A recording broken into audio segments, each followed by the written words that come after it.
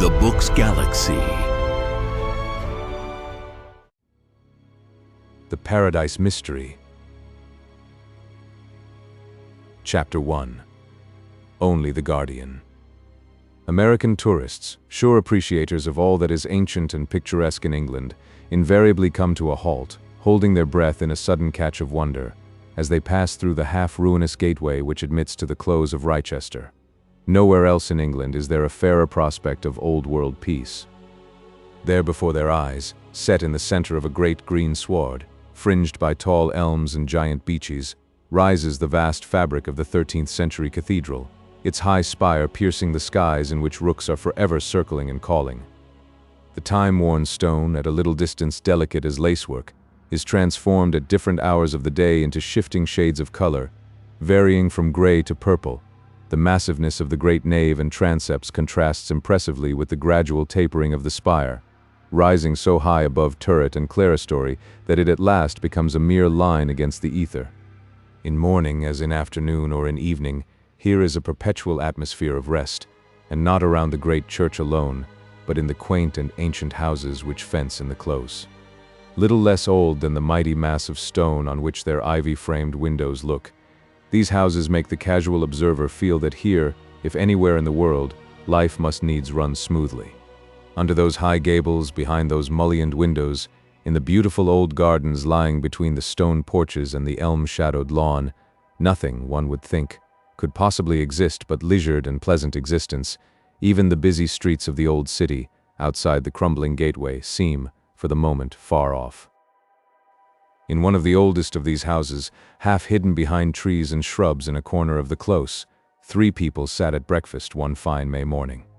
The room in which they sat was in keeping with the old house and its surroundings, a long, low-ceilinged room with oak paneling around its walls and oak beams across its roof, a room of old furniture and old pictures and old books, its antique atmosphere relieved by great masses of flowers, set here and there in old china bowls, through its wide windows, the casements of which were thrown wide open.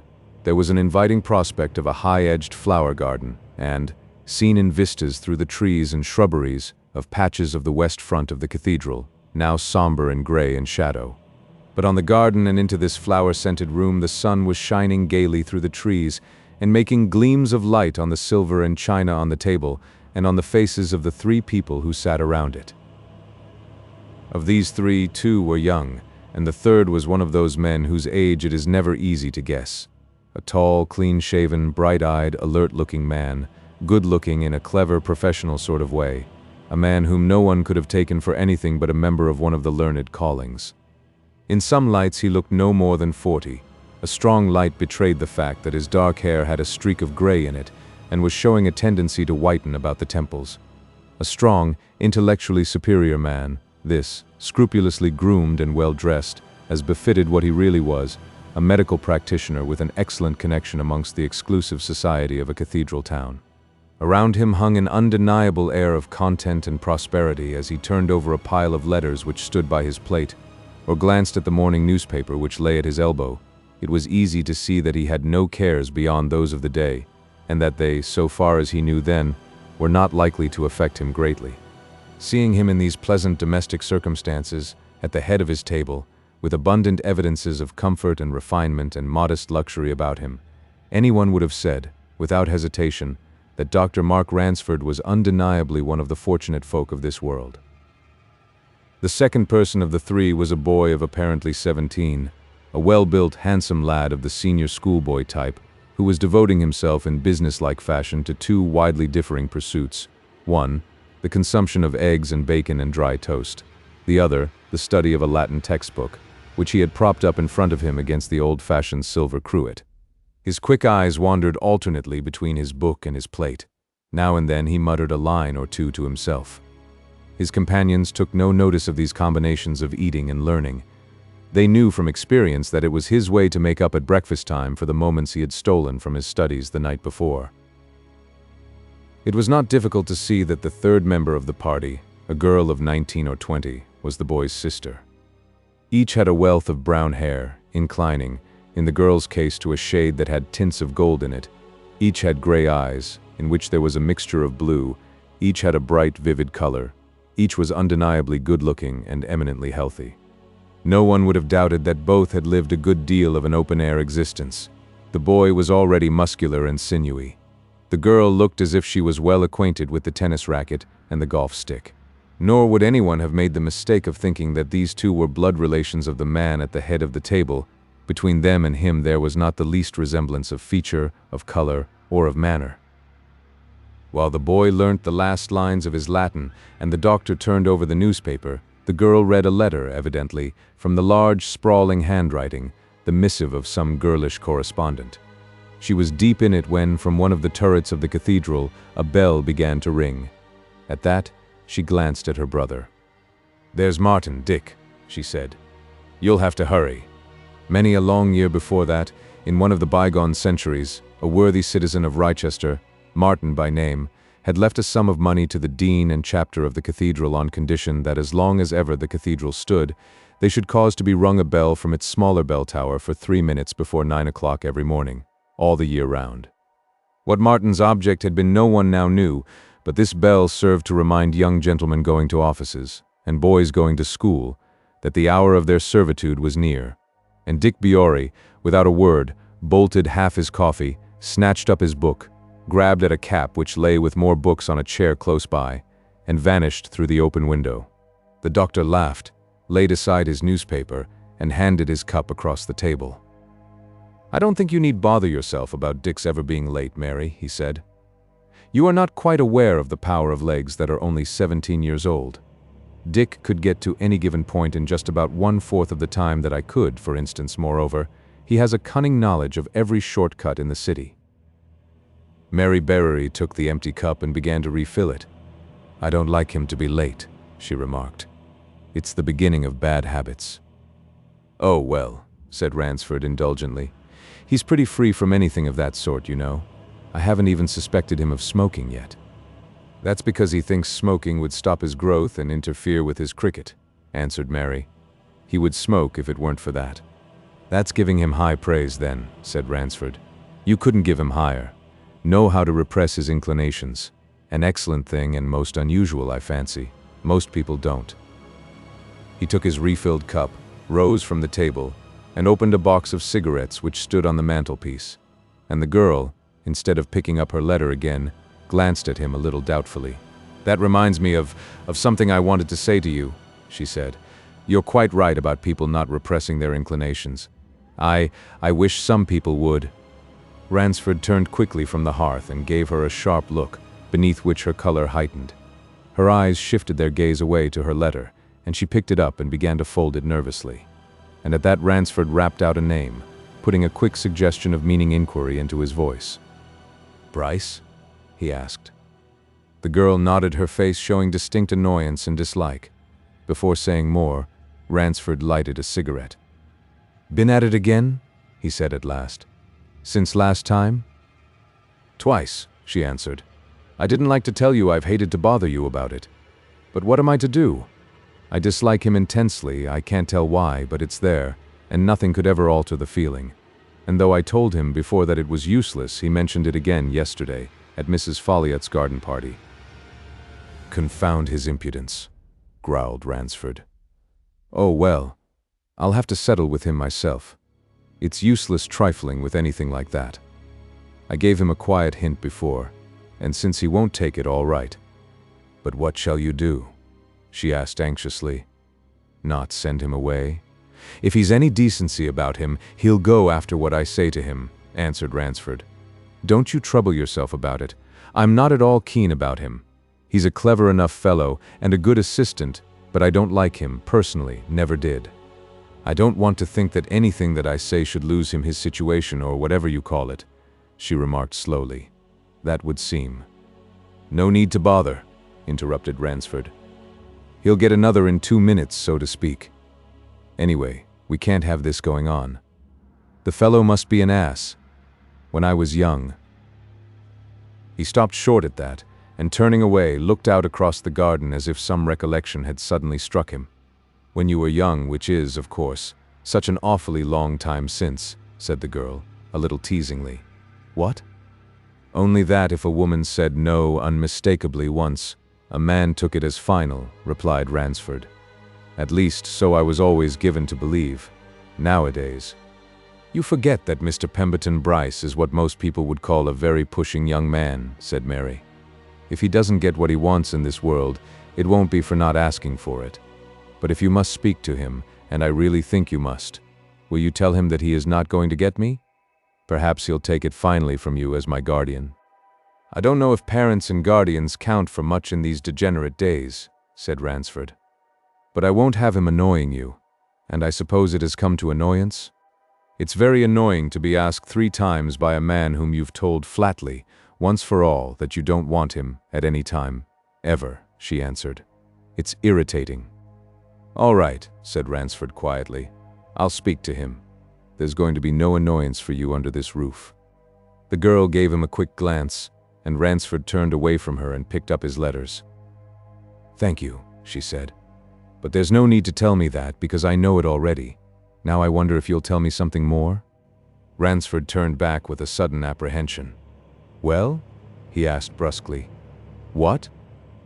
When are you going to tell me all about Dick and myself? She asked.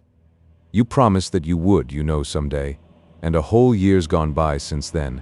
And Dick's 17. He won't be satisfied always just to know no more than that our father and mother died when we were very little, and that you've been guardian, and all that you have been to us. Will he, now? Ransford laid down his letters again, and thrusting his hands in his pockets, squared his shoulders against the mantelpiece.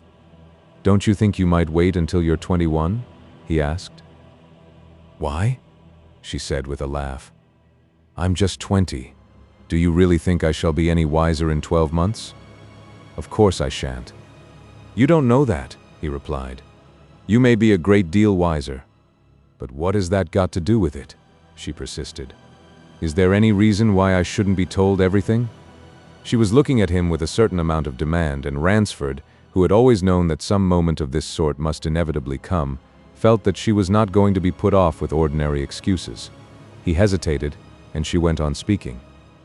You know, she continued almost pleadingly, we don't know anything at all. I never have known, and until lately Dick has been too young to care. Has he begun asking questions? Demanded Ransford hastily. Once or twice lately, yes, replied Mary. It's only natural. She laughed a little, a forced laugh. They say, she went on, that it doesn't matter nowadays if you can't tell who your grandfather was, but just think, we don't know who our father was except that his name was John Bury. That doesn't convey much. You know more, said Ransford. I always have told you that he was an early friend of mine, a man of business who, with your mother, died young, and I, as their friend, became guardian to you and Dick. Is there anything much more that I could tell? There's something I should very much like to know personally, she answered, after a pause which lasted so long that Ransford began to feel uncomfortable under it. Don't be angry, or hurt, if I tell you plainly what it is. I'm quite sure it's never even occurred to Dick, but I'm 3 years ahead of him. It's this: have we been dependent on you? Ransford's face flushed, and he turned deliberately to the window, and for a moment stood staring out on his garden and the glimpses of the cathedral. And just as deliberately as he had turned away, he turned back. No, he said. Since you ask me, I'll tell you that. You've both got money due to you when you're of age. It's in my hands. Not a great lot, but sufficient to cover all your expenses. Education, everything. When you're 21, I'll hand over yours. When Dick's 21, his. Perhaps I ought to have told you all that before, but I didn't think it necessary. I dare say I've a tendency to let things slide. You've never let things slide about us, she replied quickly, with a sudden glance which made him turn away again. And I only wanted to know because I'd got an idea that, well, that we were owing everything to you. Not from me, he exclaimed. No, that would never be, she said. But don't you understand? I wanted to know something. Thank you. I won't ask more now. I've always meant to tell you a good deal, remarked Ransford after another pause. You see, I can scarcely yet realize that you're both growing up. You were at school a year ago, and Dick is still very young. Are you more satisfied now? He went on anxiously. If not, I'm quite satisfied, she answered. Perhaps someday you'll tell me more about our father and mother, but never mind even that now. You're sure you haven't minded my asking what I have asked? Of course not. Of course not, he said hastily. I ought to have remembered, but we'll talk again. I must get into the surgery and have a word with Bryce, too. If you could only make him see reason and promise not to offend again, she said. Wouldn't that solve the difficulty? Ransford shook his head and made no answer. He picked up his letters again and went out, and down a long stone-walled passage which led to his surgery at the side of the house. He was alone there when he had shut the door, and he relieved his feelings with a deep groan. Heaven help me if the lad ever insists on the real truth and on having proofs and facts given to him, he muttered. I shouldn't mind telling her, when she's a bit older, but he wouldn't understand as she would. Anyway, thank God I can keep up the pleasant fiction about the money without her ever knowing that I told her a deliberate lie just now. But what's in the future? Here's one man to be dismissed already, and there'll be others, and one of them will be the favored man. That man will have to be told, and so will she then. And my God, she doesn't see and mustn't see that I'm madly in love with her myself. She's no idea of it, and she shan't have. I must continue to be only the guardian. He laughed a little cynically as he laid his letters down on his desk and proceeded to open them, in which occupation he was presently interrupted by the opening of the side door and the entrance of Mr. Pemberton Bryce. Chapter 2. Making an Enemy. It was characteristic of Pemberton Bryce that he always walked into a room as if its occupant were asleep and he was afraid of waking him. He had a gentle step which was soft without being stealthy, and quiet movements which brought him suddenly to anybody's side before his presence was noticed. He was by Ransford's desk ere Ransford knew he was in the surgery, and Ransford's sudden realization of his presence roused a certain feeling of irritation in his mind, which he instantly endeavored to suppress. It was no use getting cross with a man of whom you were about to rid yourself, he said to himself. And for the moment after replying to his assistant's greeting, a greeting as quiet as his entrance, he went on reading his letters, and Bryce turned off to that part of the surgery in which the drugs were kept, and busied himself in making up some prescription. 10 minutes went by in silence. Then Ransford pushed his correspondence aside, laid a paperweight on it, and twisting his chair round, looked at the man to whom he was going to say some unpleasant things. Within himself he was revolving a question: how would Bryce take it? He had never liked this assistant of his, although he had then had him in employment for nearly 2 years. There was something about Pemberton Bryce which he did not understand and could not fathom. He had come to him with excellent testimonials and good recommendations. He was well up to his work, successful with patients, thoroughly capable as a general practitioner. There was no fault to be found with him on any professional grounds. But to Ransford his personality was objectionable. Why, he was not quite sure. Outwardly, Bryce was rather more than presentable. A tall, good-looking man of 28 or 30, whom some people, women especially, would call handsome. He was the sort of young man who knows the value of good clothes and a smart appearance, and his professional manner was all that could be desired. But Ransford could not help distinguishing between Bryce the doctor and Bryce the man he did not like. Outside the professional part of him, Bryce seemed to him to be undoubtedly deep, sly, cunning. He conveyed the impression of being one of those men whose ears are always on the stretch, who take everything in and give little out. There was a curious air of watchfulness and of secrecy about him in private matters which was as repellent to Ransford's thinking as it was hard to explain. Anyway, in private affairs he did not like his assistant, and he liked him less than ever as he glanced at him on this particular occasion. "I want a word with you," he said curtly. "I'd better say it now." Bryce, who was slowly pouring some liquid from one bottle into another, looked quietly across the room and did not interrupt himself in his work. Ransford knew that he must have recognized a certain significance in the words just addressed to him, but he showed no outward sign of it, and the liquid went on trickling from one bottle to the other with the same uniform steadiness. "Yes," said Bryce inquiringly. "One moment." He finished his task calmly, put the corks in the bottles, labeled one, restored the other to a shelf, and turned round. Not a man to be easily startled, not easily turned from a purpose, this thought Ransford as he glanced at Bryce's eyes, which had a trick of fastening their gaze on people with an odd, disconcerting persistency. "I'm sorry to say what I must say," he began, "but you've brought it on yourself. I gave you a hint some time ago that your attentions were not welcome to Miss Bewery." Bryce made no immediate response. Instead, leaning almost carelessly and indifferently against the table at which he had been busy with drugs and bottles, he took a small file from his waistcoat pocket and began to polish his carefully cut nails.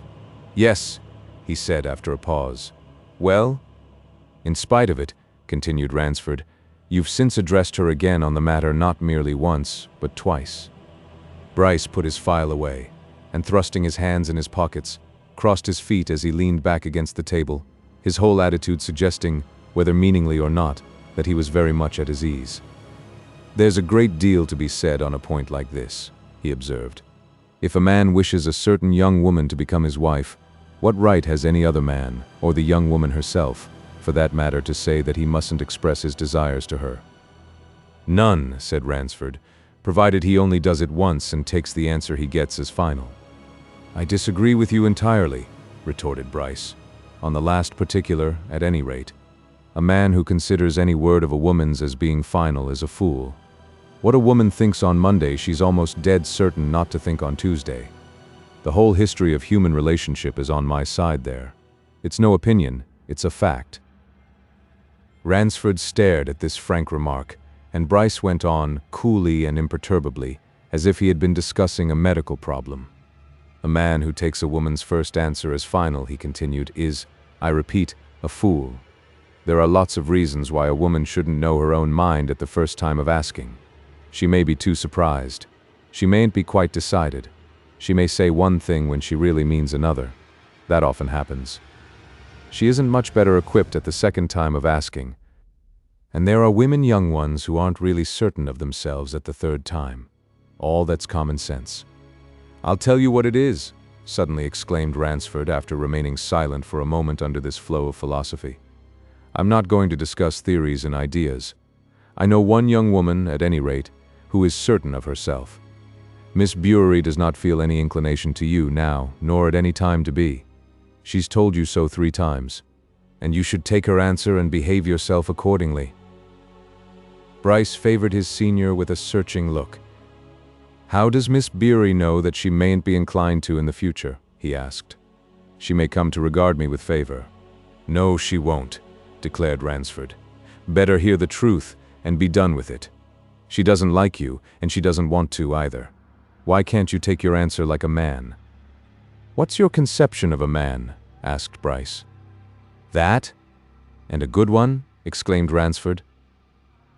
"May satisfy you, but not me," said Bryce. "Mine's different.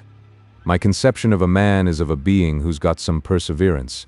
You can get anything in this world, anything, by pegging away for it." "You're not going to get my ward," suddenly said Ransford. "That's flat. She doesn't want you, and she's now said so 3 times, and I support her." "What have you against me?" asked Bryce calmly. "If, as you say, you support her in her resolution not to listen to my proposals, you must have something against me. What is it?"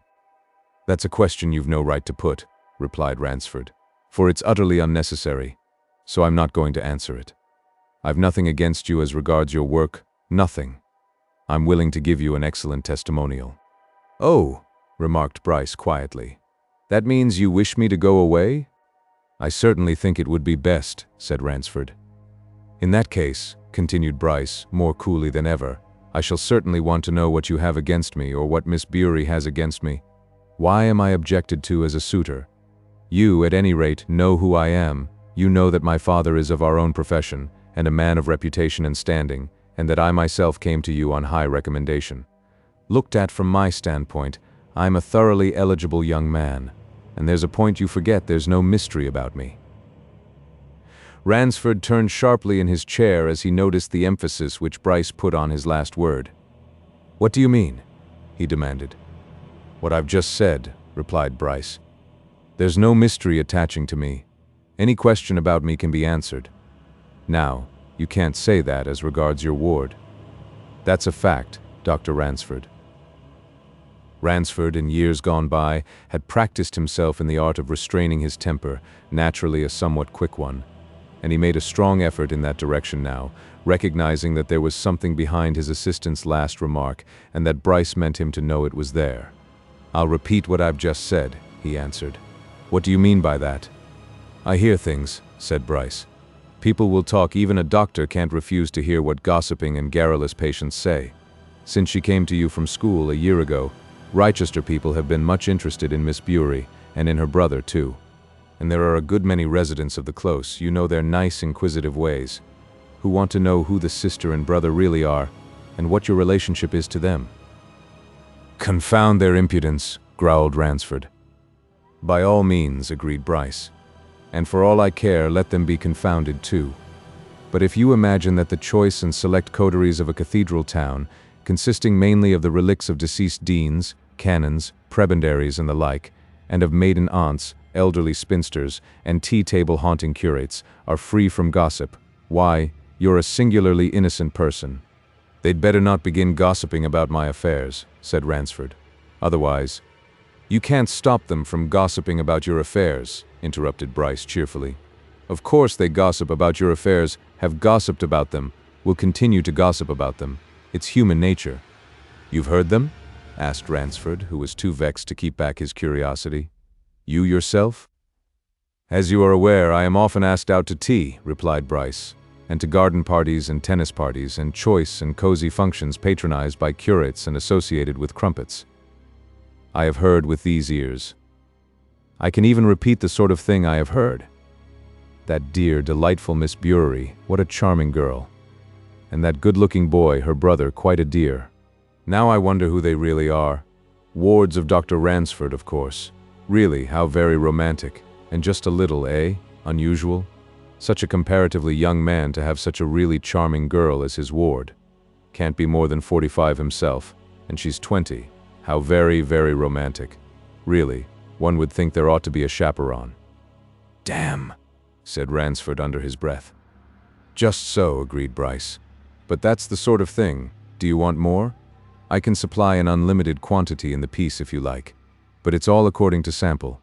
"So, in addition to your other qualities," remarked Ransford, "you're a gossiper?" Bryce smiled slowly and shook his head. "No," he replied. "I'm a listener. A good one, too. But do you see my point? I say, there's no mystery about me. If Miss Bury will honor me with her hand, she'll get a man whose antecedents will bear the strictest investigation." "Are you inferring that hers won't?" demanded Ransford. "I'm not inferring anything," said Bryce. "I am speaking for myself, of myself, pressing my own claim, if you like, on you, the guardian. You might do much worse than support my claims, Dr. Ransford." "Claims, man," retorted Ransford. "You've got no claims. What are you talking about? Claims?" "My pretensions, then," answered Bryce. "If there is a mystery, as Rochester people say there is about Miss Bury, it would be safe with me. Whatever you may think, I'm a thoroughly dependable man when it's in my own interest." "And when it isn't?" asked Ransford. "What are you then? As you're so candid." "I could be a very bad enemy," replied Bryce. There was a moment's silence, during which the two men looked attentively at each other. "I've told you the truth," said Ransford at last. "Miss Bury flatly refuses to entertain any idea whatever of ever marrying you. She earnestly hopes that that eventuality may never be mentioned to her again. Will you give me your word of honor to respect her wishes?" "No," answered Bryce. "I won't." "Why not?" asked Ransford, with a faint show of anger. "A woman's wishes." "Because I may consider that I see signs of a changed mind in her," said Bryce. "That's why." "You'll never see any change of mind," declared Ransford. "That's certain. Is that your fixed determination?" "It is," answered Bryce. "I'm not the sort of man who is easily repelled." "Then, in that case," said Ransford, "we had better part company." He rose from his desk and, going over to a safe which stood in a corner, unlocked it and took some papers from an inside drawer. He consulted one of these and turned to Bryce. "You remember our agreement?" he continued. "Your engagement was to be determined by a 3 months' notice on either side, or at my will, at any time by payment of 3 months' salary." "Quite right," agreed Bryce. "I remember, of course. "Then I'll give you a check for 3 months' salary now," said Ransford, and sat down again at his desk. "That will settle matters definitely, and I hope agreeably." Bryce made no reply. He remained leaning against the table, watching Ransford write the check. And when Ransford laid the check down at the edge of the desk, he made no movement towards it. "You must see," remarked Ransford, half apologetically, "that it's the only thing I can do. I can't have any man who's not welcome to her, to put it plainly, causing any annoyance to my ward. I repeat, Bryce, you must see it." "I have nothing to do with what you see," answered Bryce. "Your opinions are not mine, and mine aren't yours. You're really turning me away as if I were a dishonest foreman, because in my opinion it would be a very excellent thing for her and for myself if Miss Bury would consent to marry me. That's the plain truth." Ransford allowed himself to take a long and steady look at Bryce. The thing was done now, and his dismissed assistant seemed to be taking it quietly, and Ransford's curiosity was aroused. "I can't make you out," he exclaimed. "I don't know whether you're the most cynical young man I ever met, or whether you're the most obtuse." "Not the last, anyway," interrupted Bryce. "I assure you of that." "Can't you see for yourself then, man, that the girl doesn't want you?" said Ransford. "Hang it, for anything you know to the contrary, she might have other ideas." Bryce, who had been staring out of a side window for the last minute or two, suddenly laughed, and lifting a hand, pointed into the garden. And Ransford turned and saw Mary Bury walking there with a tall lad, whom he recognized as one Sackville Bonham, stepson of Mr. Folliot, a wealthy resident of the Close. The two young people were laughing and chatting together with evident great friendliness. "Perhaps," remarked Bryce quietly, "her ideas run in that direction, in which case, Dr. Ransford, you'll have trouble. For Mrs. Folliot, mother of yonder callow youth, who's the apple of her eye, is one of the inquisitive ladies of whom I've just told you, and if her son unites himself with anybody, she'll want to know exactly who that anybody is. You'd far better have supported me as an aspirant. However, I suppose there's no more to say." "Nothing," answered Ransford, "except to say good day and goodbye to you.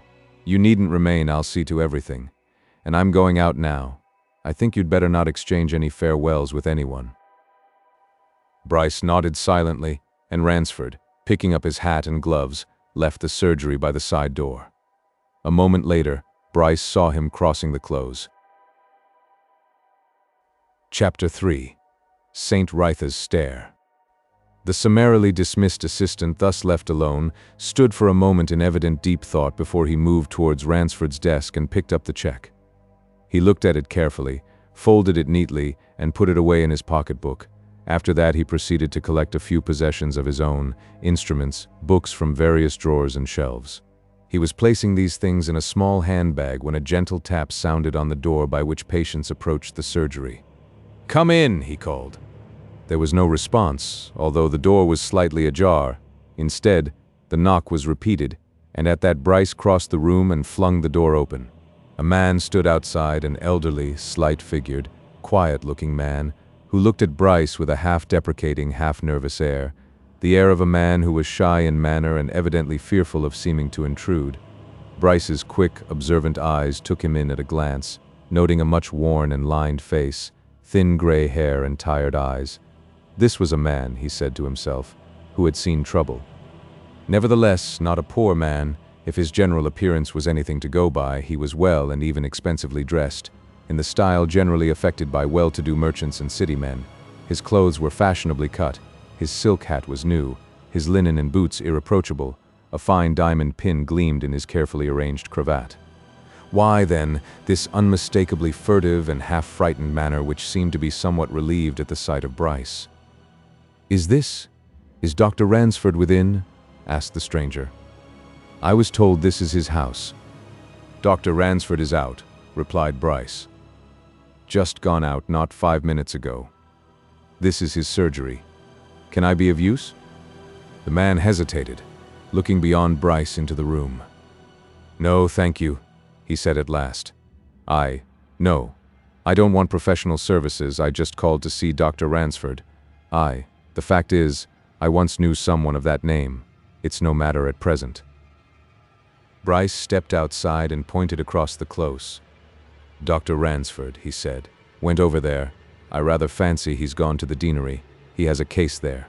If you went through Paradise, you'd very likely meet him coming back. The deanery is the big house in the far corner yonder." The stranger followed Bryce's outstretched finger. "Paradise?" he said wonderingly. "What's that?" Bryce pointed to a long stretch of grey wall which projected from the south wall of the cathedral into the close. "It's an enclosure between the south porch and the transept," he said. "Full of old tombs and trees, a sort of wilderness. Why called Paradise, I don't know. There's a short cut across it to the deanery and that part of the close, through that archway you see over there. If you go across, you're almost sure to meet Dr. Ransford." "I'm much obliged to you," said the stranger. "Thank you." He turned away in the direction which Bryce had indicated, and Bryce went back only to go out again and call after him. "If you don't meet him, shall I say you'll call again?" he asked. "And what name?" The stranger shook his head. "It's immaterial," he answered. "I'll see him somewhere or later. Many thanks." He went on his way towards Paradise, and Bryce returned to the surgery and completed his preparations for departure. And in the course of things, he more than once looked through the window into the garden and saw Mary Bewery still walking and talking with young Sackville Bonham. "No," he muttered to himself. "I won't trouble to exchange any farewells, not because of Ransford's hint, but because there's no need. If Ransford thinks he's going to drive me out of Wrychester before I choose to go, he's badly mistaken. It'll be time enough to say farewell when I take my departure, and that won't be just yet. Now I wonder who that old chap was. Knew someone of Ransford's name once, did he? Probably Ransford himself, in which case he knows more of Ransford than anybody in Wrychester knows, for nobody in Wrychester knows anything beyond a few years back. No Dr. Ransford. No farewells to anybody. A mere departure, till I turn up again." But Bryce was not to get away from the old house without something in the nature of a farewell. As he walked out of the surgery by the side entrance, Mary Bewery, who had just parted from young Bonham in the garden and was about to visit her dogs in the stable yard, came along. She and Bryce met, face to face. The girl flushed, not so much from embarrassment as from vexation. Bryce, cool as ever, showed no sign of any embarrassment. Instead, he laughed, tapping the handbag which he carried under one arm. "Summerlee turned out as if I had been stealing the spoons," he remarked. "I go with my small belongings. This is my first reward for devotion." "I have nothing to say to you," answered Mary, sweeping by him with a highly displeased glance, "except that you have brought it on yourself." "A very feminine retort," observed Bryce. "But there is no malice in it? Your anger won't last more than, shall we say, a day?" "You may say what you like," she replied. "As I just said, I have nothing to say now or at any time." "That remains to be proved," remarked Bryce.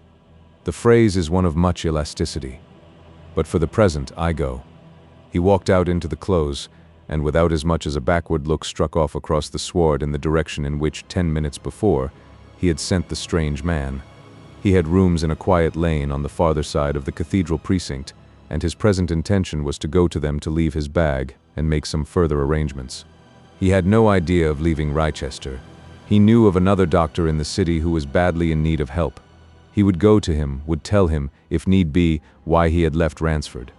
He had a multiplicity of schemes and ideas in his head, and he began to consider some of them as he stepped out of the close into the ancient enclosure which all Wrychester folk knew by its time-honored name of Paradise. This was really an outer court of the old cloisters, its high walls, half ruinous, almost wholly covered with ivy, shut in an expanse of turf, liberally furnished with yew and cypress and studded with tombs and gravestones.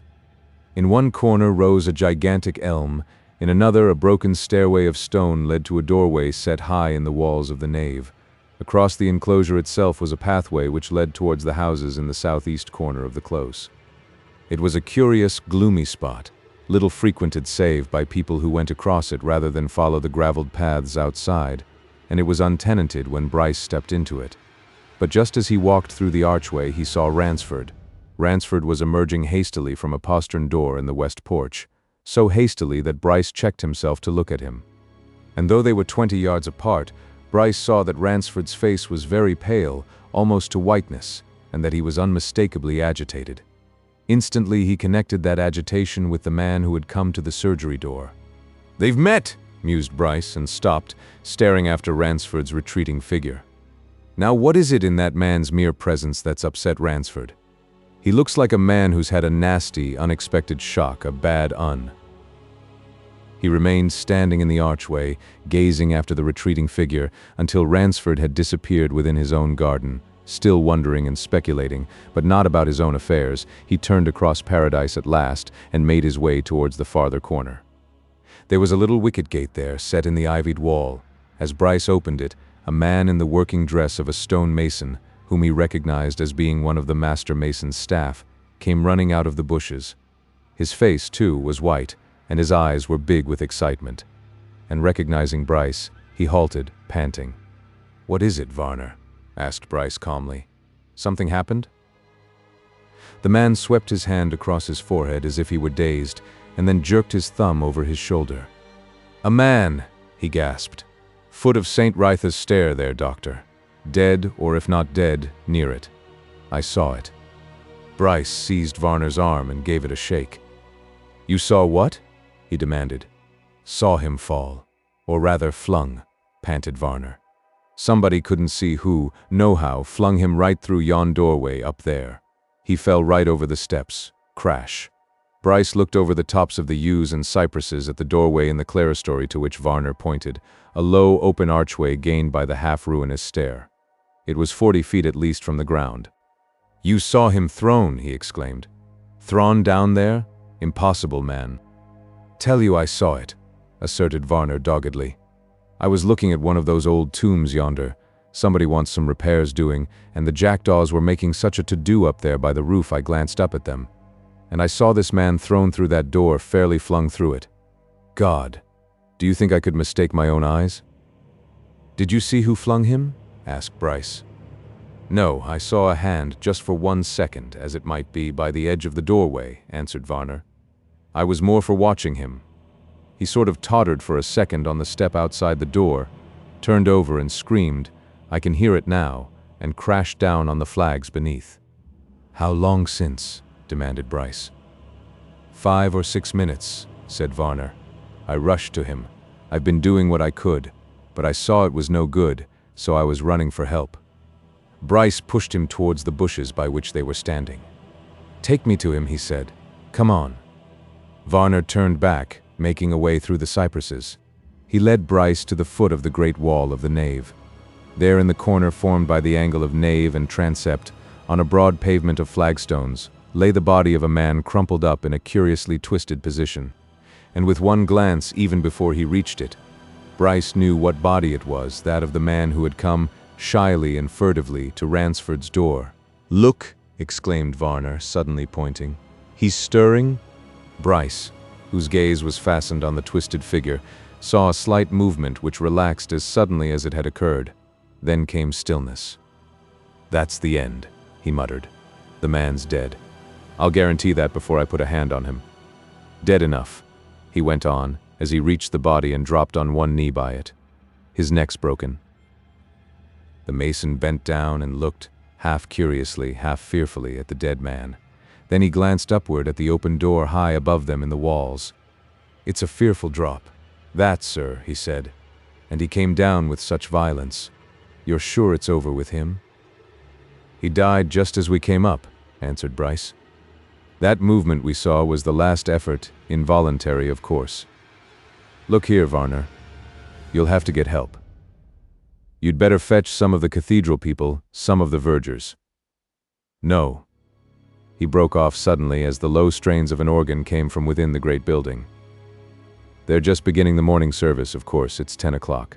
Never mind them, go straight to the police. Bring them back. I'll stay here."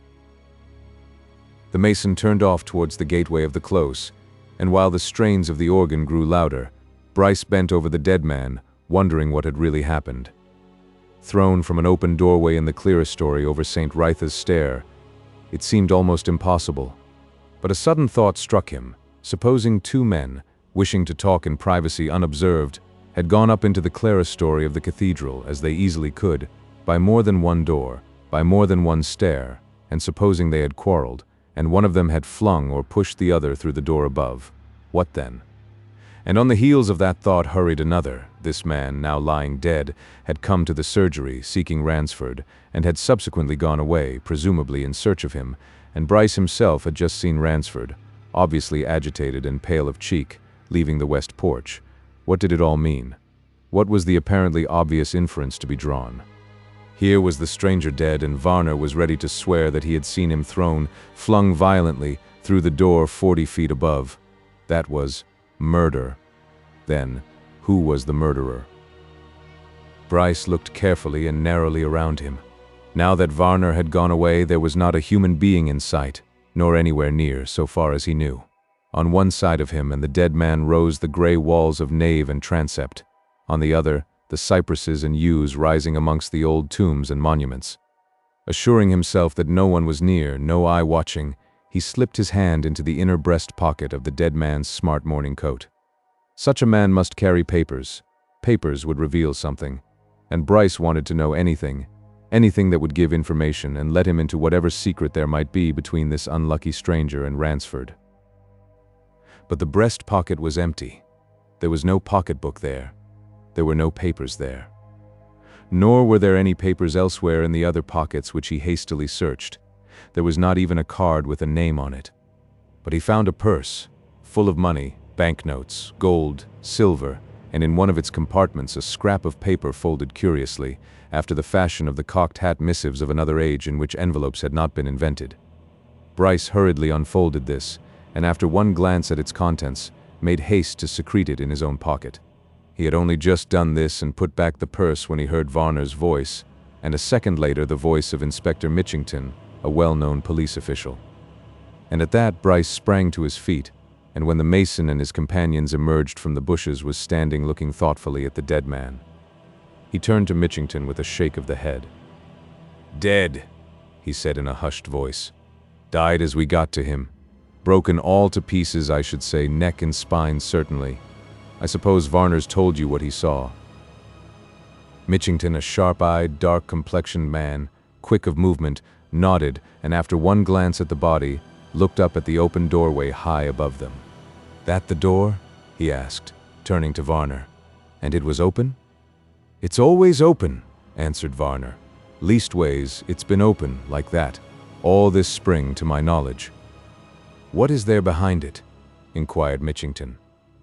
"Sort of gallery that runs all round the nave," replied Varner. "Clerestory gallery, that's what it is. People can go up there and walk around, lots of 'em do, tourists, you know. There's 2 or 3 ways up to it, staircases in the turrets." Mitchington turned to one of the 2 constables who had followed him. "Let Varner show you the way up there," he said. "Go quietly, don't make any fuss. The morning service is just beginning. Say nothing to anybody, just take a quiet look around, along that gallery, especially near the door there, and come back here." He looked down at the dead man again as the mason and the constable went away. A stranger, I should think. Doctor, tourist, most likely. But thrown down. "That man Varner is positive. That looks like foul play." "Oh, there's no doubt of that," asserted Bryce. "You'll have to go into that pretty deeply. But the inside of the cathedral's like a rabbit warren, and whoever threw the man through that doorway no doubt knew how to slip away unobserved. Now, you'll have to remove the body to the mortuary, of course, but just let me fetch Dr. Ransford first. I'd like some other medical man than myself to see him before he's moved. I'll have him here in 5 minutes." He turned away through the bushes and, emerging upon the close, ran across the lawns in the direction of the house which he had left not 20 minutes before. He had but one idea as he ran. He wanted to see Ransford face to face with the dead man, wanted to watch him, to observe him, to see how he looked, how he behaved. Then he, Bryce, would know something. But he was to know something before that. He opened the door of the surgery suddenly, but with his usual quietness of touch, and on the threshold he paused. Ransford, the very picture of despair, stood just within, his face convulsed, beating one hand upon the other. Chapter 4. The Room at the MITRE. In the few seconds which elapsed before Ransford recognized Bryce's presence, Bryce took a careful, if swift, observation of his late employer. That Ransford was visibly upset by something was plain enough to see. His face was still pale. He was muttering to himself. One clenched fist was pounding the open palm of the other hand altogether. He looked like a man who is suddenly confronted with some fearful difficulty. And when Bryce, having looked long enough to satisfy his wishes, coughed gently, he started in such a fashion as to suggest that his nerves had become unstrung. "What is it? What are you doing there?" he demanded almost fiercely. "What do you mean by coming in like that?" Bryce affected to have seen nothing. "I came to fetch you," he answered. "There's been an accident in Paradise, man fallen from that door at the head of St. WRYTHA'S stair. I wish you'd come, but I may as well tell you that he's past help, dead." "Dead? A man?" exclaimed Ransford. "What man? A workman?" Bryce had already made up his mind about telling Ransford of the stranger's call at the surgery. He would say nothing at that time at any rate. It was improbable that anyone but himself knew of the call.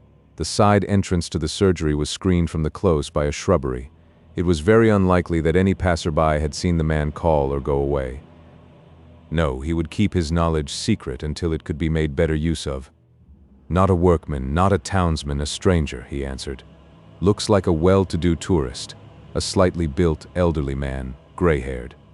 Ransford, who had turned to his desk to master himself, looked round with a sudden sharp glance, and for the moment Bryce was taken aback. For he had condemned Ransford, and yet that glance was one of apparently genuine surprise, a glance which almost convinced him, against his will, against only two evident facts, that Ransford was hearing of the Paradise affair for the first time. "An elderly man, gray-haired, slightly built," said Ransford. "Dark clothes, silk hat?" "Precisely," replied Bryce, who was now considerably astonished. "Do you know him?" "I saw such a man entering the cathedral a while ago," answered Ransford. "A stranger, certainly. Come along, then." He had fully recovered his self-possession by that time, and he led the way from the surgery and across the close as if he were going on an ordinary professional visit. He kept silence as they walked rapidly towards Paradise, and Bryce was silent too. He had studied Ransford a good deal during their 2 years' acquaintanceship, and he knew Ransford's power of repressing and commanding his feelings and concealing his thoughts. And now he decided that the look and start which he had at first taken to be of the nature of genuine astonishment were cunningly assumed, and he was not surprised when, having reached the group of men gathered around the body, Ransford showed nothing but professional interest. "Have you done anything towards finding out who this unfortunate man is?" asked Ransford after a brief examination, as he turned to Mitchington. "Evidently a stranger, but he probably has papers on him." "There's nothing on him except a purse, with plenty of money in it," answered Mitchington. "I've been through his pockets myself. There isn't a scrap of paper, not even as much as an old letter. But he's evidently a tourist or something of the sort, and so he'll probably have stayed in the city all night, and I'm going to inquire at the hotels." "There'll be an inquest, of course," remarked Ransford mechanically. "Well, we can do nothing, Mitchington. You'd better have the body removed to the mortuary." He turned and looked up the broken stairway at the foot of which they were standing. "You say he fell down that?" he asked. "Whatever was he doing up there?" Mitchington looked at Bryce. "Haven't you told Dr. Ransford how it was?" he asked. "No," answered Bryce. He glanced at Ransford, indicating Varner, who had come back with the constable and was standing by. "He didn't fall," he went on, watching Ransford narrowly. "He was violently flung out of that doorway. Varner here saw it." Ransford's cheek flushed, and he was unable to repress a slight start. He looked at the mason. "You actually saw it?" he exclaimed. "Why, what did you see?" "Him," answered Varner, nodding at the dead man. "Flung, head and heels, clean through that doorway up there. Hadn't a chance to save himself, he hadn't. Just grabbed at nothing, and came down. Give a year's wages if I hadn't seen it, and heard him scream." Ransford was watching Varner with a set, concentrated look. "Who flung him?" he asked suddenly. "You say you saw?" "Aye, sir, but not as much as all that," replied the mason. "I just saw a hand, and that was all.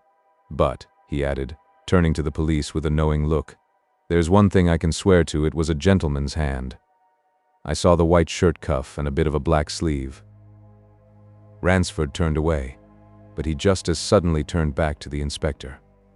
"You'll have to let the cathedral authorities know, Mitchington," he said.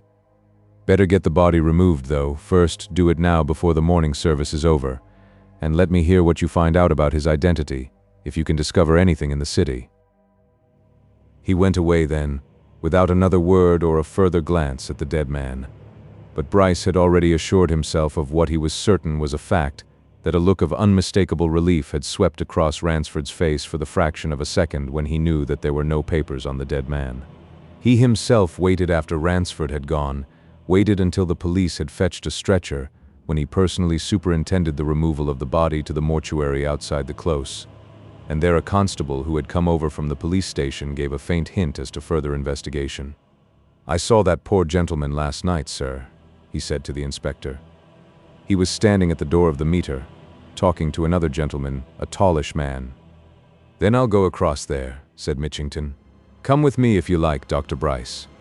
This was precisely what Bryce desired. He was already anxious to acquire all the information he could get. And he walked over the way with the inspector, to the quaint old-world inn which filled almost one side of the little square known as Monday Market, and in at the courtyard, where, looking out of the bow window which had served as an outer bar in the coaching days, they found the landlady of the MITRE, Mrs. Partingley. Bryce saw at once that she had heard the news. "What's this, Mr. Mitchington?" she demanded as they drew near across the cobble-paved yard. "Somebody's been in to say there's been an accident to a gentleman, a stranger.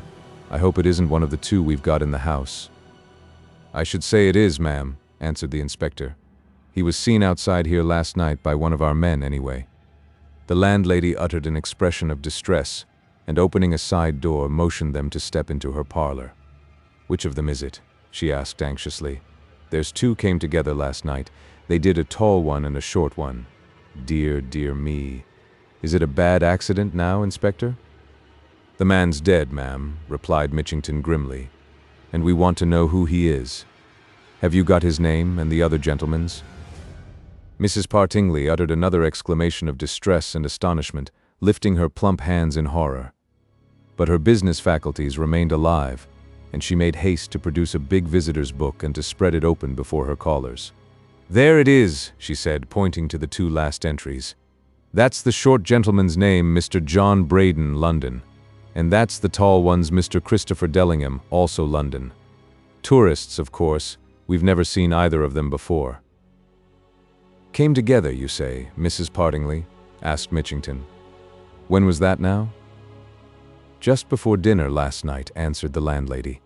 "They'd evidently come in by the London train that gets in at 6:40, as you know. They came here together, and they'd dinner together, and spent the evening together. Of course, we took them for friends. But they didn't go out together this morning, though they'd breakfast together. After breakfast, Mr. Dellingham asked me the way to the old manor mill, and he went off there, so I concluded. Mr. Braden, he hung about a bit, studying a local directory I'd lent him, and after a while he asked me if he could hire a trap to take him out to SAXONSTEADE this afternoon. Of course, I said he could, and he arranged for it to be ready at 2:30. Then he went out, and across the market towards the cathedral. And that," concluded Mrs. Partingley, "is about all I know, gentlemen." "SAXONSTEADE, eh?" remarked Mitchington. "Did he say anything about his reasons for going there?" "Well, yes, he did," replied the landlady. "For he asked me if I thought he'd be likely to find the Duke at home at that time of day. I said I knew his Grace was at SAXONSTEADE just now, and that I should think the middle of the afternoon would be a good time." "He didn't tell you his business with the Duke?" asked Mitchington. "Not a word," said the landlady. "Oh no, just that and no more. But here's Mr. Dellingham." Bryce turned to see a tall, broad-shouldered, bearded man pass the window. The door opened and he walked in, to glance inquisitively at the inspector. He turned at once to Mrs. Partingley. "I hear there's been an accident to that gentleman I came in with last night," he said. "Is it anything serious?" "Your ostler says." "These gentlemen have just come about it, sir," answered the landlady. She glanced at Mitchington. "Perhaps you'll tell," she began. "Was he a friend of yours, sir?" asked Mitchington. "A personal friend?" "Never saw him in my life before last night," replied the tall man. "We just chanced to meet in the train coming down from London, got talking, and discovered we were both coming to the same place, Wrychester. So we came to this house together. No friend of mine, not even an acquaintance, previous, of course, to last night. Is it anything serious?" "He's dead, sir," replied Mitchington. "And now we want to know who he is." "God bless my soul, dead? You don't say so," exclaimed Mr. Dellingham. Dear, well, I can't help you. Don't know him from Adam. Pleasant, well-informed man, seemed to have traveled a great deal in foreign countries. "I can tell you this much, though," he went on, as if a sudden recollection had come to him. "I gathered that he'd only just arrived in England, in fact. Now I come to think of it, he said as much. Made some remark in the train about the pleasantness of the English landscape, don't you know? I got an idea that he'd recently come from some country where trees and hedges and green fields aren't much in evidence. But if you want to know who he is, officer, why don't you search him?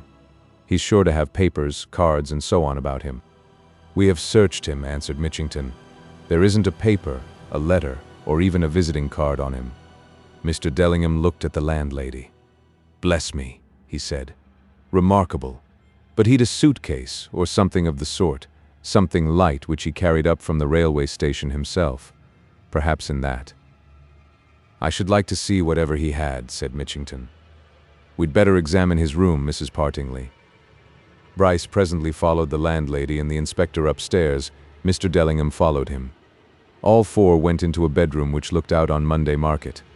And there, on a side table, lay a small leather suitcase, one which could easily be carried, with its upper half thrown open and back against the wall behind. The landlady, Mr. Dellingham, and Bryce stood silently by while the inspector examined the contents of this, the only piece of luggage in the room. There was very little to see. What toilet articles the visitor brought were spread out on the dressing table: brushes, combs, a case of razors, and the like, and Mitchington nodded sidewise at them as he began to take the articles out of the suitcase. "There's one thing strikes me at once," he said. "I dare say you gentlemen notice it. All these things are new. This suitcase hasn't been in use very long. See, the leather's almost unworn, and those things on the dressing table are new, and what there is here looks new too. There's not much, you see. He evidently had no intention of a long stop. An extra pair of trousers, some shirts, socks, collars, neckties, slippers, handkerchiefs. That's about all. And the first thing to do is to see if the linen's marked with name or initials." He deftly examined the various articles as he took them out, and in the end shook his head. "No name, no initials," he said. "But look here, do you see, gentlemen, where these collars were bought? 6 of them, in a box. Paris. There you are, the seller's name inside the collar, just as in England. Aristide Pujol, 82, Rue des Capucines. And judging by the look of 'em, I should say these shirts were bought there too, and the handkerchiefs and the neckwear, they all have a foreign look. There may be a clue in that. We might trace him in France if we can't in England. Perhaps he is a Frenchman." "I'll take my oath he isn't," exclaimed Mr. Dellingham. "However long he'd been out of England, he hadn't lost a North Country accent. He was some sort of a North Countryman, Yorkshire or Lancashire, I'll go bail. No Frenchman, officer, not he." "Well, there's no papers here anyway," said Mitchington, who had now emptied the suitcase. "Nothing to show who he was. Nothing here, you see, in the way of paper but this old book. What is it? History of Barthorpe." "He showed me that in the train," remarked Mr. Dellingham. "I'm interested in antiquities and archaeology, and anybody who's long in my society finds it out. We got talking of such things, and he pulled out that book and told me with great pride that he'd picked it up from a book barrow in the street, somewhere in London, for 1/6. I think," he added musingly, "that what attracted him in it was the old calf binding and the steel frontispiece. I'm sure he'd no great knowledge of antiquities." Mitchington laid the book down, and Bryce picked it up, examined the title page, and made a mental note of the fact that Barthorpe was a market town in the Midlands. And it was on the tip of his tongue to say that if the dead man had no particular interest in antiquities and archaeology, it was somewhat strange that he should have bought a book which was mainly antiquarian, and that it might be that he had so bought it because of a connection between Barthorpe and himself. But he remembered that it was his own policy to keep pertinent facts for his own private consideration, so he said nothing. And Mitchington, presently remarking that there was no more to be done there, and ascertaining from Mr. Dellingham that it was his intention to remain in Wrychester for at any rate a few days, they went downstairs again, and Bryce and the inspector crossed over to the police station. The news had spread through the heart of the city, and at the police station doors a crowd had gathered. Just inside, 2 or 3 principal citizens were talking to the superintendent.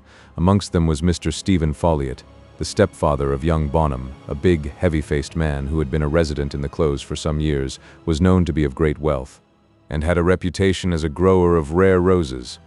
He was telling the superintendent something, and the superintendent beckoned to Mitchington. "Mr. Folliot says he saw this gentleman in the cathedral," he said. "Can't have been so very long before the accident happened, Mr. Folliot, from what you say." "As near as I can reckon, it would be 5 minutes to 10, answered Mr. Folliot. "I put it at that because I'd gone in for the morning service, which is at 10. I saw him go up the inside stair to the clerestory gallery. He was looking about him. 5 minutes to 10, and it must have happened immediately afterwards." Bryce heard this and turned away, making a calculation for himself. It had been on the stroke of 10 when he saw Ransford hurrying out of the west porch. There was a stairway from the gallery down to that west porch. What then was the inference? But for the moment he drew none. Instead, he went home to his rooms in Friary Lane, and shutting himself up, drew from his pocket the scrap of paper he had taken from the dead man. Chapter 5. The Scrap of Paper. When Bryce, in his locked room, drew that bit of paper from his pocket, it was with the conviction that in it he held a clue to the secret of the morning's adventure. He had only taken a mere glance at it as he withdrew it from the dead man's purse, but he had seen enough of what was written on it to make him certain that it was a document, if such a mere fragment could be called a document of no ordinary importance. And now he unfolded and laid it flat on his table and looked at it carefully, asking himself what was the real meaning of what he saw. There was not much to see. The scrap of paper itself was evidently a quarter of a leaf of old-fashioned, stoutish notepaper, somewhat yellow with age, and bearing evidence of having been folded and kept flat in the dead man's purse for some time. The creases were well defined. The edges were worn and slightly stained by long rubbing against the leather. And in its center were a few words, or rather abbreviations of words in Latin, and some figures. In para, ricestra juxt, tum, ric, jenk, ex cap, 2315. Bryce at first sight took them to be a copy of some inscription, but his knowledge of Latin told him, a moment later, that instead of being an inscription, it was a direction. And a very plain direction, too. He read it easily. In Paradise, at Ricester, next to, or near, the tomb of Richard Jenkins, or possibly Jenkinson, from or behind the head, 15 inches, most likely. There was no doubt that there was the meaning of the words. What, now, was it that lay behind the tomb of Richard Jenkins or Jenkinson in Ricester Paradise? In all probability 23 inches from the headstone and 15 inches beneath the surface. That was a question which Bryce immediately resolved to find a satisfactory answer to. In the meantime, there were other questions which he set down in order on his mental tablets. They were these. 1. Who really was the man who had registered at the MITRE under the name of John Braden? 2. Why did he wish to make a personal call on the Duke of SAXONSTEADE? 3. Was he some man who had known Ransford in time past, and whom Ransford had no desire to meet again? 4. Did Ransford meet him in the cathedral? 5. Was it Ransford who flung him to his death down St. WRYTHA'S stair? 6. Was that the real reason of the agitation in which he, Bryce, had found Ransford a few moments after the discovery of the body? There was plenty of time before him for the due solution of these mysteries, reflected Bryce, and for solving another problem which might possibly have some relationship to them, that of the exact connection between Ransford and his 2 wards. Bryce, in telling Ransford that morning of what was being said amongst the tea-table circles of the old cathedral city, had purposely only told him half a tale. He knew, and had known for months, that the society of the close was greatly exercised over the position of the Ransford menage. Ransford, a bachelor, a well-preserved, active, alert man who was certainly of no more than middle age and did not look his years, had come to Ricester only a few years previously, and had never shown any signs of forsaking his single state. No one had ever heard him mention his family or relations. Then, suddenly, without warning, he had brought into his house Mary Bury, a handsome young woman of 19, who was said to have only just left school, and her brother Richard, then a boy of 16, who had certainly been at a public school of repute and was entered at the famous Dean's School of Rochester as soon as he came to his new home. Dr. Ransford spoke of these two as his wards, without further explanation.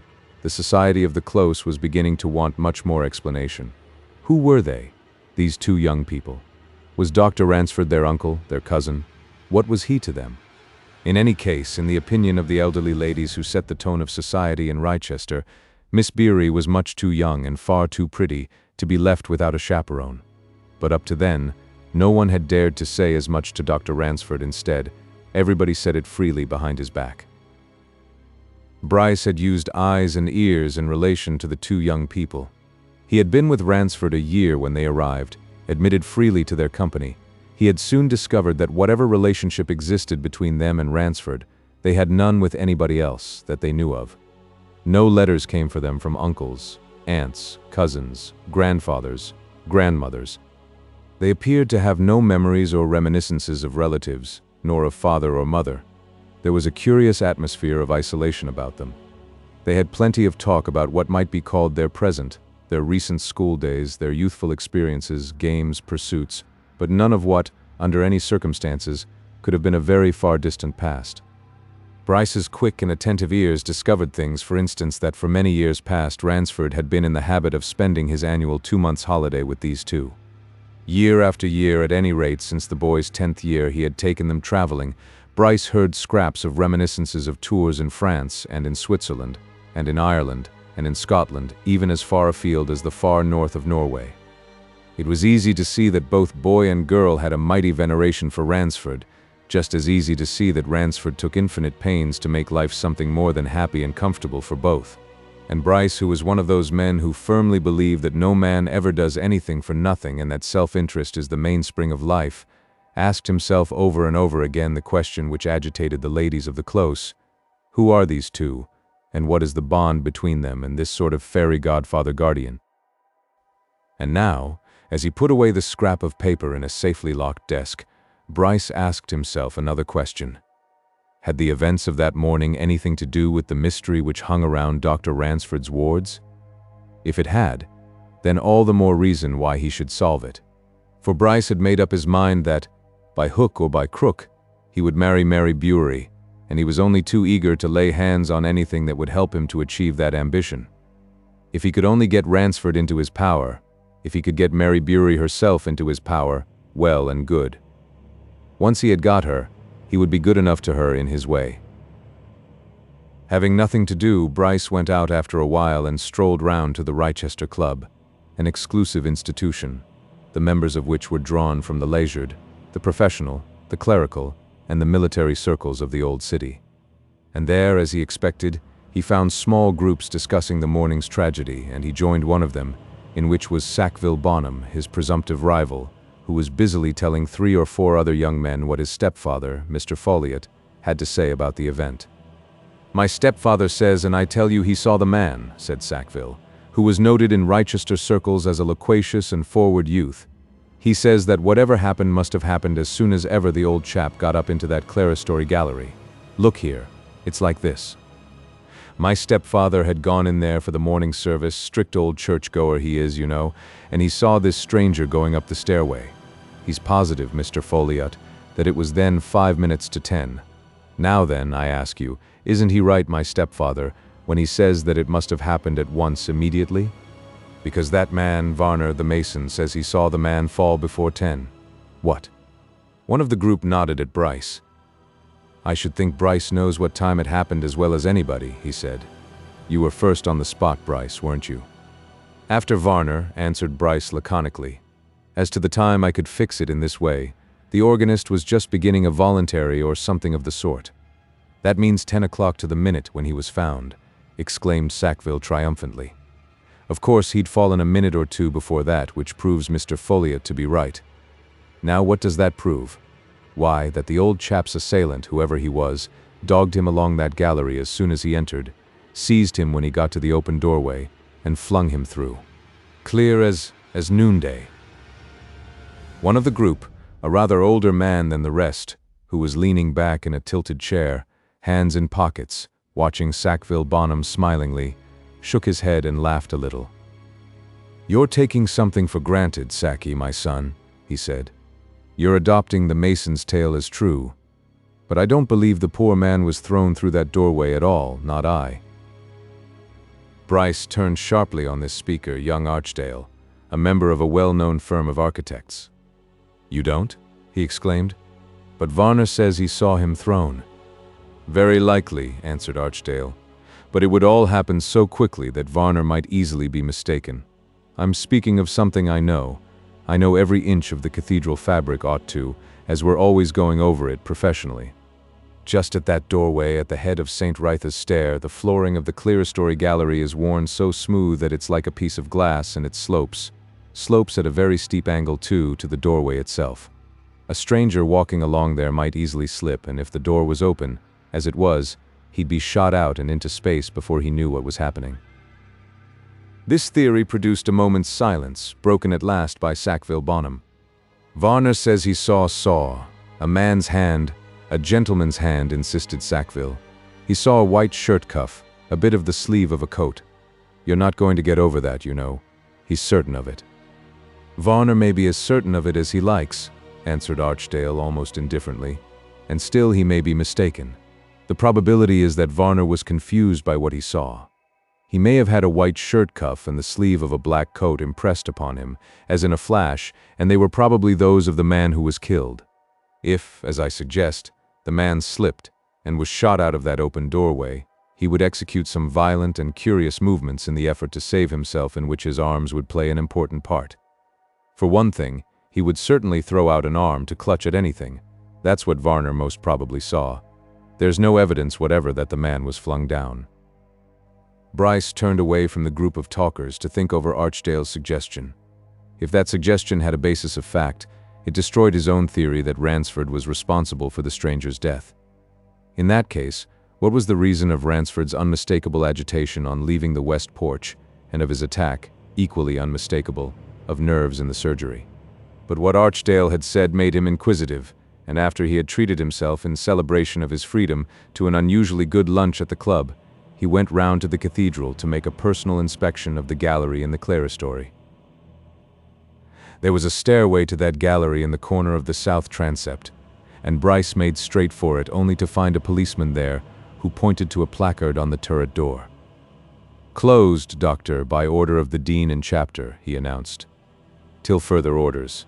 The fact was, sir," he went on confidentially, "after the news got out, so many people came crowding in here and up to that gallery that the Dean ordered all the entrances to be shut up at once.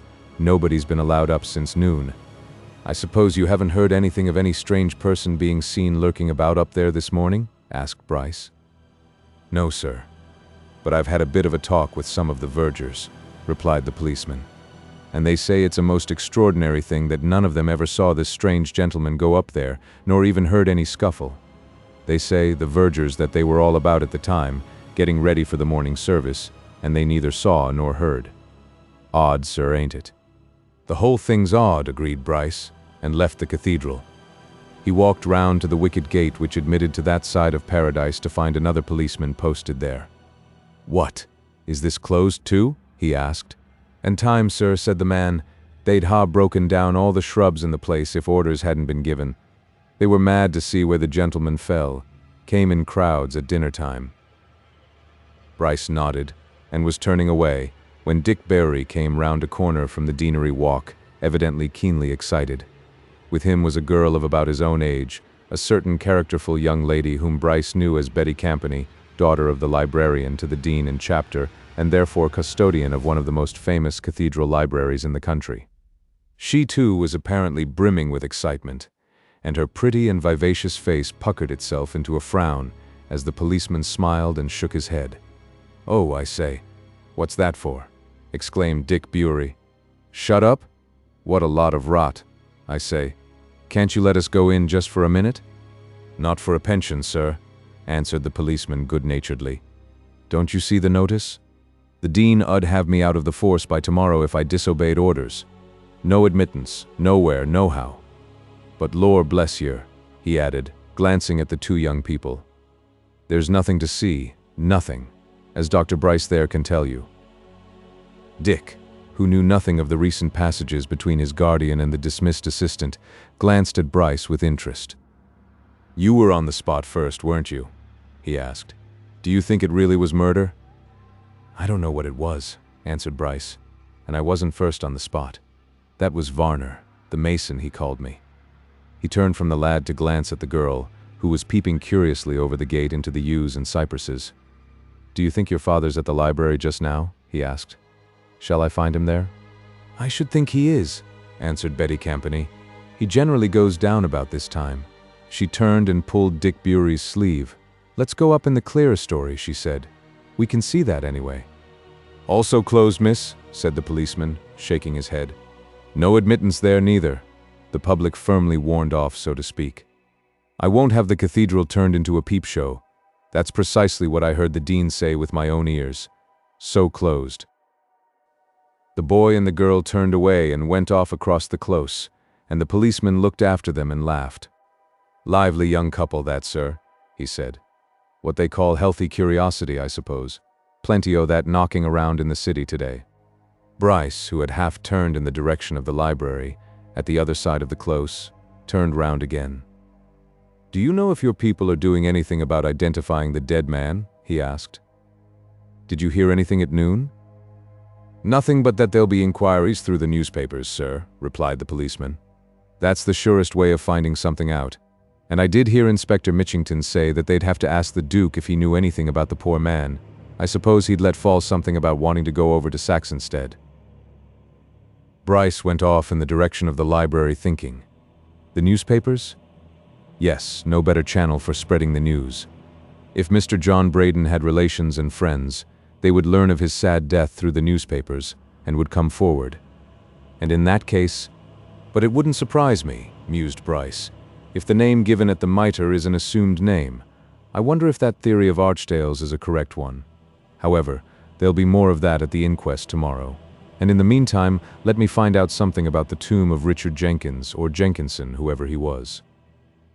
The famous library of the Dean and Chapter of Wrychester was housed in an ancient picturesque building in one corner of the close, wherein, day in and day out, amidst priceless volumes and manuscripts, huge folios and weighty quartos, old prints, and relics of the medieval ages, Ambrose Campany, the librarian, was pretty nearly always to be found, ready to show his treasures to the visitors and tourists who came from all parts of the world to see a collection well known to bibliophiles.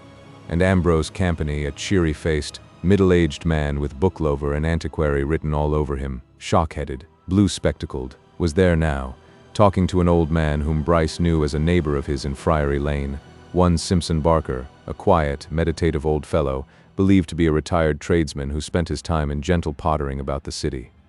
Bryce, as he entered, caught what Campany was just then saying. "The most important thing I've heard about it," said Campany, "is that book they found in the man's suitcase at the MITRE. I'm not a detective, but there's a clue." Chapter 6. By Misadventure. Old Simpson Harker, who sat near the librarian's table, his hands folded on the crook of his stout walking stick, glanced out of a pair of unusually shrewd and bright eyes at Bryce as he crossed the room and approached the pair of gossipers. "I think the doctor was there when that book you're speaking of was found," he remarked. "So I understood from Mitchington." "Yes, I was there," said Bryce, who was not unwilling to join in the talk. He turned to Campany. "What makes you think there's a clue in that?" he asked. "Why this," answered the librarian. "Here's a man in possession of an old history of Barthorpe.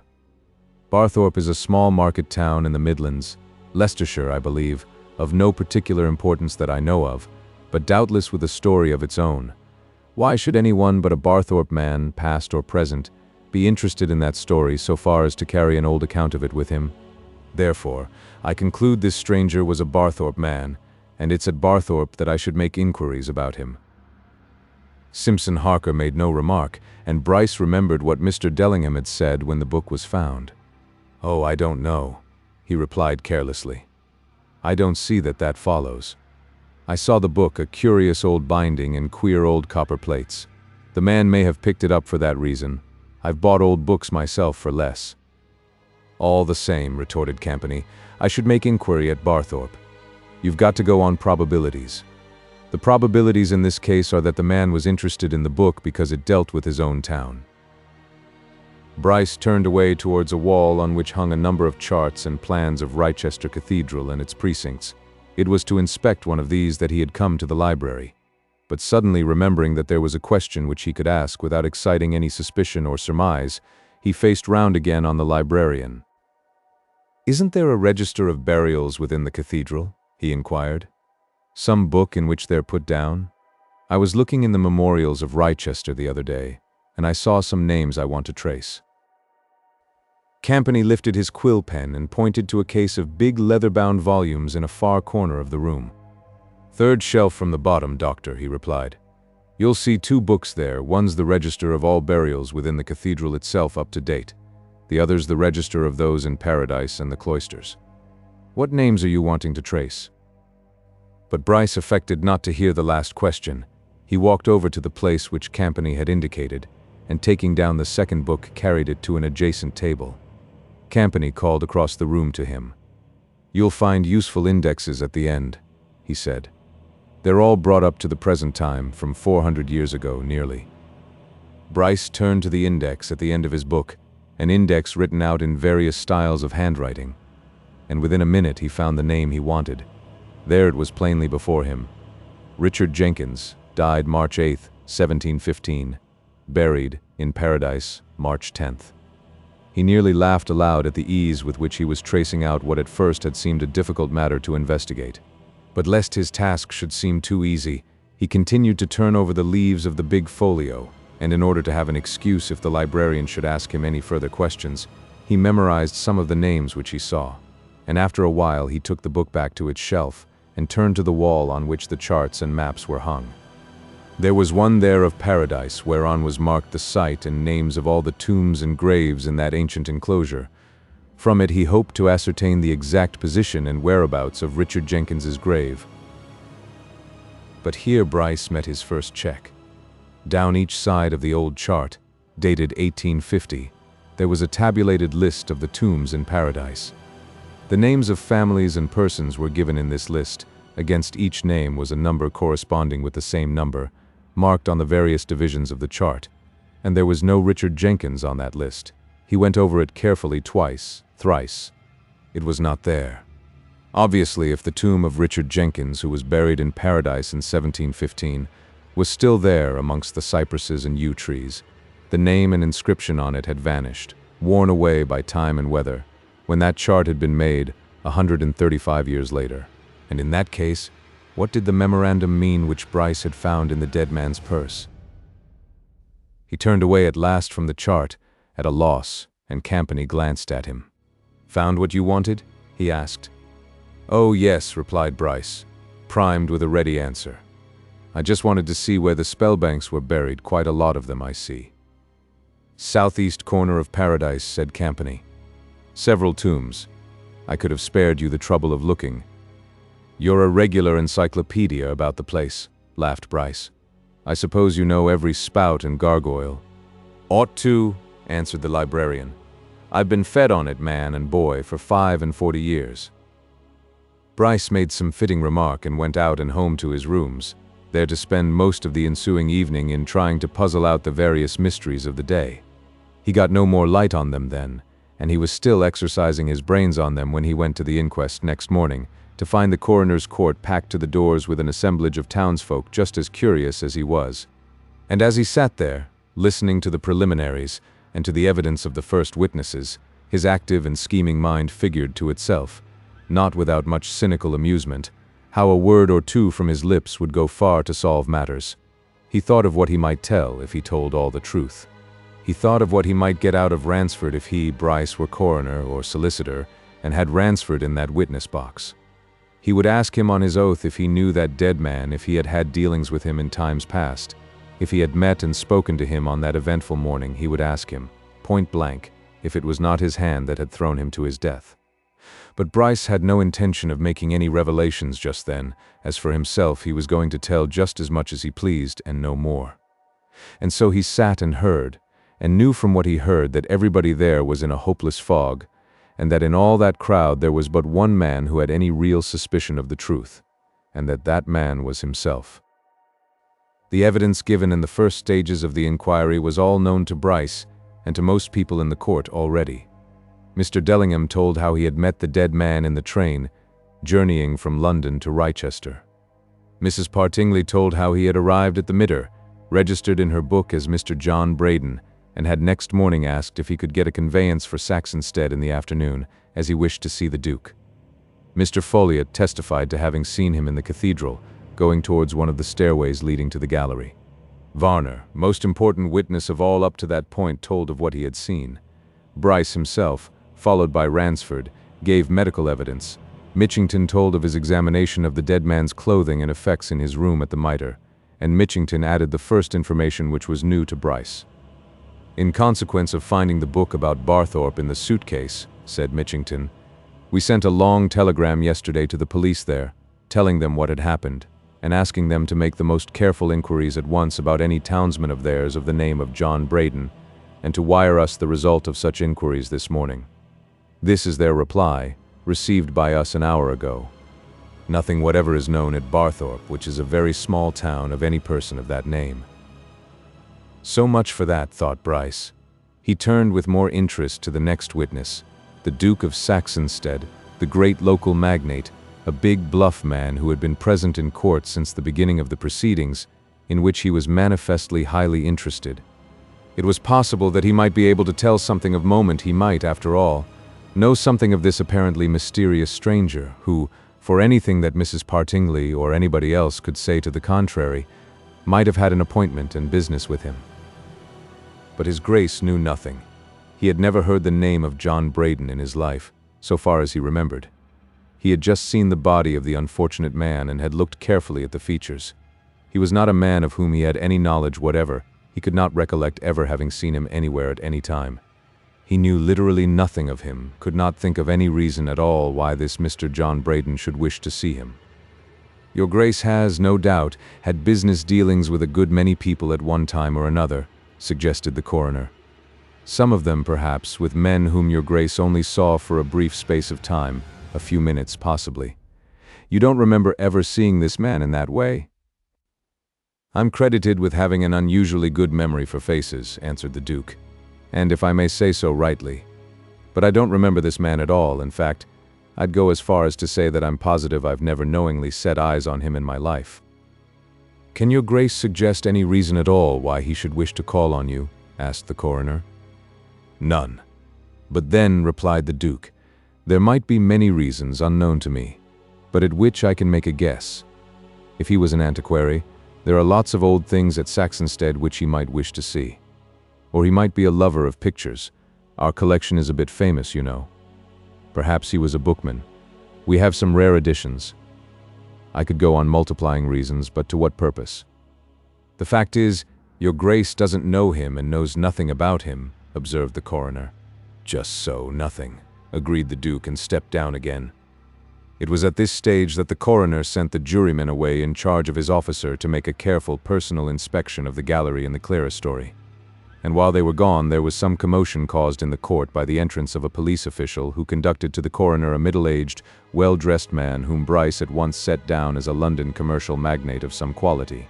Between the new arrival and the coroner an interchange of remarks was at once made, shared in presently by some of the officials at the table. And when the jury came back, the stranger was at once ushered into the witness box, and the coroner turned to the jury and the court.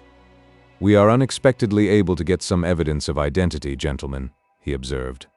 "The gentleman who has just stepped into the witness box is Mr. Alexander Chilstone, manager of the London and Colonies Bank, in Threadneedle Street. Mr. Chilstone saw particulars of this matter in the newspapers this morning, and he at once set off to Rochester to tell us what he knows of the dead man. We are very much obliged to Mr. Chilstone, and when he has been sworn he will perhaps kindly tell us what he can." In the midst of the murmur of sensation which ran round the court, Bryce indulged himself with a covert look at Ransford, who was sitting opposite to him, beyond the table in the center of the room. He saw at once that Ransford, however strenuously he might be fighting to keep his face under control, was most certainly agitated by the coroner's announcement. His cheeks had paled, his eyes were a little dilated, his lips parted as he stared at the bank manager altogether. It was more than mere curiosity that was indicated on his features. and Bryce, satisfied and secretly elated, turned to hear what Mr. Alexander Chilstone had to tell. That was not much, but it was of considerable importance. Only 2 days before, said Mr. Chilstone, that was, on the day previous to his death, Mr. John Braden had called at the London and Colonies Bank, of which he, Mr. Chilstone, was manager, and introducing himself as having just arrived in England from Australia, where, he said, he had been living for some years, had asked to be allowed to open an account. He produced some references from agents of the London and Colonies Bank in Melbourne, which were highly satisfactory. The account being opened, he paid into it a sum of £10,000 in a draft at sight drawn by one of those agents. He drew nothing against this, remarking casually that he had plenty of money in his pocket for the present. He did not even take the checkbook which was offered him, saying that he would call for it later. He did not give us any address in London, nor in England, continued the witness. He told me that he had only arrived at Charing Cross that very morning, having traveled from Paris during the night. He said that he should settle down for a time at some residential hotel in London, and in the meantime he had 1 or 2 calls or visits to make in the country. When he returned from them, he said he would call on me again. He gave me very little information about himself. It was not necessary, for his references from our agents in Australia were quite satisfactory. But he did mention that he had been out there for some years, and had speculated in landed property. He also said that he was now going to settle in England for good. That, concluded Mr. Chilstone, is all I can tell of my own knowledge. But, he added, drawing a newspaper from his pocket, here is an advertisement which I noticed in this morning's Times as I came down. You will observe, he said, as he passed it to the coroner, that it has certainly been inserted by our unfortunate customer. The coroner glanced at a marked passage in the personal column of the Times and read it aloud. The advertisement is as follows, he announced. If this meets the eye of old friend Marco, he will learn that Sticker wishes to see him again. Wright J. Braden, care of London and Colonies Bank, Threadneedle Street, London. Bryce was keeping a quiet eye on Ransford. Was he mistaken in believing that he saw him start, that he saw his cheek flush as he heard the advertisement read out? He believed he was not mistaken, but if he was right, Ransford the next instant regained full control of himself and made no sign. And Bryce turned again to coroner and witness. But the witness had no more to say except to suggest that the bank's Melbourne agents should be cabled to for information, since it was unlikely that much more could be got in England. And with that, the middle stage of the proceedings ended, and the last one came, watched by Bryce with increasing anxiety. For it was soon evident, from certain remarks made by the coroner, that the theory which Archdale had put forward at the club in Bryce's hearing the previous day had gained favor with the authorities, and that the visit of the jurymen to the scene of the disaster had been intended by the coroner to predispose them in behalf of it. And now Archdale himself, as representing the architects who held a retaining fee in connection with the cathedral, was called to give his opinion, and he gave it in almost the same words which Bryce had heard him use 24 hours previously. After him came the master mason, expressing the same decided conviction that the real truth was that the pavement of the gallery had at that particular place become so smooth, and was inclined towards the open doorway at such a sharp angle that the unfortunate man had lost his footing on it, and before he could recover it had been shot out of the arch and over the broken head of St. WRYTHA'S stair. And though, at a juryman's wish, Varner was recalled, and stuck stoutly to his original story of having seen a hand which, he protested, was certainly not that of the dead man, it soon became plain that the jury shared the coroner's belief that Varner in his fright and excitement had been mistaken, and no one was surprised when the foreman, after a very brief consultation with his fellows, announced a verdict of death by misadventure. "So the city's cleared of the stain of murder," said a man who sat next to Bryce. "That's a good job anyway. Nasty thing, Doctor, to think of a murder being committed in a cathedral. There'd be a question of sacrilege, of course, and all sorts of complications." Bryce made no answer. He was watching Ransford, who was talking to the coroner, and he was not mistaken now. Ransford's face bore all the signs of infinite relief. From what? Bryce turned to leave the stuffy, rapidly emptying court, and as he passed the center table he saw old Simpson Harker, who after sitting in attentive silence for 3 hours had come up to it, picked up the History of Barthorpe, which had been found in Braden's suitcase, and was inquisitively peering at its title page. Chapter 7. The Double Trail.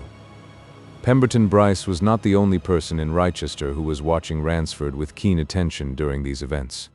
Mary Bewery, a young woman of more than usual powers of observation and penetration, had been quick to see that her guardian's distress over the affair in Paradise was something out of the common. She knew Ransford for an exceedingly tender-hearted man, with a considerable spice of sentiment in his composition. He was noted for his more than professional interest in the poorer sort of his patients, and had gained a deserved reputation in the town for his care of them. But it was somewhat surprising even to Mary that he should be so much upset by the death of a total stranger as to lose his appetite, and, for at any rate a couple of days, be so restless that his conduct could not fail to be noticed by herself and her brother. His remarks on the tragedy were conventional enough, a most distressing affair, a sad fate for the poor fellow, most unexplainable and mysterious, and so on, but his concern obviously went beyond that. He was ill at ease when she questioned him about the facts, almost irritable when Dick Bewery, schoolboy-like, asked him concerning professional details. She was sure, from the lines about his eyes and a worn look on his face, that he had passed a restless night when he came down to breakfast on the morning of the inquest. But when he returned from the inquest she noticed a change. It was evident, to her ready wits, that Ransford had experienced a great relief. He spoke of relief, indeed, that night at dinner, observing that the verdict which the jury had returned had cleared the air of a foul suspicion.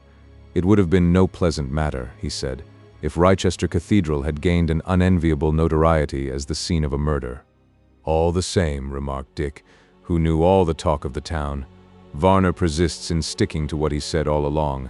Varner said this afternoon, after the inquest was over, that he's absolutely certain of what he saw, and that he not only saw a hand in a white cuff and black coat sleeve, but that he saw the sun gleam for a second on the links in the cuff, as if they were gold or diamonds. Pretty stiff evidence that, sir, isn't it? In the state of mind in which Varner was at that moment, replied Ransford, he wouldn't be very well able to decide definitely on what he really did see. His vision would retain confused images. Probably he saw the dead man's hand.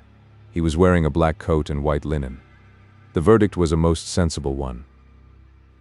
No more was said after that, and that evening Ransford was almost himself again, but not quite himself. Mary caught him looking very grave, in evident abstraction, more than once. More than once she heard him sigh heavily. But he said no more of the matter until 2 days later, when, at breakfast, he announced his intention of attending John Braden's funeral, which was to take place that morning. "I've ordered the brougham for 11, he said, and I've arranged with Dr. Nicholson to attend to any urgent call that comes in between that and noon. So if there is any such call, you can telephone to him. A few of us are going to attend this poor man's funeral. It would be too bad to allow a stranger to go to his grave unattended, especially after such a fate. There'll be somebody representing the dean and chapter, and 3 or 4 principal townsmen, so he'll not be quite neglected." And here he hesitated and looked a little nervously at Mary, to whom he was telling all this, Dick having departed for school. "There's a little matter I wish you'd attend to. You'll do it better than I should. The man seems to have been friendless. Here, at any rate, no relations have come forward, in spite of the publicity, so don't you think it would be rather considerate, to put a wreath, or a cross, or something of that sort on his grave, just to show, you know?" "Very kind of you to think of it," said Mary. "What do you wish me to do?"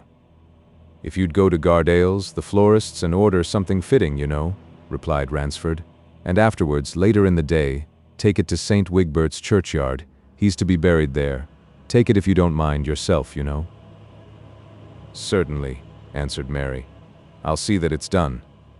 She would do anything that seemed good to Ransford, but all the same she wondered at this somewhat unusual show of interest in a total stranger. She put it down at last to Ransford's undoubted sentimentality. The man's sad fate had impressed him. And that afternoon the sexton at St. Wigbert's pointed out the new grave to Miss Bewery and Mr. Sackville Bonham, one carrying a wreath and the other a large bunch of lilies. Sackville, chancing to encounter Mary at the florist's, whither he had repaired to execute a commission for his mother, had heard her business, and had been so struck by the notion or by a desire to ingratiate himself with Miss Bewery that he had immediately bought flowers himself to be put down to her account, and insisted on accompanying Mary to the churchyard. Bryce heard of this tribute to John Braden next day from Mrs. Folliot, Sackville Bonham's mother, a large lady who dominated certain circles of Rochester society in several senses. Mrs. Folliot was one of those women who have been gifted by nature with capacity. She was conspicuous in many ways. Her voice was masculine. She stood nearly 6 feet in her stoutly soled shoes. Her breadth corresponded to her height. Her eyes were piercing, her nose Roman. There was not a curate in Wrychester who was not under her thumb, and if the dean himself saw her coming, he turned hastily into the nearest shop, sweating with fear lest she should follow him. Endued with riches and fortified by assurance, Mrs. Folliot was the presiding spirit in many movements of charity and benevolence. There were people in Wrychester who were unkind enough to say, behind her back, that she was as meddlesome as she was most undoubtedly autocratic. But, as one of her staunchest clerical defenders once pointed out, these grumblers were what might be contemptuously dismissed as 5-shilling subscribers. Mrs. Folliot, in her way, was undoubtedly a power, and for reasons of his own Pemberton Bryce, whenever he met her, which was fairly often, was invariably suave and polite. "Most mysterious thing, this, Dr. Bryce," remarked Mrs. Folliot in her deepest tones, encountering Bryce, the day after the funeral, at the corner of a back street down which she was about to sail on one of her charitable missions, to the terror of any of the women who happened to be caught gossiping.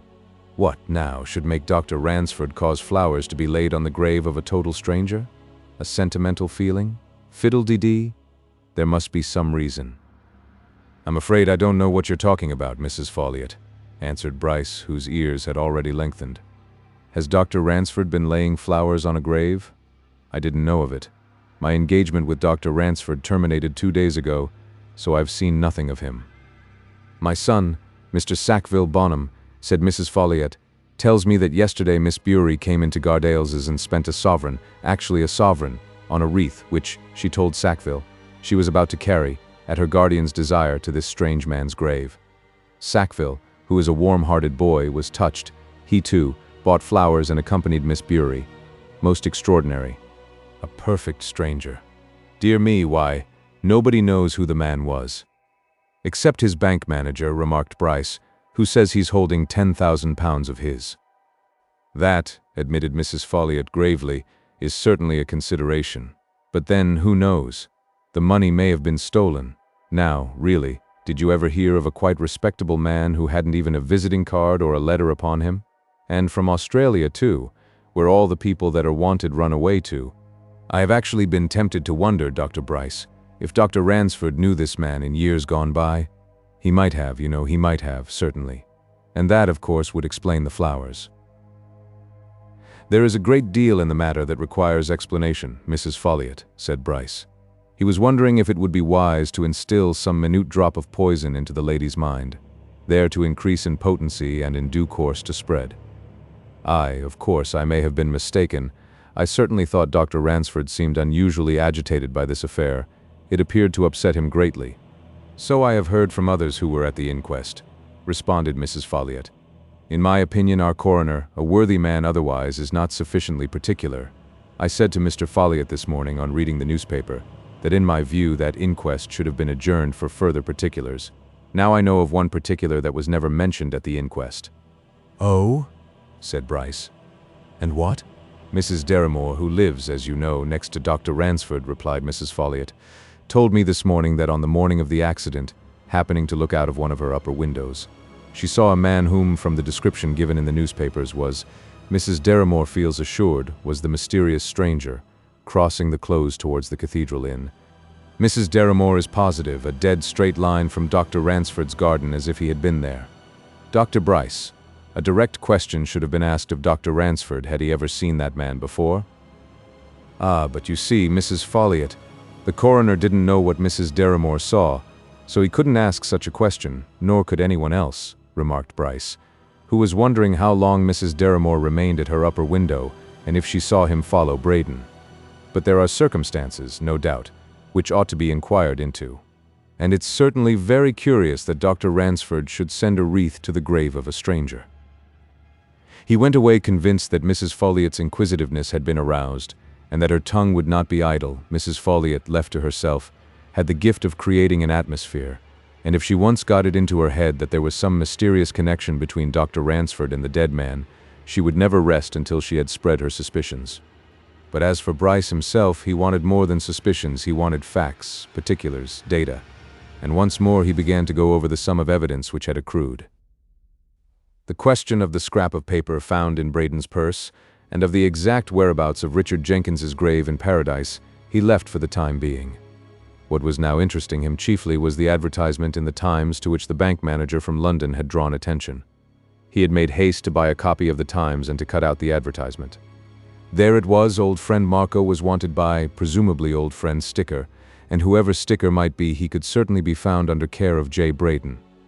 It had never been in doubt a moment in Bryce's mind that Sticker was J. Braden himself. Who now was Marco? Who 1,000,000 to 1 on it? But Ransford, whose Christian name was Mark?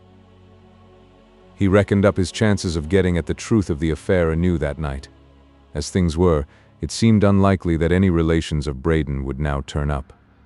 The Rochester Paradise case, as the reporters had aptly named it, had figured largely in the newspapers, London and provincial. It could scarcely have had more publicity, yet no one, save this bank manager, had come forward. If there had been anyone to come forward, the bank manager's evidence would surely have proved an incentive to speed, for there was a sum of £10,000 awaiting John Braden's next of kin. In Bryce's opinion, the chance of putting in a claim to £10,000 is not left waiting 48 hours. Whoever saw such a chance would make instant use of telegraph or telephone. But no message from anybody professing relationship with the dead man had so far reached the Rochester police. When everything had been taken into account, Bryce saw no better clue for the moment than that suggested by Ambrose Campany, Barthorpe. Ambrose Campany, bookworm though he was a shrewd, sharp fellow, said Bryce, a man of ideas. There was certainly much in his suggestion that a man wasn't likely to buy an old book about a little insignificant town like Barthorpe unless he had some interest in it. Barthorpe, if Campany's theory were true, was probably the place of John Braden's origin. Therefore, information about Braden, leading to knowledge of his association or connection with Ransford, might be found at Barthorpe. True, the Barthorpe police had already reported that they could tell nothing about any Braden, but that, in Bryce's opinion, was neither here nor there. He had already come to the conclusion that Braden was an assumed name. And if he went to Barthorpe, he was not going to trouble the police. He knew better methods than that of finding things out. Was he going? Was it worth his while? A moment's reflection decided that matter. Anything was worth his while which would help him to get a strong hold on Mark Ransford.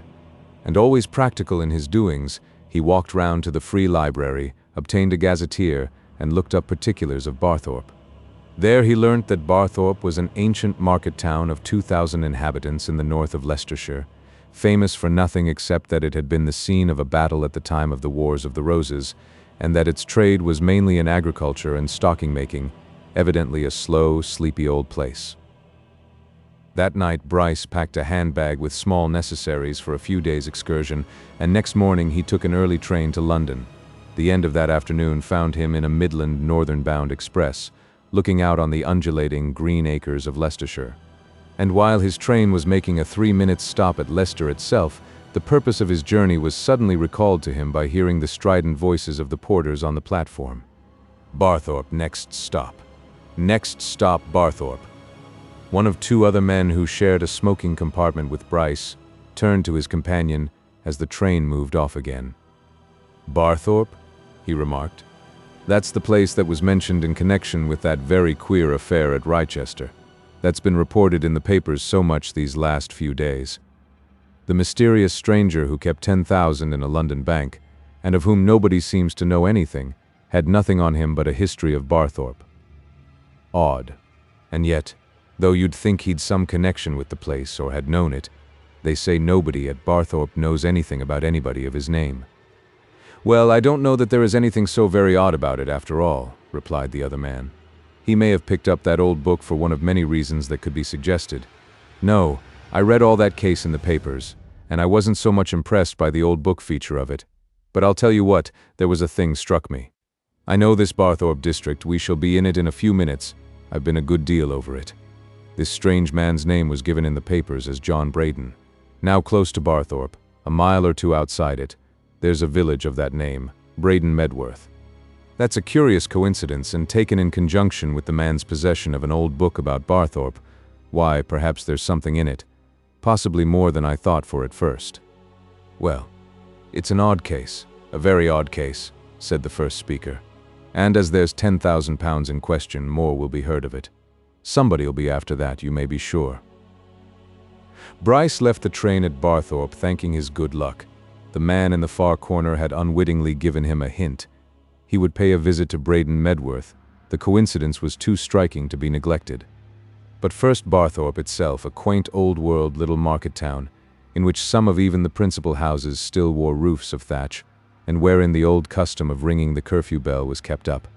He found an old-fashioned hotel in the marketplace, under the shadow of the parish church, and in its oak-paneled dining room, hung about with portraits of masters of foxhounds and queer old prints of sporting and coaching days, he dined comfortably and well. It was too late to attempt any investigations that evening, and when Bryce had finished his leisurely dinner, he strolled into the smoking room, an even older and quainter apartment than that which he had just left.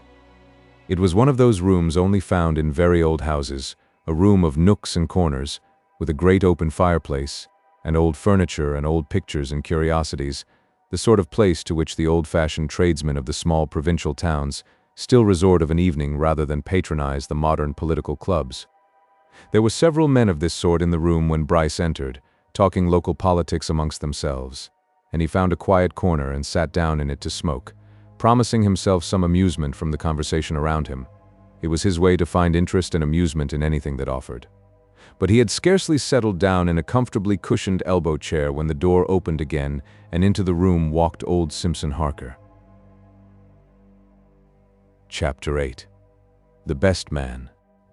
Old Harker's shrewd eyes, traveling round the room as if to inspect the company in which he found himself, fell almost immediately on Bryce, but not before Bryce had had time to assume an air and look of innocent and genuine surprise.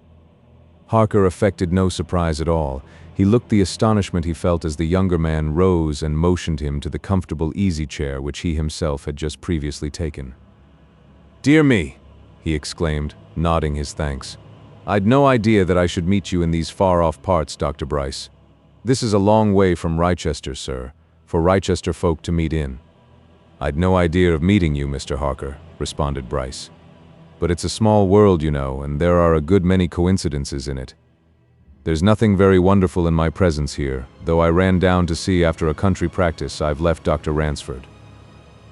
He had the lie ready as soon as he set eyes on Harker, and whether the old man believed it or not, he showed no sign of either belief or disbelief. He took the chair which Bryce drew forward and pulled out an old-fashioned cigar case, offering it to his companion. "Will you try one, doctor?" he asked. "Genuine stuff that, sir, I've a friend in Cuba who remembers me now and then." "No," he went on, as Bryce thanked him and took a cigar, "I didn't know you'd finished with the doctor. Quietish place this to practice in, I should think, much quieter even than our sleepy old city." "You know it?" inquired Bryce. "I've a friend lives here, old friend of mine," answered Harker. "I come down to see him now and then. I've been here since yesterday. He does a bit of business for me. Stopping long, doctor?" "Only just to look round," answered Bryce. "I'm off tomorrow morning, 11 o'clock, said Harker. "It's a longish journey to Wrychester for old bones like mine." "Oh, you're all right. Worth half a dozen younger men," responded Bryce. "You'll see a lot of your contemporaries out, Mr. Harker. Well, as you've treated me to a very fine cigar, now you'll let me treat you to a drop of whiskey? They generally have something of pretty good quality in these old-fashioned establishments, I believe." The two travelers sat talking until bedtime, but neither made any mention of the affair which had recently set all Wrychester agog with excitement. But Bryce was wondering all the time if his companion's story of having a friend at Barthorpe was no more than an excuse, and when he was alone in his own bedroom and reflecting more seriously, he came to the conclusion that old Harker was up to some game of his own in connection with the Paradise mystery. The old chap was in the library when Ambrose Campany said that there was a clue in that Barthorpe history, he mused. "I saw him myself examining the book after the inquest. No, Mr. Harker. The facts are too plain, the evidence is too obvious. And yet, what interest has a retired old tradesman of Wrychester got in this affair? I'd give a good deal to know what Harker really is doing here and who his Barthorpe friend is." If Bryce had risen earlier next morning and had taken the trouble to track old Harker's movements, he would have learnt something that would have made him still more suspicious. But Bryce, seeing no reason for hurry, lay in bed till well past 9 o'clock, and did not present himself in the coffee room until nearly 10:30. And at that hour Simpson Harker, who had breakfasted before 9, was in close consultation with his friend, that friend being none other than the local superintendent of police, who was confidentially closeted with the old man in his private house, whither Harker, by previous arrangement, had repaired as soon as his breakfast was over. Had Bryce been able to see through walls or hear through windows, he would have been surprised to find that the Harker of this consultation was not the quiet, easygoing, gossipy old gentleman of Wrychester, but an eminently practical and businesslike man of affairs. And now as regards this young fellow who's staying across there at the Peacock, he was saying in conclusion, at the very time that Bryce was leisurely munching his second mutton chop in the Peacock coffee room, he's after something or other. His talk about coming here to see after a practice is all lies, and you'll keep an eye on him while he's in your neighborhood. Put your best plainclothes man on to him at once, he'll easily know him from the description I gave you, and let him shadow him wherever he goes. And then let me know of his movement. He's certainly on the track of something, and what he does may be useful to me. I can link it up with my own work. And as regards the other matter, keep me informed if you come on anything further. Now I'll go out by your garden and down the back of the town to the station. Let me know, by the by, when this young man at the Peacock leaves here, and if possible, and you can find out for where. Bryce was all unconscious that anyone was interested in his movements when he strolled out into Barthorpe Marketplace just after 11. He had asked a casual question of the waiter, and found that the old gentleman had departed. He accordingly believed himself free from observation, and forthwith he set about his work of inquiry in his own fashion. He was not going to draw any attention to himself by asking questions of present-day inhabitants, whose curiosity might then be aroused. He knew better methods than that. Every town, said Bryce to himself, possesses public records, parish registers, burgess rolls, lists of voters. Even small towns have directories which are more or less complete. He could search these for any mention or record of anybody or any family of the name of Braden. And he spent all that day in that search, inspecting numerous documents and registers and books, and when evening came he had a very complete acquaintance with the family nomenclature of Barthorpe, and he was prepared to bet odds against any one of the name of Braden having lived there during the past half-century. In all his searching he had not once come across the name. The man who had spent a very lazy day in keeping an eye on Bryce, as he visited the various public places whereat he made his researches, was also keeping an eye upon him next morning, when Bryce, breakfasting earlier than usual, prepared for a second day's labors. He followed his quarry away from the little town. Bryce was walking out to Braden Medworth. In Bryce's opinion, it was something of a wild goose chase to go there, but the similarity in the name of the village and of the dead man at Wrychester might have its significance, and it was but a 2-mile stroll from Barthorpe. He found Braden Medworth a very small, quiet, and picturesque place, with an old church on the banks of a river which promised good sport to anglers. And there he pursued his tactics of the day before and went straight to the vicarage and its vicar, with a request to be allowed to inspect the parish registers. The vicar, having no objection to earning the resultant fees, hastened to comply with Bryce's request, and inquired how far back he wanted to search, and for what particular entry. "No particular entry," answered Bryce, "and as to period, fairly recent. The fact is, I am interested in names. I am thinking," here he used one more of his easily found inventions of writing a book on English surnames, "and am just now inspecting parish registers in the Midlands for that purpose."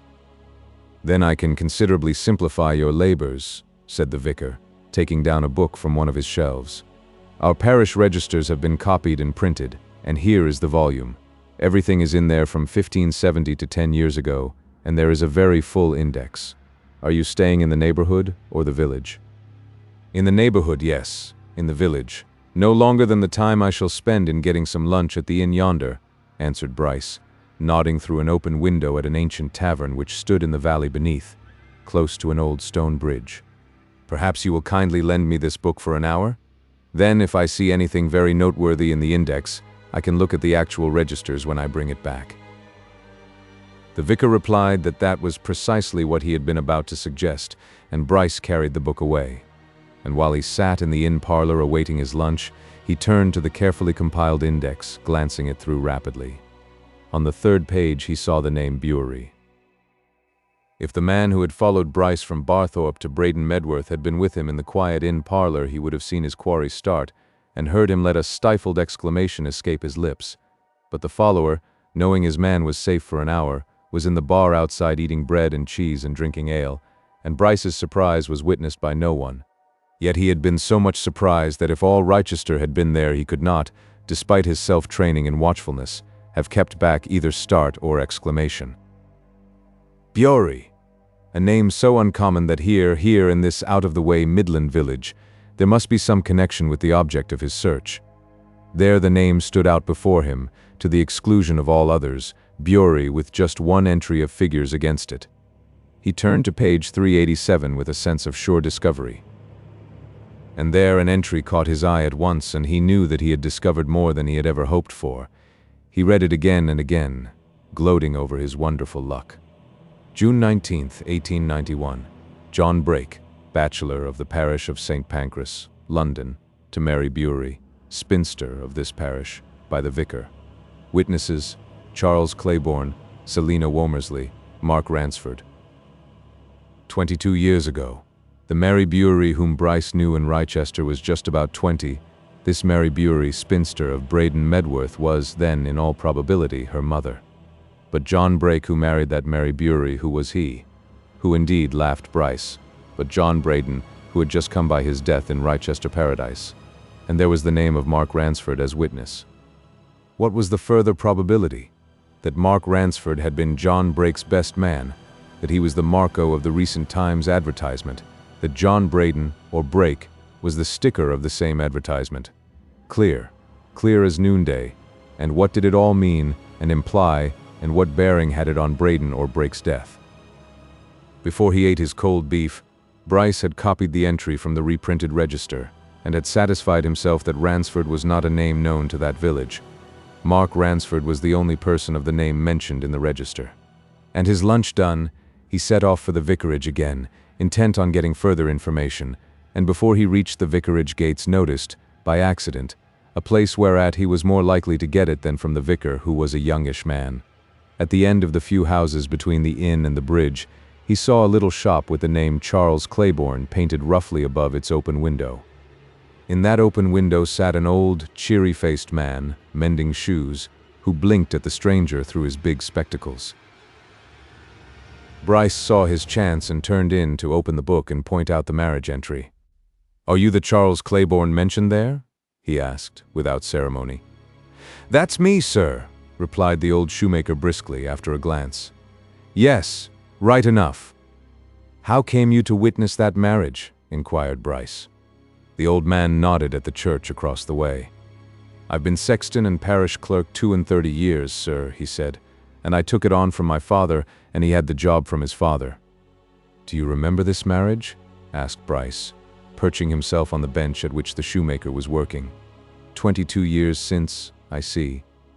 "Aye, as if it was yesterday," answered the old man with a smile. "Miss Bury's marriage? Why, of course." "Who was she?" demanded Bryce. "Governess at the vicarage," replied Claiborne. "Nice, sweet young lady." "And the man she married?" "Mr. Brake," continued Bryce. "Who was he?" "A young gentleman that used to come here for the fishing now and then," answered Claiborne, pointing at the river. "Famous for our trout we are here, you know, sir. And Brake had come here for 3 years before they were married, him and his friend Mr. Ransford." "You remember him too?" asked Bryce. "Remember both of 'em very well indeed," said Claiborne, "though I never set eyes on either after Miss Mary was wed to Mr. Brake, but I saw plenty of 'em both before that. They used to put up at the inn there that I saw you come out of just now. They came 2 or 3 times a year, and they were a bit thick with our parson of that time, not this one, his predecessor, and they used to go up to the vicarage and smoke their pipes and cigars with him, and of course Mr. Brake and the governess fixed it up. Though, you know, at one time it was considered it was going to be her and the other young gentleman, Mr. Ransford. Yes. But in the end, it was Brake, and Ransford stood best man for him." Bruce assimilated all this information greedily and asked for more. "I'm interested in that entry," he said, tapping the open book. "I know some people of the name of Bury, they may be relatives." The shoemaker shook his head as if doubtful. "I remember hearing it said," he remarked, "that Miss Mary had no relations. She'd been with the old vicar some time, and I don't remember any relations ever coming to see her, nor her going away to see any." "Do you know what break was?" asked Bryce. "As you say, he came here for a good many times before the marriage. I suppose you'd hear something about his profession or trade or whatever it was." "He was a banker, that one," replied Claiborne. "A banker, that was his trade, sir. T'other gentleman, Mr. Ransford, he was a doctor, I mind that well enough, because once when him and Mr. Brake were fishing here, Thomas Joint's wife fell downstairs and broke her leg, and they fetched him to her. He'd got it set before they'd got the regular doctor out from Barthorpe yonder." Bryce had now got all the information he wanted, and he made the old parish clerk a small present and turned to go. But another question presented itself to his mind, and he re-entered the little shop. "Your late vicar?" he said. "The one in whose family Miss Beery was governess, where is he now? Dead?" "Can't say whether he's dead or alive, sir," replied Claiborne. "He left this parish for another, living in a different part of England, some years since, and I haven't heard much of him from that time to this. He never came back here once, not even to pay us a friendly visit. He was a queerish sort. But I'll tell you what, sir," he added, evidently anxious to give his visitor good value for his half-crown, "our present vicar has one of those books with the names of all the clergymen in 'em, and he'd tell you where his predecessor is now, if he's alive. Name of Reverend Thomas Gilwaters, Master of Arts, an Oxford College man he was, and very high learned." Bryce went back to the vicarage, returned the borrowed book, and asked to look at the registers for the year 1891. He verified his copy and turned to the vicar. "I accidentally came across the record of a marriage there in which I am interested," he said as he paid the search fees. "Celebrated by your predecessor, Mr. Gilwaters. I should be glad to know where Mr. Gilwaters is to be found. Do you happen to possess a clerical directory?" The vicar produced a Crockford, and Bryce turned over its pages. Mr. Gilwaters, who from the account there given appeared to be an elderly man who had now retired, lived in London, in Bayswater, and Bryce made a note of his address and prepared to depart. "Find any names that interested you?" asked the vicar as his caller left. "Anything noteworthy?" "I found 2 or 3 names which interested me immensely," answered Bryce from the foot of the vicarage steps. "They were well worth searching for." And without further explanation he marched off to Barthorpe, duly followed by his shadow, who saw him safely into the Peacock an hour later, and, an hour after that, went to the police superintendent with his report. "Gone, sir," he said. "Left by the 5:30 express for London." Chapter 9. The House of His Friend. Bryce found himself at 11 o'clock next morning in a small book-lined parlor in a little house which stood in a quiet street in the neighborhood of Westbourne Grove. Over the mantelpiece, amongst other odds and ends of pictures and photographs, hung a watercolor drawing of Braden Medworth, and to him presently entered an old silver-haired clergyman whom he at once took to be Braden Medworth's former vicar, and who glanced inquisitively at his visitor and then at the card which Bryce had sent in with a request for an interview. "Dr. Bryce?" he said inquiringly. "Dr. Pemberton Bryce?" Bryce made his best bow and assumed his suavest and most ingratiating manner. "I hope I am not intruding on your time, Mr. Gilwaters," he said. "The fact is, I was referred to you, yesterday, by the present vicar of Braden Medworth. Both he and the sexton there, Claiborne, whom you, of course, remember, thought you would be able to give me some information on a subject which is of great importance to me." "I don't know the present vicar," remarked Mr. Gilwaters, motioning Bryce to a chair and taking another close by. "Claiborne, of course. I remember very well indeed. He must be getting an old man now, like myself. What is it you want to know now?" "I shall have to take you into my confidence," replied Bryce, who had carefully laid his plans and prepared his story, "and you, I am sure, Mr. Gilwaters, will respect mine. I have for 2 years been in practice at Wrychester, and have there made the acquaintance of a young lady whom I earnestly desire to marry. She is the ward of the man to whom I have been assistant, and I think you will begin to see why I have come to you when I say that this young lady's name is Mary Bewery." The old clergyman started and looked at his visitor with unusual interest. He grasped the arm of his elbow chair and leaned forward. "Mary Bewery," he said in a low whisper. What is the name of the man who is her guardian?" "Dr. Mark Ransford," answered Bryce promptly. The old man sat upright again, with a little toss of his head. "Bless my soul," he exclaimed. Mark Ransford. Then it must have been as I feared and suspected. Bryce made no remark. He knew at once that he had struck on something, and it was his method to let people take their own time. Mr. Gilwaters had already fallen into something closely resembling a reverie. Bryce sat silently waiting and expectant, and at last the old man leaned forward again, almost eagerly. "What is it you want to know?" he asked, repeating his first question. Is there some mystery?" "Yes," replied Bryce. "A mystery that I want to solve, sir. And I dare say that you can help me, if you'll be so good. I am convinced, in fact, I know, that this young lady is in ignorance of her parentage, that Ransford is keeping some fact, some truth back from her, and I want to find things out.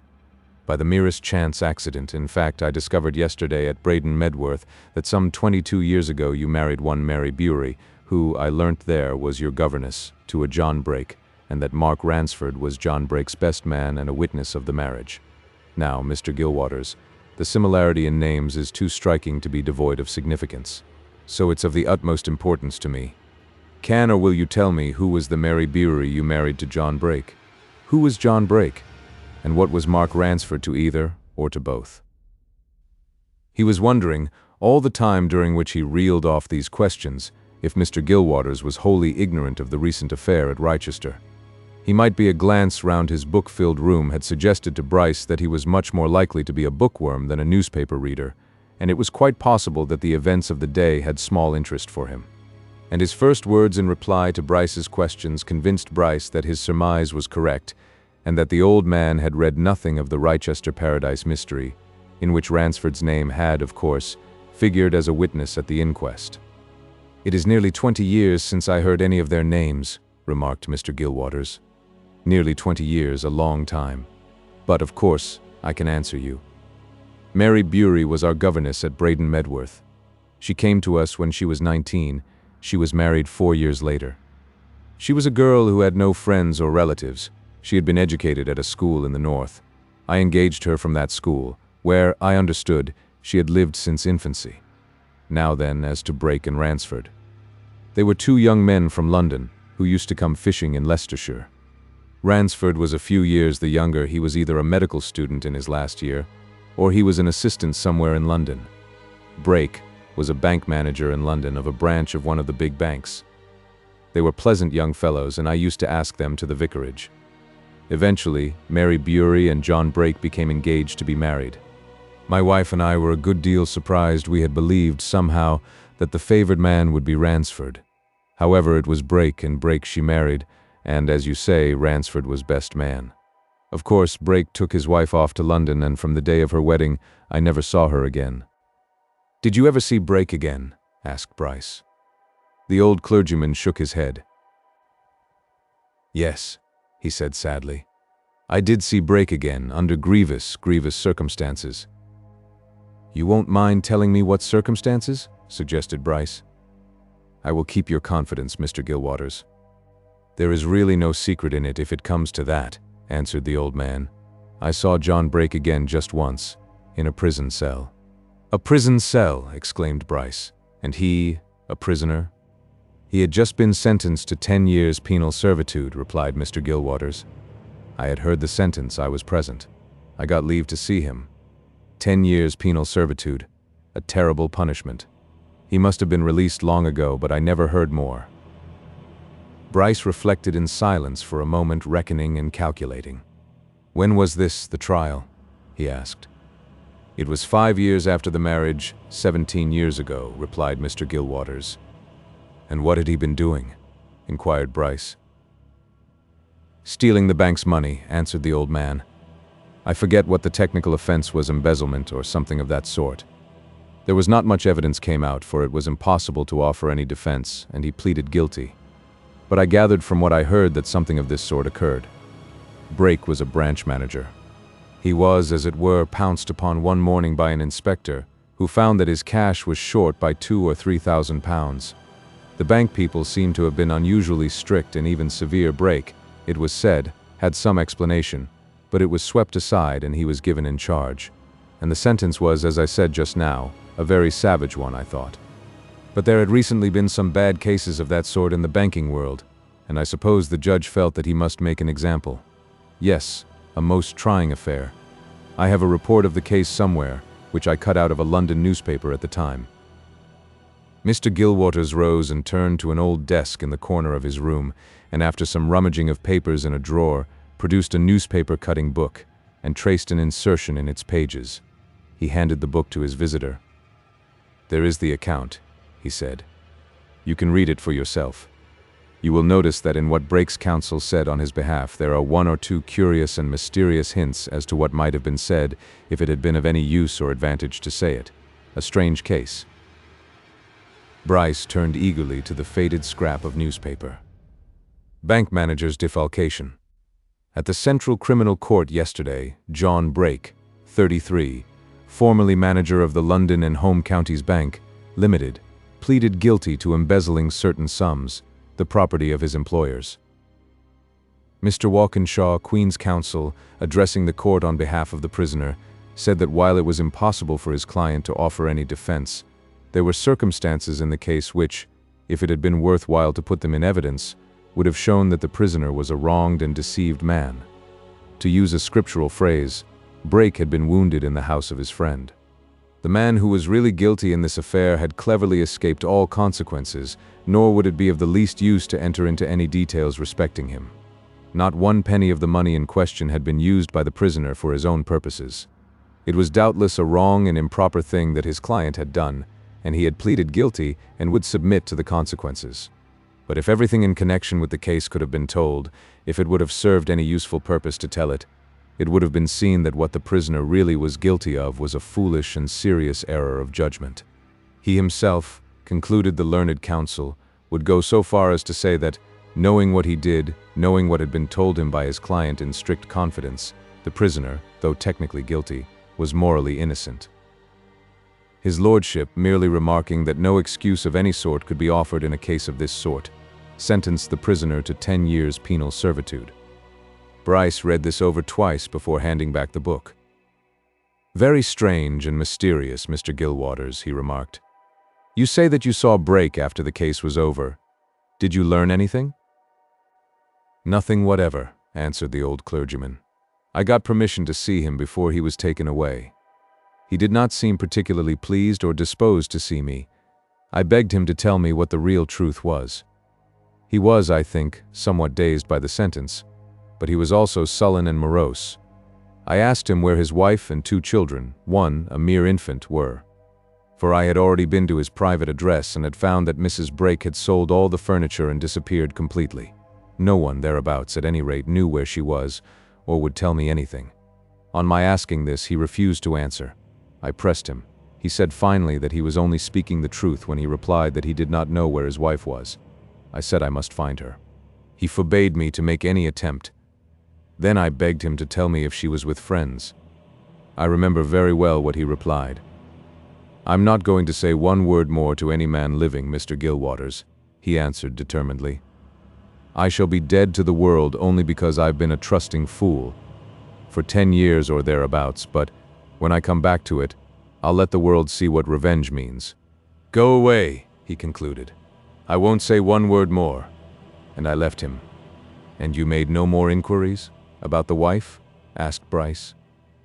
"I did what I could," replied Mr. Gilwaters. "I made some inquiry in the neighborhood in which they had lived. All I could discover was that Mrs. Brake had disappeared under extraordinarily mysterious circumstances. There was no trace whatever of her, and I speedily found that things were being said, the usual cruel suspicions, you know." "Such as what?" asked Bryce. "That the amount of the defalcations was much larger than had been allowed to appear," replied Mr. Gilwaters. "That Brake was a very clever rogue who had got the money safely planted somewhere abroad, and that his wife had gone off somewhere, Australia, or Canada, or some other far-off region to await his release. Of course, I didn't believe one word of all that. But there was the fact: she had vanished.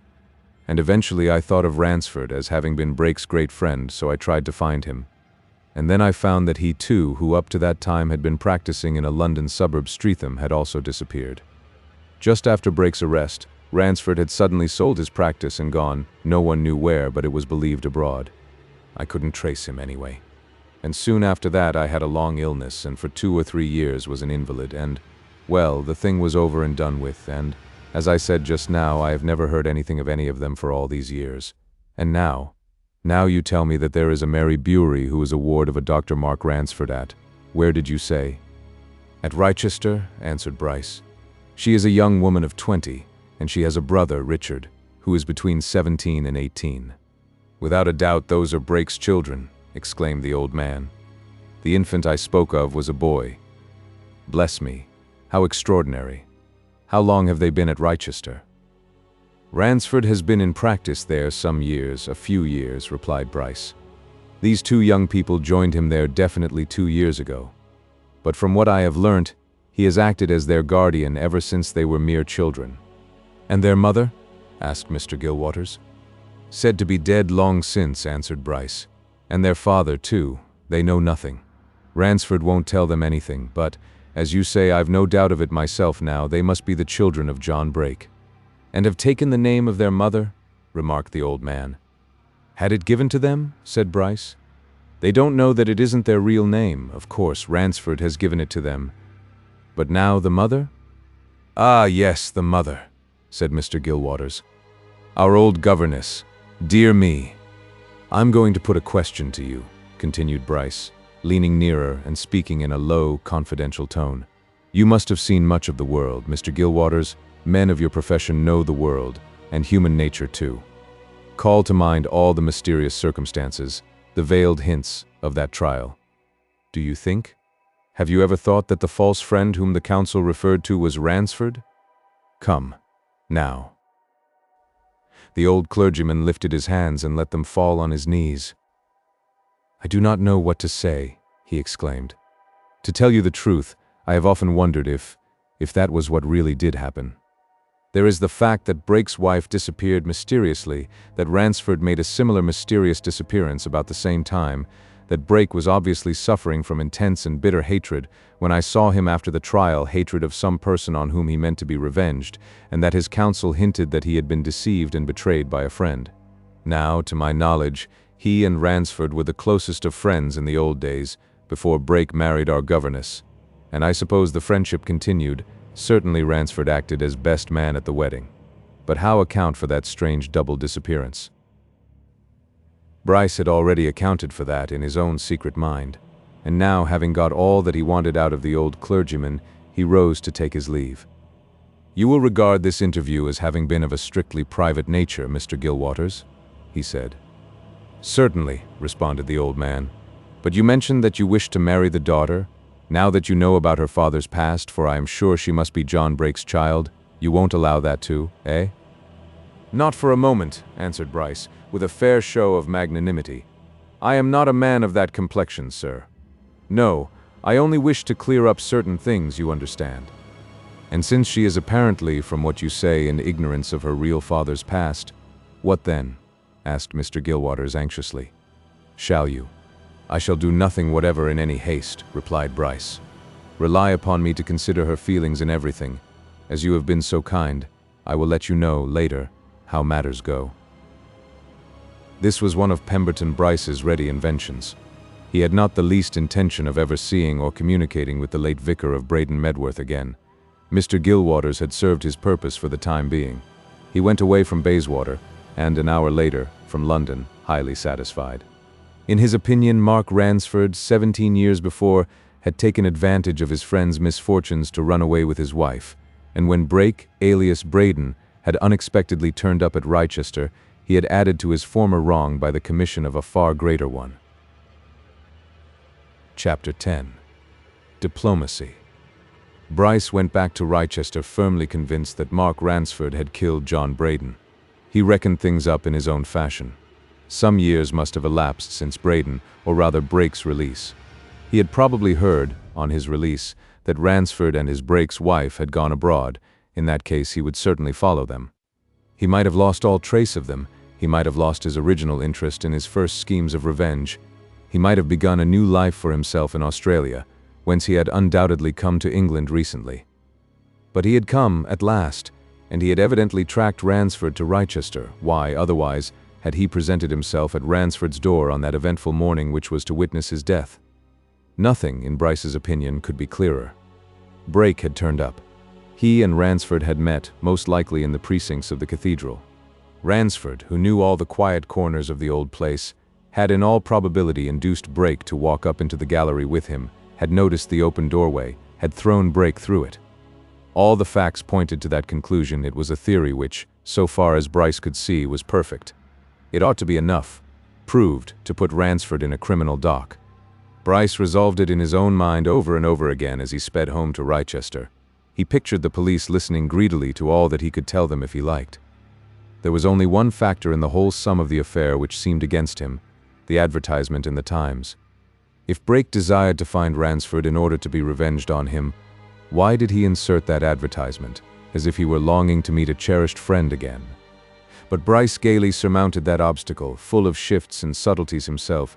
He was ever ready to credit others with trading in them, and he put the advertisement down as a clever ruse to attract, not Ransford, but some person who could give information about Ransford. Whatever its exact meaning might have been, its existence made no difference to Bryce's firm opinion that it was Mark Ransford who flung John Brake down St. WRYTHA'S stair and killed him. He was as sure of that as he was certain that Braden was Brake, and he was not going to tell the police of his discoveries. He was not going to tell anybody.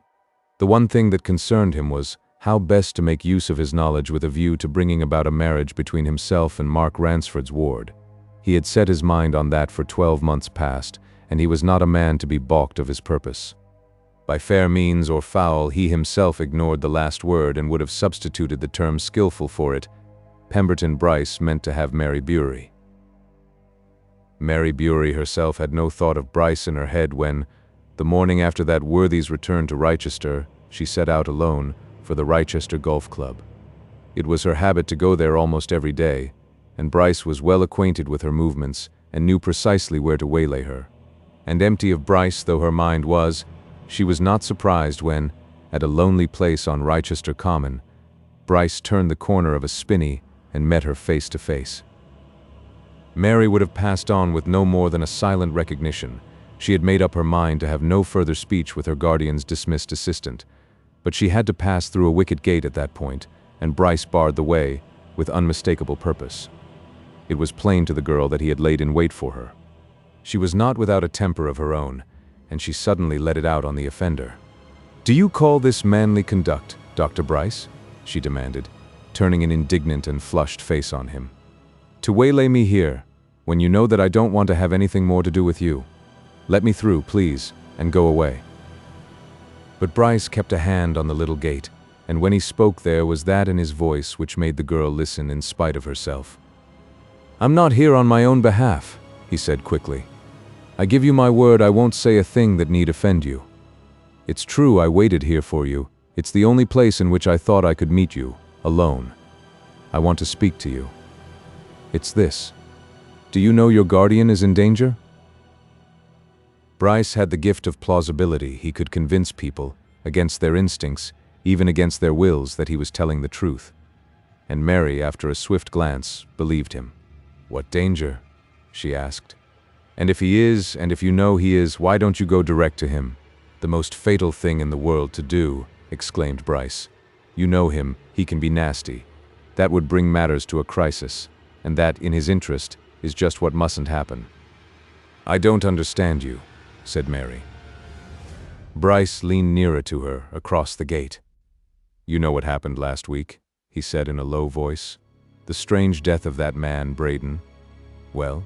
she asked, with a sudden look of uneasiness. "What of it?" "It's being rumored, whispered in the town that Dr. Ransford had something to do with that affair," answered Bryce. "Unpleasant, unfortunate, but it's a fact."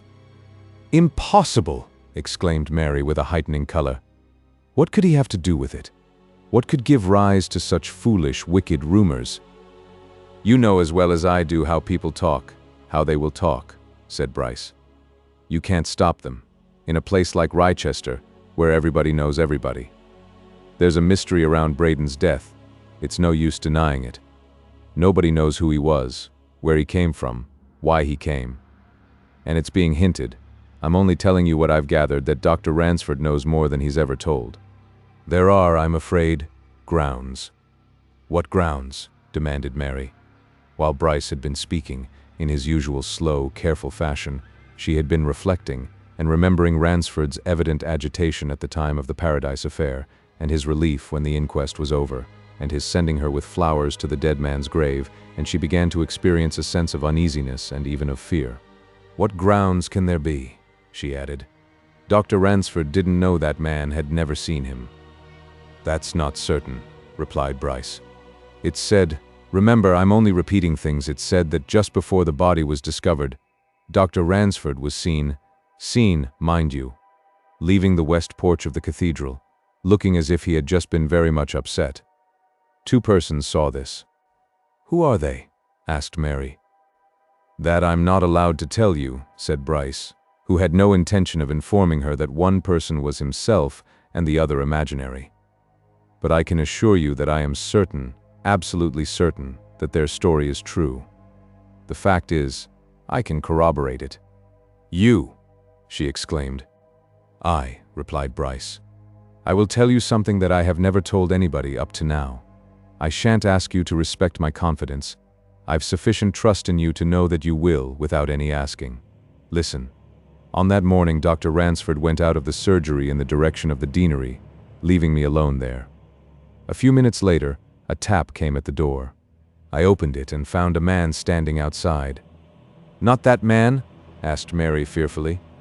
"That man, Braden," replied Bryce. "He asked for Dr. Ransford. I said he was out. Would the caller leave his name?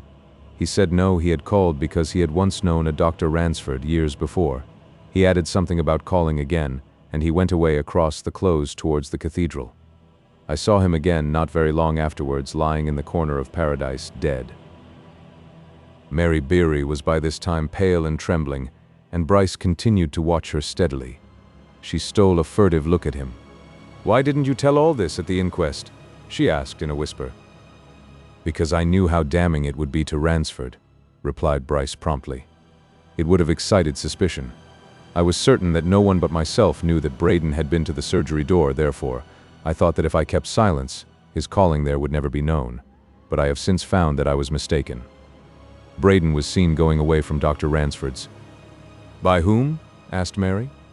"Mrs. Deramore at the next house," answered Bryce. "She happened to be looking out of an upstairs window. She saw him go away and cross the close." "Did she tell you that?" demanded Mary, who knew Mrs. Deramore for a gossip.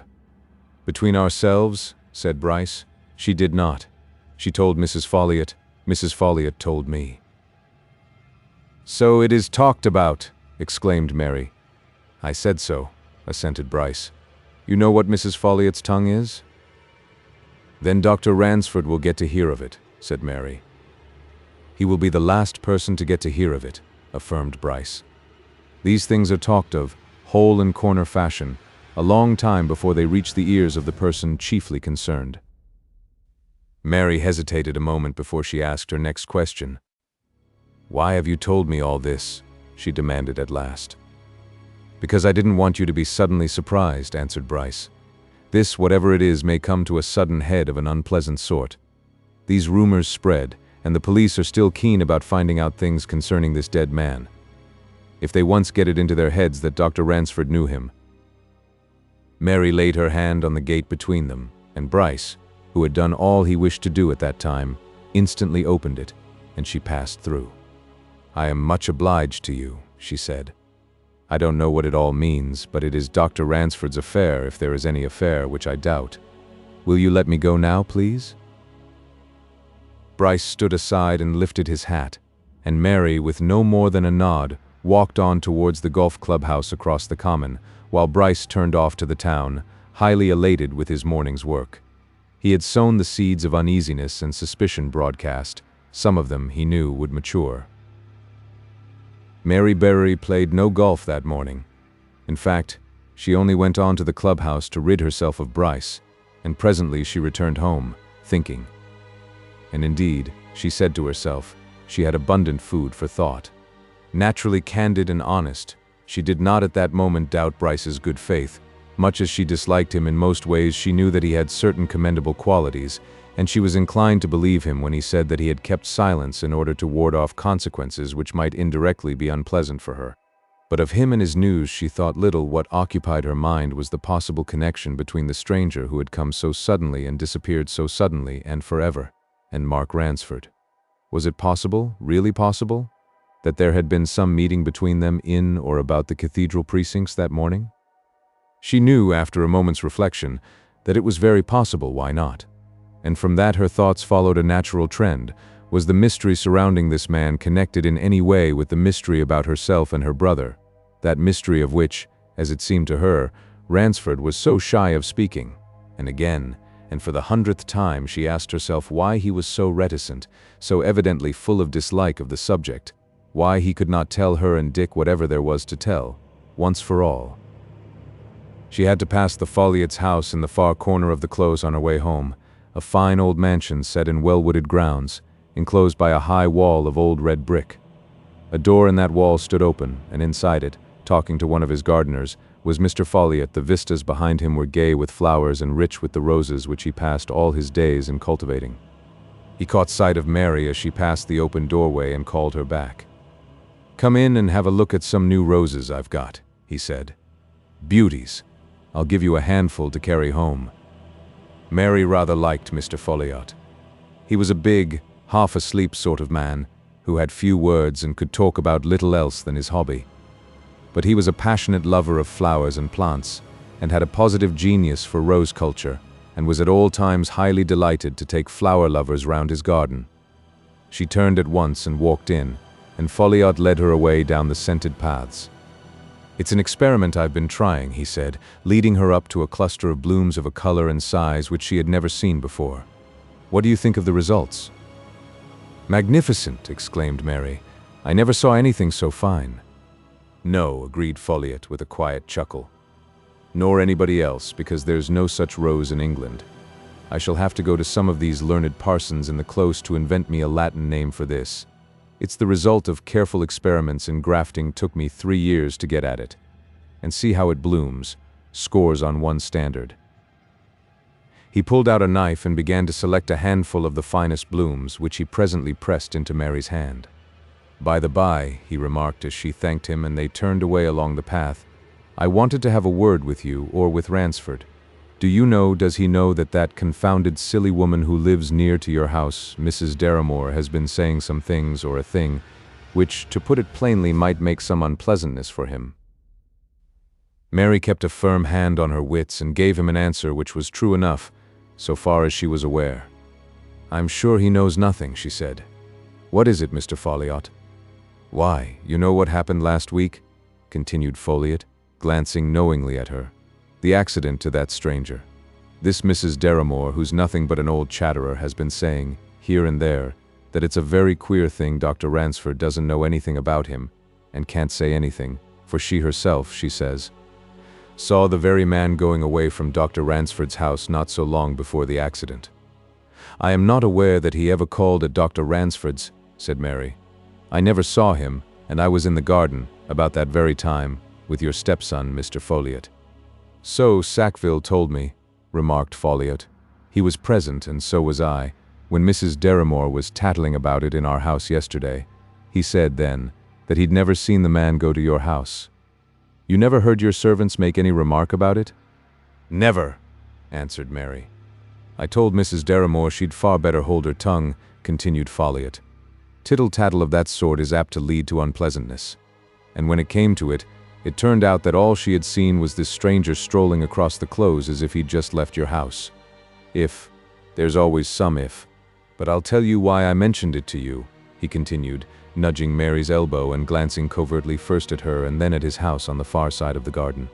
"Ladies that are getting on a bit in years, like my wife, are apt to let their tongues wag, and between you and me, I shouldn't wonder if Mrs. Folliot has repeated what Mrs. Deramore said, eh?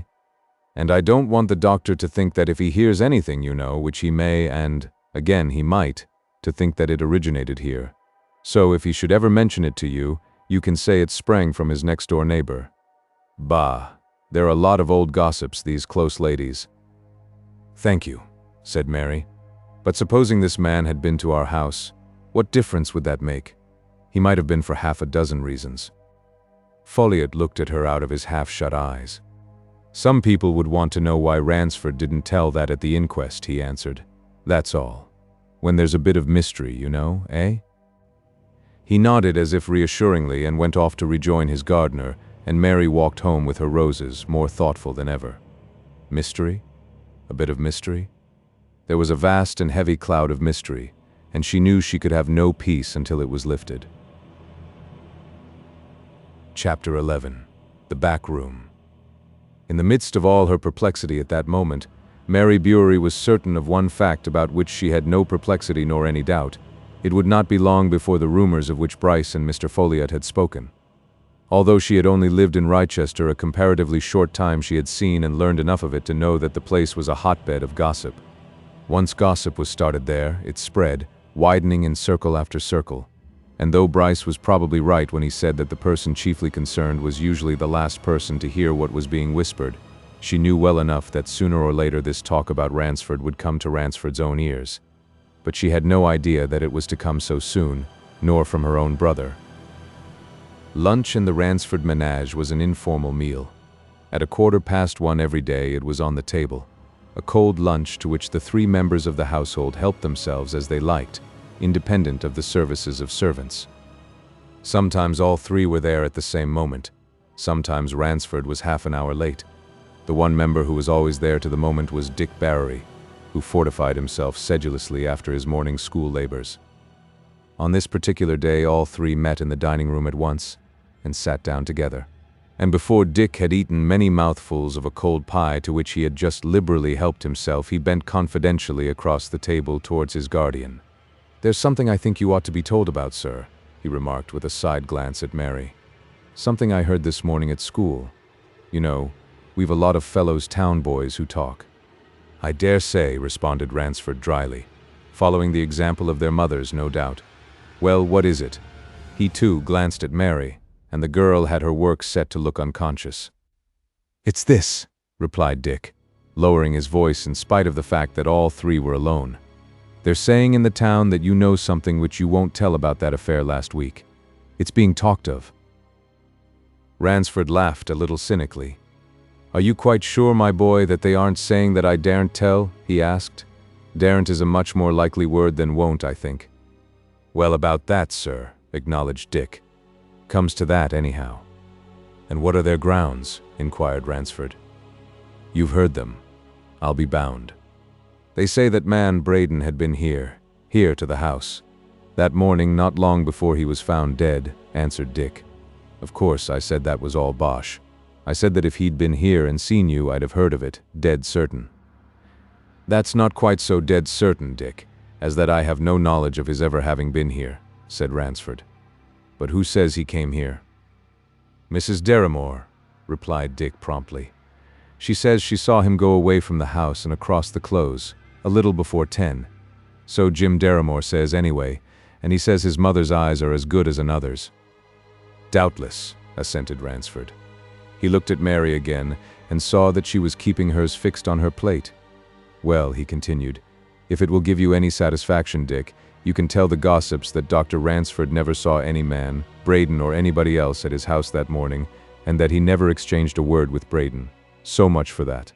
But," he added, "you needn't expect them to believe you. I know these people. If they've got an idea into their heads, they'll ride it to death. Nevertheless, what I say is a fact." Dick presently went off, and once more Ransford looked at Mary, and this time Mary had to meet her guardian's inquiring glance. "Have you heard anything of this?" he asked. "That there was a rumor, yes," she replied without hesitation. "But not until just now this morning." "Who told you of it?" inquired Ransford. Mary hesitated. Then she remembered that Mr. Folliot, at any rate, had not bound her to secrecy. "Mr. Folliot," she replied. "He called me into his garden to give me those roses, and he mentioned that Mrs. Deramore had said these things to Mrs. Folliot, and as he seemed to think it highly probable that Mrs. Folliot would repeat them, he told me because he didn't want you to think that the rumor had originally arisen at his house." "Very good of him, I'm sure," remarked Ransford dryly. "They all like to shift the blame from one to another. But," he added, looking searchingly at her, You don't know anything about Braden's having come here?" He saw at once that she did, and Mary saw a slight shade of anxiety come over his face. "Yes, I do," she replied. "That morning. But it was told to me only today in strict confidence." "In strict confidence," he repeated. "May I know by whom?" "Dr. Bryce," she answered. "I met him this morning, and I think you ought to know. Only it was in confidence." She paused for a moment, looking at him, and her face grew troubled. "I hate to suggest it," she continued, "but will you come with me to see him, and I'll ask him, things being as they are, to tell you what he told me. I can't without his permission." Ransford shook his head and frowned. "I dislike it," he said. It's putting ourselves in his power, as it were. But I'm not going to be left in the dark. Put on your hat, then." Bryce, ever since his coming to Wrychester, had occupied rooms in an old house in Friary Lane, at the back of the close. He was comfortably lodged. Downstairs he had a double sitting room, extending from the front to the back of the house. His front window looked out on one garden, his back window on another.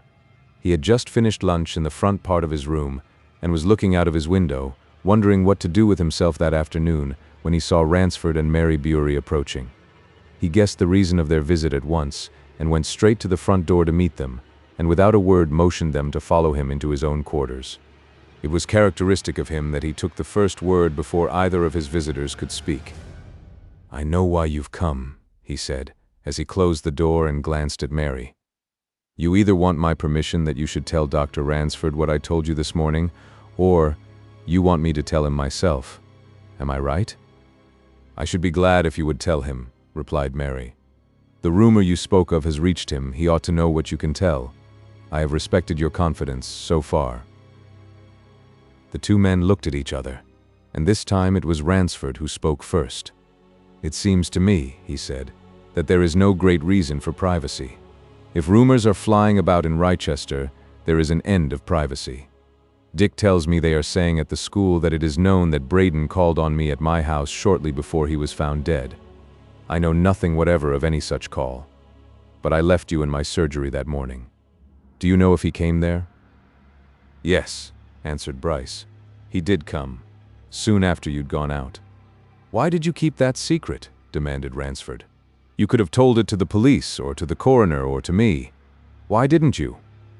Before Bryce could answer, all three heard a sharp click of the front garden gate, and looking round, saw Mitchington coming up the walk. "Here's one of the police, now," said Bryce calmly. "Probably come to extract information. I would much rather he didn't see you here, but I'd also like you to hear what I shall say to him. Step inside there," he continued, drawing aside the curtains which shut off the back room. "Don't stick at trifles. You don't know what may be afoot." He almost forced them away, drew the curtains again, and hurrying to the front door, returned almost immediately with Mitchington. "Hope I'm not disturbing you, Doctor," said the inspector, as Bryce brought him in and again closed the door. "Not? All right then, I came round to ask you a question. There's a queer rumor getting out in the town, about that affair last week. Seems to have sprung from some of those old dowagers in the close." "Of course," said Bryce. He was mixing a whiskey and soda for his caller, and his laugh mingled with the splash of the siphon. "Of course. I've heard it." "You've heard?" remarked Mitchington. Good health, sir. Heard, of course, that Braden called on Dr. Ransford not long before the accident, or murder, or whatever it was, happened," said Bryce. "That's it, eh?" "Something of that sort," agreed Mitchington. "It's being said, anyway, that Braden was at Ransford's house, and presumably saw him, and that Ransford, accordingly, knows something about him which he hasn't told. Now, what do you know? Do you know if Ransford and Braden did meet that morning?" "Not at Ransford's house, anyway," answered Bryce promptly. "I can prove that. But since this rumor has got out, I'll tell you what I do know and what the truth is. Braden did come to Ransford's, not to the house, but to the surgery. He didn't see Ransford. Ransford had gone out across the close. Braden saw me." "Bless me. I didn't know that," remarked Mitchington. "You never mentioned it." "You'll not wonder that I didn't," said Bryce, laughing lightly, "when I tell you what the man wanted." "What did he want, then?" asked Mitchington. "Merely to be told where the cathedral library was, answered Bryce. Ransford, watching Mary Bewery, saw her cheeks flush and knew that Bryce was cheerfully telling lies, but Mitchington evidently had no suspicion. "That all?" he asked. "Just a question?" "Just a question, that question," replied Bryce. "I pointed out the library and he walked away. I never saw him again until I was fetched to him dead, and I thought so little of the matter that, well, it never even occurred to me to mention it." "Then, though he did call, he never saw Ransford?" asked the inspector. "I tell you, Ransford was already gone out," answered Bryce. "He saw no one but myself. Where Mrs. Deramore made her mistake, I happen to know, Mitchington, that she started this rumor was in trying to make 2 and 2 into 5.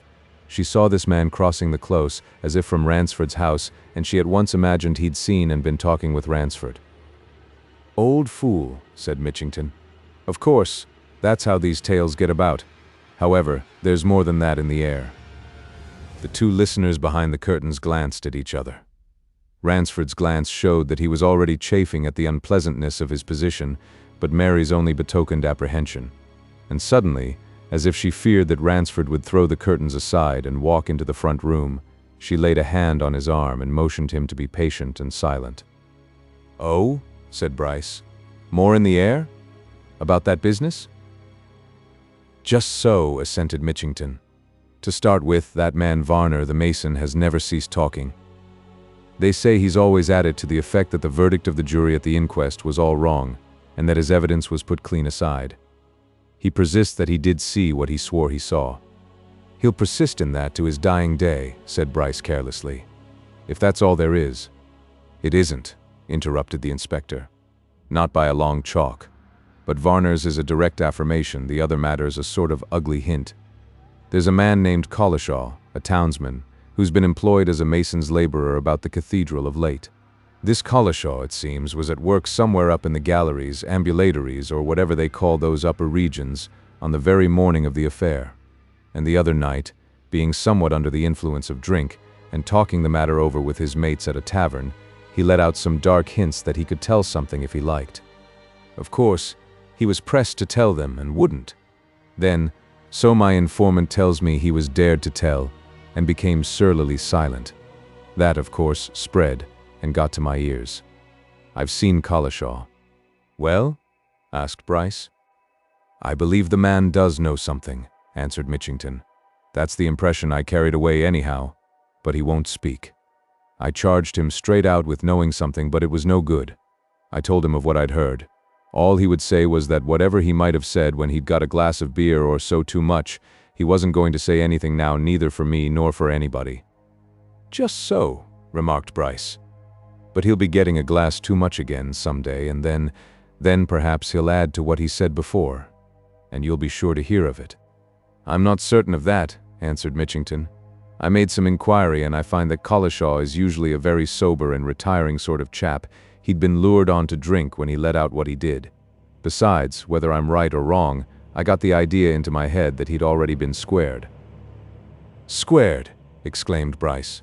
"Why, then, if that affair was really murder, he'd be liable to being charged as an accessory after the fact."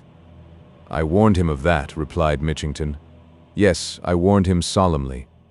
"With no effect?" asked Bryce. "He's a surly sort of man," said Mitchington. "The sort that takes refuge in silence." He made no answer beyond a growl. "You really think he knows something?" suggested Bryce. "Well, if there is anything, it'll come out in time." "Oh, it'll come out," assented Mitchington. "I am by no means satisfied with that verdict of the coroner's inquiry. I believe there was foul play of some sort. I'm still following things up quietly. And I'll tell you something between ourselves. I've made an important discovery.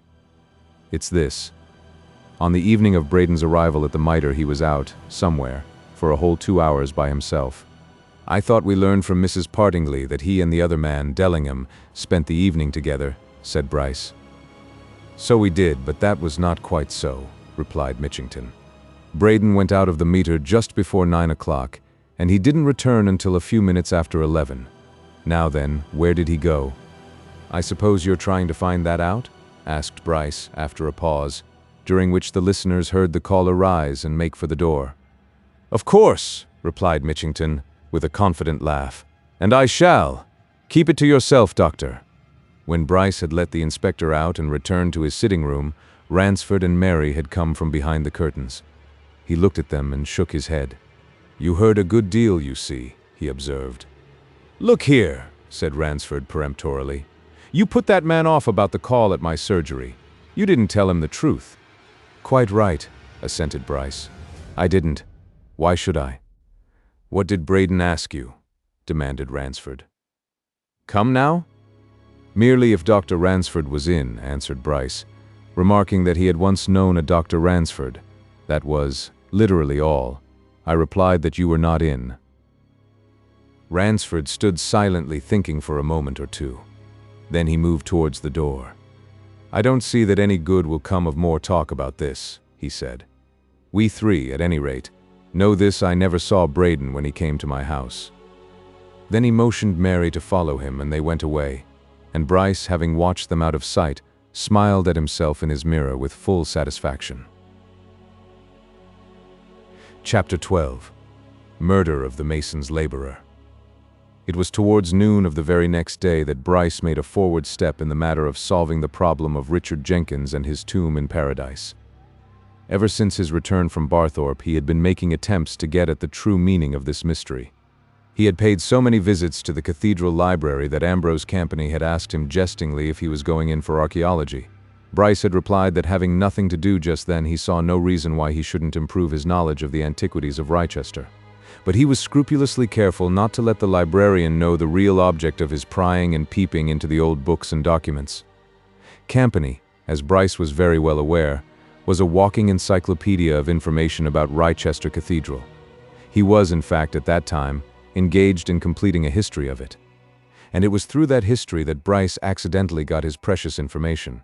For on the day following the interview with Mary Bury and Ransford, Bryce, being in the library, was treated by Campany to an inspection of certain drawings which the librarian had made for illustrating his work drawings, most of them of old brasses, coats of arms, and the like, and at the foot of one of these, a drawing of a shield on which was sculptured 3 crows, Bryce saw the name Richard Jenkins, armiger. It was all he could do to repress a start and to check his tongue.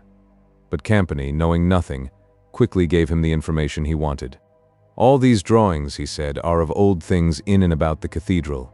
Some of them, like that, for instance, that Jenkins shield, are of ornamentations on tombs which are so old that the inscriptions have completely disappeared. Tombs in the cloisters and in Paradise. Some of those tombs can only be identified by these sculptures and ornaments." "How do you know, for instance, that any particular tomb or monument is, we'll say, Jenkins's?" asked Bryce, feeling that he was on safe ground. "Must be a matter of doubt if there's no inscription left, isn't it?" "No," replied Campany. "No doubt at all. In that particular case, there's no doubt that a certain tomb out there in the corner of Paradise, near the east wall of the south porch, is that of one Richard Jenkins, because it bears his coat of arms, which, as you see, bore these birds intended either as crows or ravens. The inscription's clean gone from that tomb, which is why it isn't particularized in that chart of burials in Paradise. The man who prepared that chart didn't know how to trace things as we do nowadays.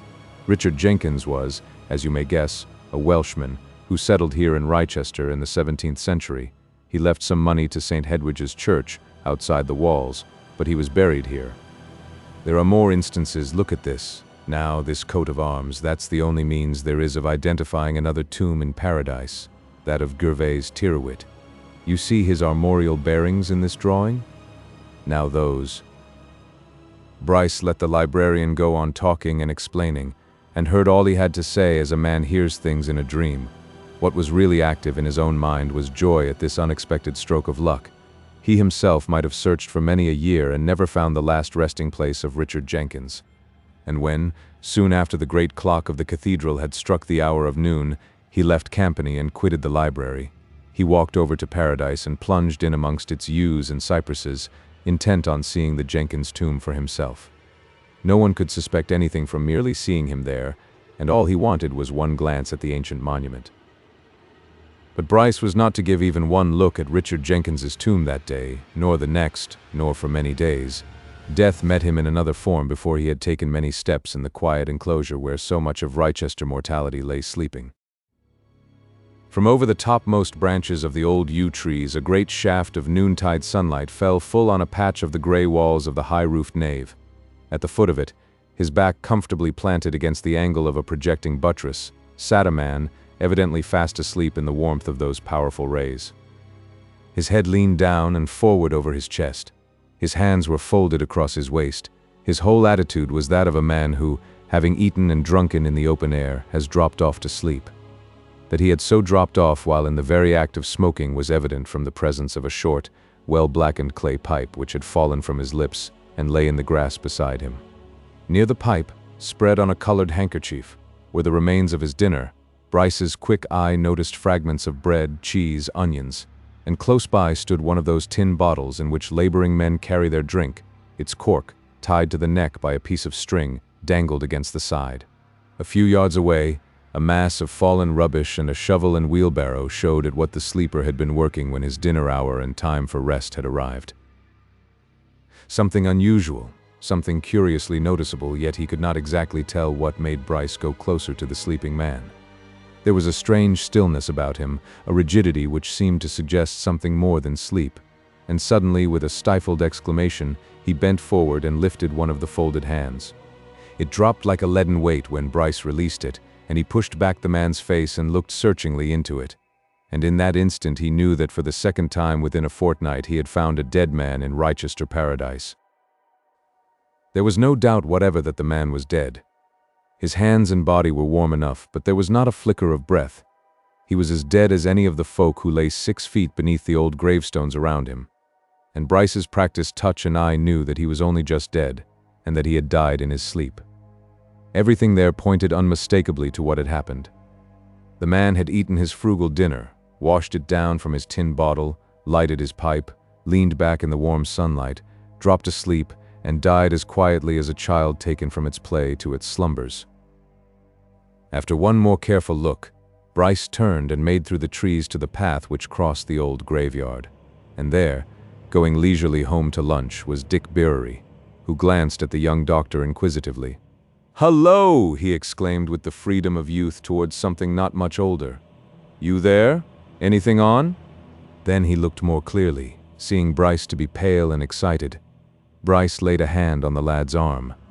"Look here," he said. "There's something wrong again, in here.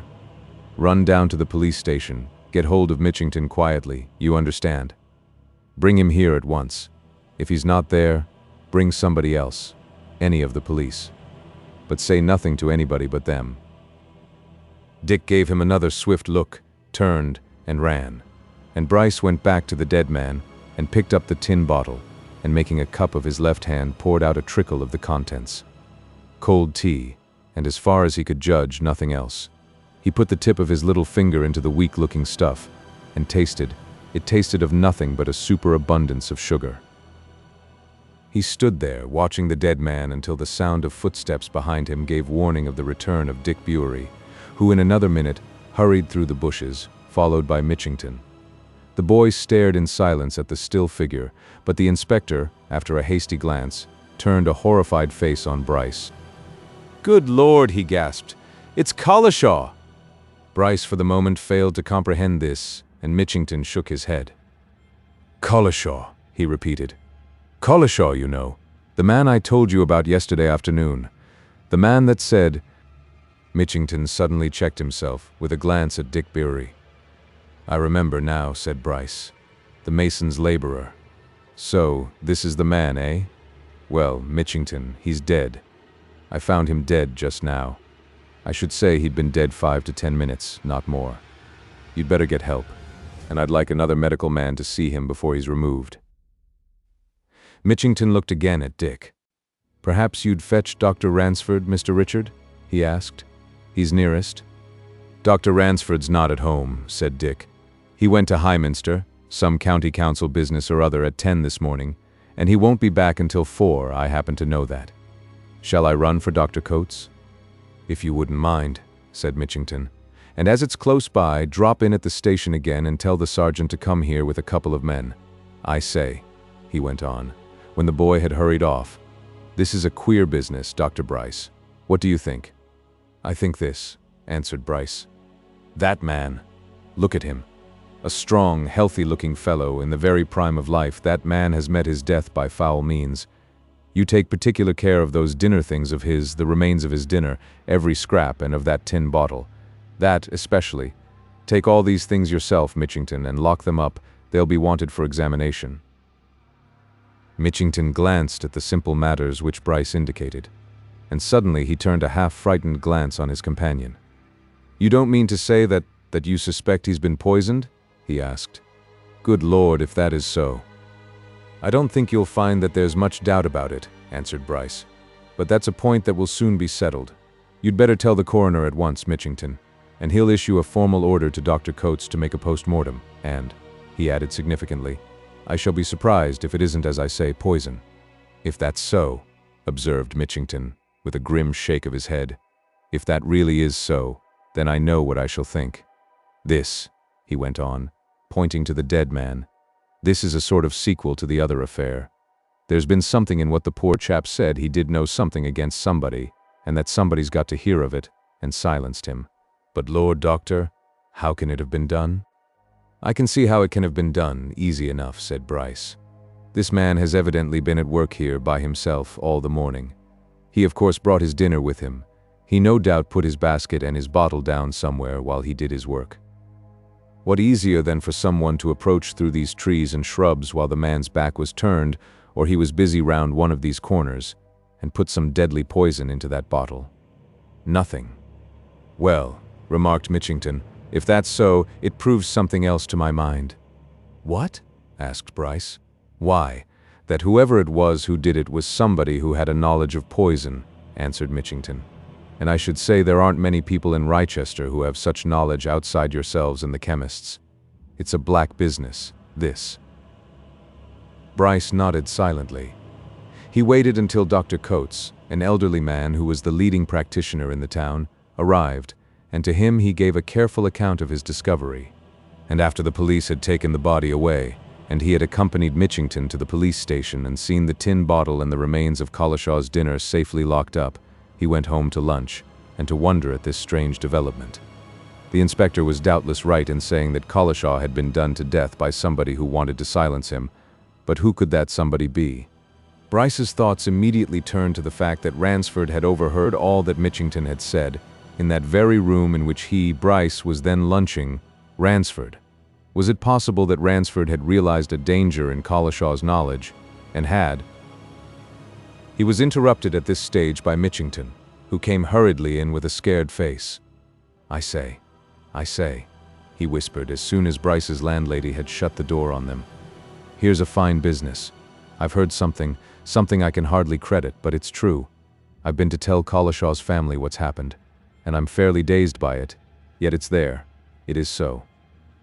"What's so?" demanded Bryce. "What is it that's true?" Mitchington bent closer over the table. "Dr. Ransford was fetched to Collishaw's cottage at 6 o'clock this morning," he said. "It seems that Collishaw's wife has been in a poor way about her health of late, and Dr. Ransford has attended her, off and on. She had some sort of a seizure this morning early, and Ransford was sent for. He was there some little time, and I've heard some queer things." "What sort of queer things?" demanded Bryce. "Don't be afraid of speaking out, man. There's no one to hear but myself." "Well, things that look suspicious on the face of it," continued Mitchington, who was obviously much upset, "as you'll acknowledge when you hear them. I got my information from the next-door neighbor, Mrs. Batts. Mrs. Batts says that when Ransford, who'd been fetched by Mrs. Batts's eldest lad, came to Collishaw's house, Collishaw was putting up his dinner to take to his work." "What on earth made Mrs. Batts tell you that?" interrupted Bryce. "Oh, well, to tell you the truth, I put a few questions to her as to what went on while Ransford was in the house," answered Mitchington. "When I'd once found that he had been there, you know, I naturally wanted to know all I could." "Well?" asked Bryce. "Collishaw, I say, was putting up his dinner to take to his work," continued Mitchington. "Mrs. Batts was doing a thing or two about the house. Ransford went upstairs to see Mrs. Collishaw. After a while he came down and said he would have to remain a little. Collishaw went up to speak to his wife before going out, and then Ransford asked Mrs. Batts for something. I forget what, some small matter which the Collishaws hadn't got and she had, and she went next door to fetch it. Therefore, do you see, Ransford was left alone with Collishaw's tin bottle. Bryce, who had been listening attentively, looked steadily at the inspector. "You're suspecting Ransford already," he said. Mitchington shook his head. "What's it look like?" he answered, almost appealingly. "I put it to you, now. What does it look like? Here's this man been poisoned without a doubt, I'm certain of it. And there were those rumors, it's idle to deny that they centered in Ransford, and this morning Ransford had the chance. That's arguing that Ransford purposely carried a dose of poison to put into Collishaw's tin bottle," said Bryce half-sneeringly. "Not very probable, you know, Mitchington." Mitchington spread out his hands. "Well, there it is," he said. "As I say, there's no denying the suspicious look of it. If I were only certain that those rumors about what Collishaw hinted he could say had got to Ransford's ears. Why then?" "What's being done about that post-mortem?" asked Bryce. "Dr. Coates and Dr. Everest are going to do it this afternoon," replied Mitchington. "The coroner went to them at once, as soon as I told him." "They'll probably have to call in an expert from London," said Bryce. "However, you can't do anything definite, you know, until the result's known. Don't say anything of this to anybody. I'll drop in at your place later and hear if Coates can say anything really certain." Mitchington went away, and Bryce spent the rest of the afternoon wondering, speculating and scheming. If Ransford had really got rid of this man who knew something, why, then, it was certainly Ransford who killed Braden. He went round to the police station at 5 o'clock. Mitchington drew him aside. "Coates says there's no doubt about it," he whispered. "Poisoned. Hydrocyanic acid." Chapter 13. Bryce is asked a question. Mitchington stepped aside into a private room, motioning Bryce to follow him. He carefully closed the door, and looking significantly at his companion, repeated his last words with a shake of the head. "Poisoned. Without the very least doubt," he whispered. "Hydrocyanic acid, which, I understand, is the same thing as what's commonly called prussic acid. They say then hadn't the least difficulty in finding that out. So there you are." "That's what Coates has told you, of course?" asked Bryce. "After the autopsy?"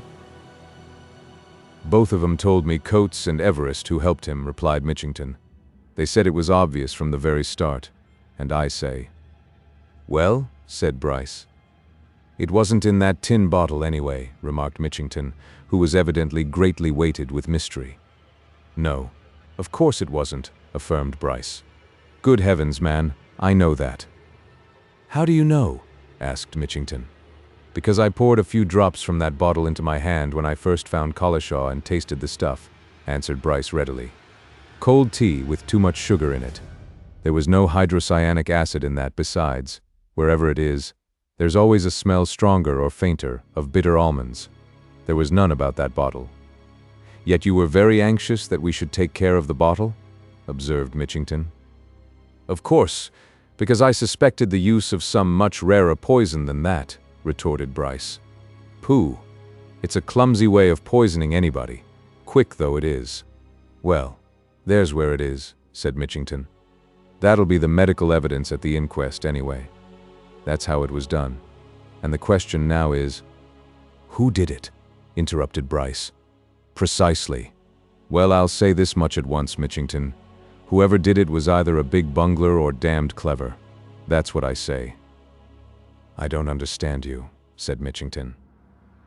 "Plain enough, my meaning," replied Bryce, smiling. "To finish anybody with that stuff is easy enough, but no poison is more easily detected. It's an amateurish way of poisoning anybody, unless you can do it in such a fashion that no suspicion can attach you to. And in this case it's here whoever administered that poison to Collishaw must have been certain, absolutely certain, mind you, that it was impossible for anyone to find out that he'd done so. Therefore, I say what I said, the man must be damned clever. Otherwise, he'd be found out pretty quick. And all that puzzles me is, how was it administered?" "How much would kill anybody?" "Pretty quick," asked Mitchington. "How much?" "1 drop would cause instantaneous death," answered Bryce. "Cause paralysis of the heart, there and then, instantly." Mitchington remained silent a while, looking meditatively at Bryce. Then he turned to a locked drawer, produced a key, and took something out of the drawer, a small object, wrapped in paper. "I'm telling you a good deal, Doctor," he said. "But as you know so much already, I'll tell you a bit more. Look at this." He opened his hand and showed Bryce a small cardboard pillbox, across the face of which a few words were written, one after meals, "Mr. Collishaw." "Whose handwriting's that?" demanded Mitchington. Bryce looked closer and started. "Ransford's," he muttered. "Ransford, of course." "That box was in Collishaw's waistcoat pocket," said Mitchington. "There are pills inside it now. See." He took off the lid of the box and revealed 4 sugar-coated pills. "It wouldn't hold more than 6, this," he observed. Bryce extracted a pill and put his nose to it, after scratching a little of the sugar coating away. "Mere digestive pills," he announced. "Could it have been given in one of these?" asked Mitchington. "Possible," replied Bryce. He stood thinking for a moment. "Have you shown those things to Coates and Everest?" he asked at last. "Not yet," replied Mitchington. "I wanted to find out, first, if Ransford gave this box to Collishaw and when. I'm going to Collishaw's house presently. I've certain inquiries to make. His widow will know about these pills."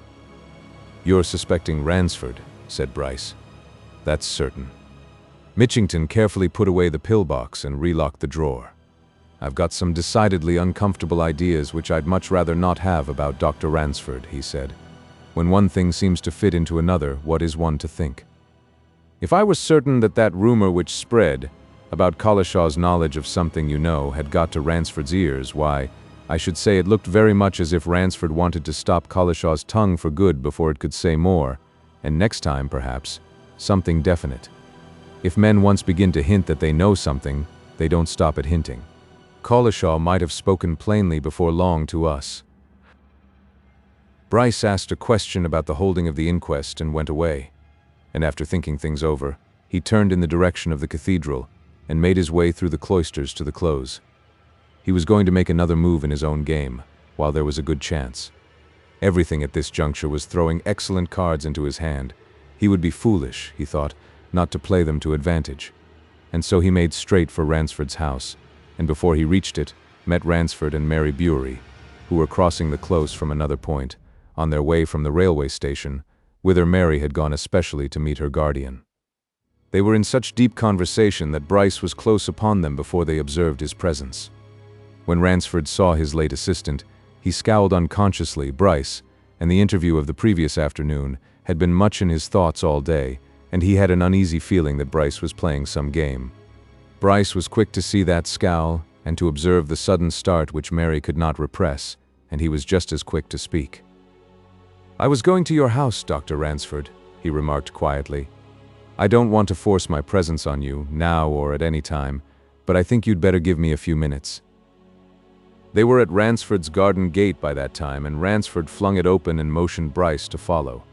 He led the way into the dining room, closed the door on the three, and looked at Bryce. Bryce took the glance as a question, and put another in words. "You've heard of what's happened during the day?" he said.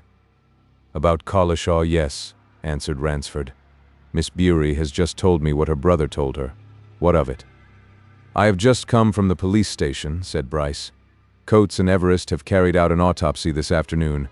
Mitchington told me the result." "Well?" demanded Ransford, with no attempt to conceal his impatience. "And what then?"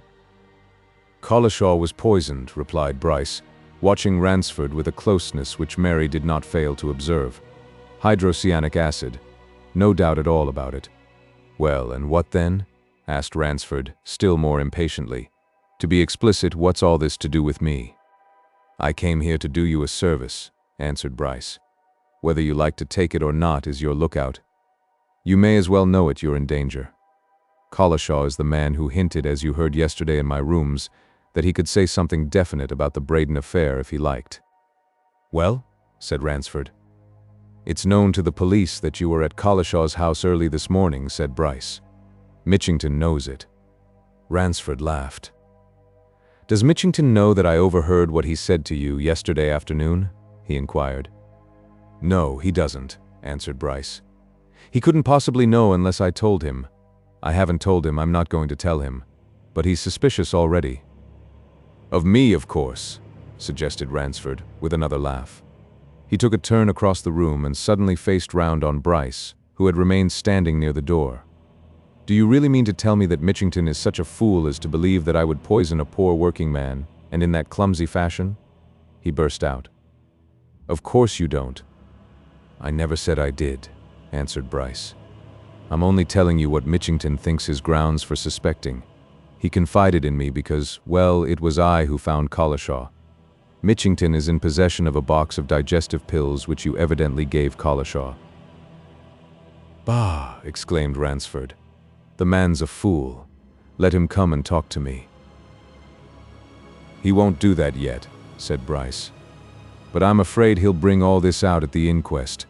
The fact is, he's suspicious what with one thing or another about the former affair. He thinks you concealed the truth, whatever it may be, as regards any knowledge of Braden which you may or mayn't have." "I'll tell you what it is," said Ransford suddenly. "It just comes to this: I'm suspected of having had a hand, the hand, if you like, in Braden's death, and now of getting rid of Collishaw because Collishaw could prove that I had that hand. That's about it." "A clear way of putting it, certainly," assented Bryce. "But there's a very clear way, too, of dissipating any such ideas." "What way?" demanded Ransford. "If you do know anything about the Braden affair, why not reveal it and be done with the whole thing?" suggested Bryce. "That would finish matters." Ransford took a long, silent look at his questioner, and Bryce looked steadily back, and Mary Bewery anxiously watched both men. "That's my business," said Ransford at last. "I'm neither to be coerced, bullied, or cajoled. I'm obliged to you for giving me a hint of my danger, I suppose, and I don't propose to say any more." "Neither do I," said Bryce. "I only came to tell you." And therewith, having successfully done all that he wanted to do, he walked out of the room and the house, and Ransford, standing in the window, his hands thrust in his pockets, watched him go away across the close.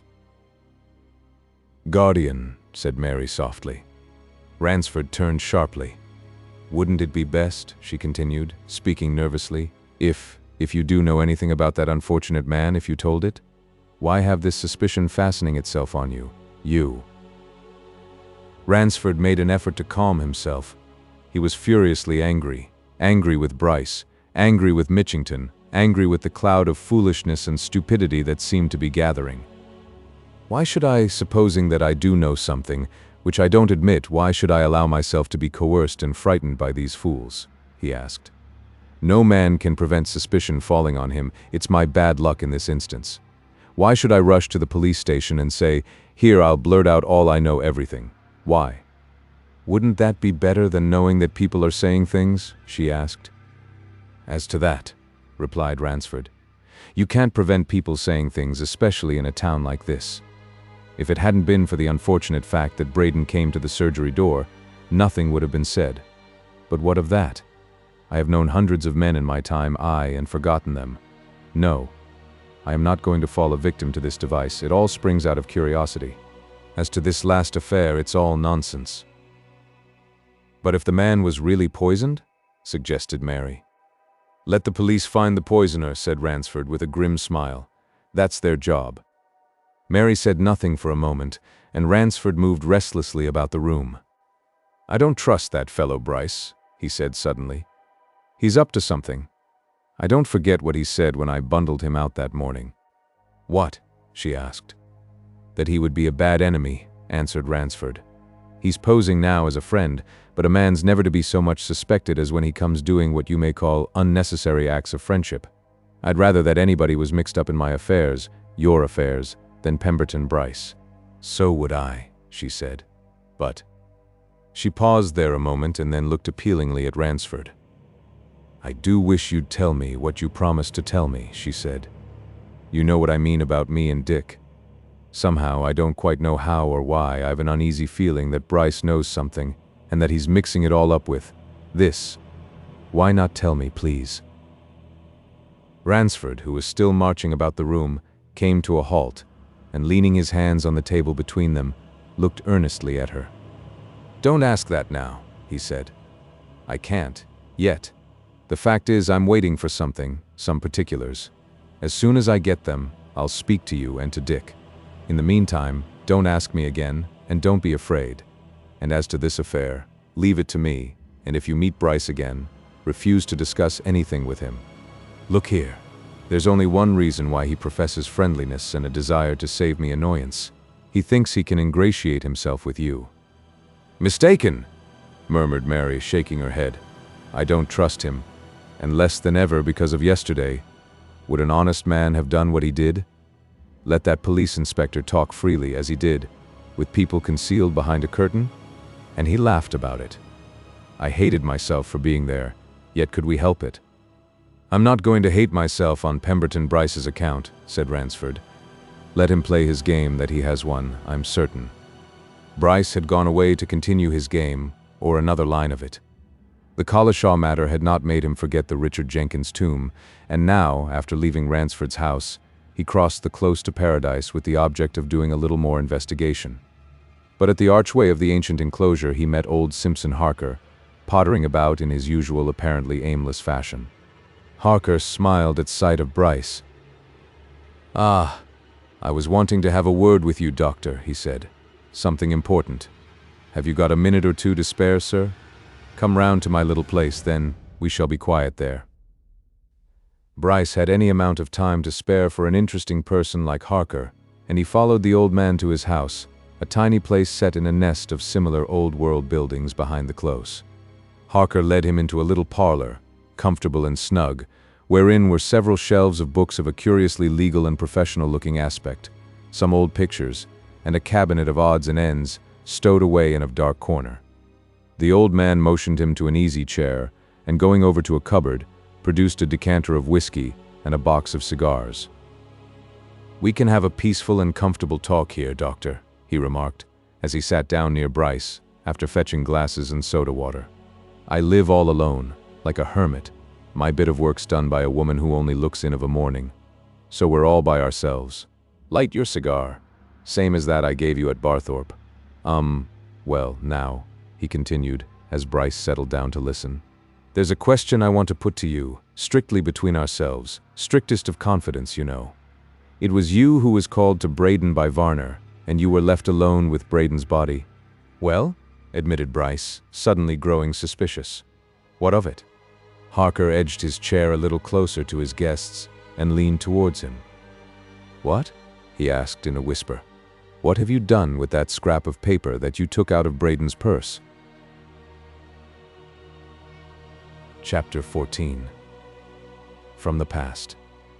If any remarkably keen and able observer of the odd characteristics of humanity had been present in Harker's little parlor at that moment, watching him and his visitor, he would have been struck by what happened when the old man put this sudden and point-blank question to the young one. For Harker put the question, though in a whisper, in no more than a casual, almost friendlily confidential way, and Bryce never showed by the start of a finger or the flicker of an eyelash that he felt it to be what he really knew it to be, the most surprising and startling question he had ever had put to him. Instead, he looked his questioner calmly in the eyes, and put a question in his turn. "Who are you, Mr. Harker?" asked Bryce quietly. Harker laughed almost gleefully. "Yes, you've a right to ask that," he said. "Of course, glad you take it that way. You'll do." "I'll qualify it then," added Bryce. "It's not who, it's what are you?" Harker waved his cigar at the bookshelves in front of which his visitor sat. "Take a look at my collection of literature, Doctor," he said. "What do you think of it?" Bryce turned and leisurely inspected one shelf after another. "Seems to consist of little else but criminal cases and legal handbooks," he remarked quietly. "I begin to suspect you, Mr. Harker. They say here in Rochester that you're a retired tradesman. I think you're a retired policeman of the detective branch." Harker laughed again. "No Rochester man has ever crossed my threshold since I came to settle down here," he said. "You're the first person I've ever asked in, with one notable exception. I've never even had Campany, the librarian, here. I'm a hermit." "But you were a detective?" suggested Bryce. "Aye, for a good 25 years," replied Harker. "And pretty well known too, sir. But my question, Doctor, all between ourselves." "I'll ask you one then," said Bryce. "How do you know I took a scrap of paper from Braden's purse?" "Because I know that he had such a paper in his purse the night he came to the MITRE," answered Harker, "and was certain to have it there next morning, And because I also know that you were left alone with the body for some minutes after Varner fetched you to it, and that when Braden's clothing and effects were searched by Mitchington, the paper wasn't there. So, of course, you took it. Doesn't matter to me that ye did, except that I know from knowing that you're on a similar game to my own, which is why you went down to Leicestershire. You knew Braden? Asked Bryce. I knew him, answered Harker. You saw him, spoke with him, here in Wrychester? Suggested Bryce. He was here in this room in that chair from 5 minutes past 9 to close on 10 o'clock the night before his death, replied Harker. Bryce, who was quietly appreciating the Havana cigar which the old man had given him, picked up his glass, took a drink, and settled himself in his easy chair as if he meant to stay there a while. I think we'd better talk confidentially, Mr. Harker, he said. Precisely what we are doing, Dr. Bryce, replied Harker. All right, my friend, said Bryce laconically. Now we understand each other. So, do you know who John Braden really was? Yes, replied Harker promptly. He was in reality John Brake, ex-bank manager, ex-convict. Do you know if he's any relatives here in Wrychester? Inquired Bryce. Yes, said Harker. The boy and girl who live with Ransford, they're Brake's son and daughter. Did Brake know that when he came here? Continued Bryce. No, he didn't. He hadn't the least idea of it, responded Harker. Had you then? Asked Bryce. No, not until later, a little later, replied Harker. You found it out at Barthorpe? Suggested Bryce. Not a bit of it. I worked it out here after Brake was dead, said Harker. I went to Barthorpe on quite different business, Brake's business. Ah, said Bryce. He looked the old detective quietly in the eyes. You'd better tell me all about it, he added. If we're both going to tell each other all about it, stipulated Harker. That's settled, assented Bryce. Harker smoked thoughtfully for a moment and seemed to be thinking. I'd better go back to the beginning, he said. But first, what do you know about Brake? I know you went down to Barthorpe to find out what you could. How far did your searches take you? I know that Brake married a girl from Braden Medworth, that he took her to London where he was manager of a branch bank, that he got into trouble and was sentenced to 10 years penal servitude, answered Bryce, together with some small details into which we needn't go at present. Well, as long as you know all that, there's a common basis and a common starting point, remarked Harker. So I'll begin at Brake's trial. It was I who arrested Brake. There was no trouble, no bother. He'd been taken unawares by an inspector of the bank. He'd a considerable deficiency, couldn't make it good, couldn't or wouldn't explain except by half-sullen hints that he'd been cruelly deceived. There was no defense, couldn't be. His counsel said that he could. I've read the account of the trial, interrupted Bryce. All right. Then you know as much as I can tell you on that point, said Harker. He got, as you say, 10 years. I saw him just before he was removed and asked him if there was anything I could do for him about his wife and children. I'd never seen them. I arrested him at the bank, and of course he was never out of custody after that. He answered in a queer, curt way that his wife and children were being looked after. I heard, incidentally, that his wife had left home, or was from home. There was something mysterious about it, either as soon as he was arrested or before. Anyway, he said nothing, and from that moment I never set eyes on him again until I met him in the street here in Wrychester, the other night, when he came to the MITRE. I knew him at once, and he knew me. We met under one of those big standard lamps in the marketplace. I was following my usual practice of having an evening walk, last thing before going to bed, and we stopped and stared at each other. Then he came forward with his hand out, and we shook hands. This is an odd thing, he said. You're the very man I wanted to find. Come somewhere where it's quiet, and let me have a word with you. So I brought him here. Bryce was all attention now. For once he was devoting all his faculties to tense and absorbed concentration on what another man could tell, leaving reflections and conclusions on what he heard until all had been told. I brought him here, repeated Harker. I told him I'd been retired and was living here as he saw alone. I asked him no questions about himself. I could see he was a well-dressed, apparently well-to-do man, and presently he began to tell me about himself. He said that after he'd finished his term he left England and for some time traveled in Canada and the United States, and had gone then on to New Zealand and afterwards to Australia, where he'd settled down and begun speculating in wool. I said I hoped he'd done well. Yes, he said, he'd done very nicely, and then he gave me a quiet dig in the ribs. I'll tell you one thing I've done, Harker, he said. You were very polite and considerate to me when I'd my trouble, so I don't mind telling you. I paid the bank every penny of that money they lost through my foolishness at that time, every penny 4 years ago with interest, and I've got their receipt. Delighted to hear it, mister. Is it the same name still? I said. My name ever since I left England, he said, giving me a look, is Braden, John Braden. Yes, he went on. I paid him, though I never had 1 penny of the money I was fool enough to take for the time being, not 1/2 penny.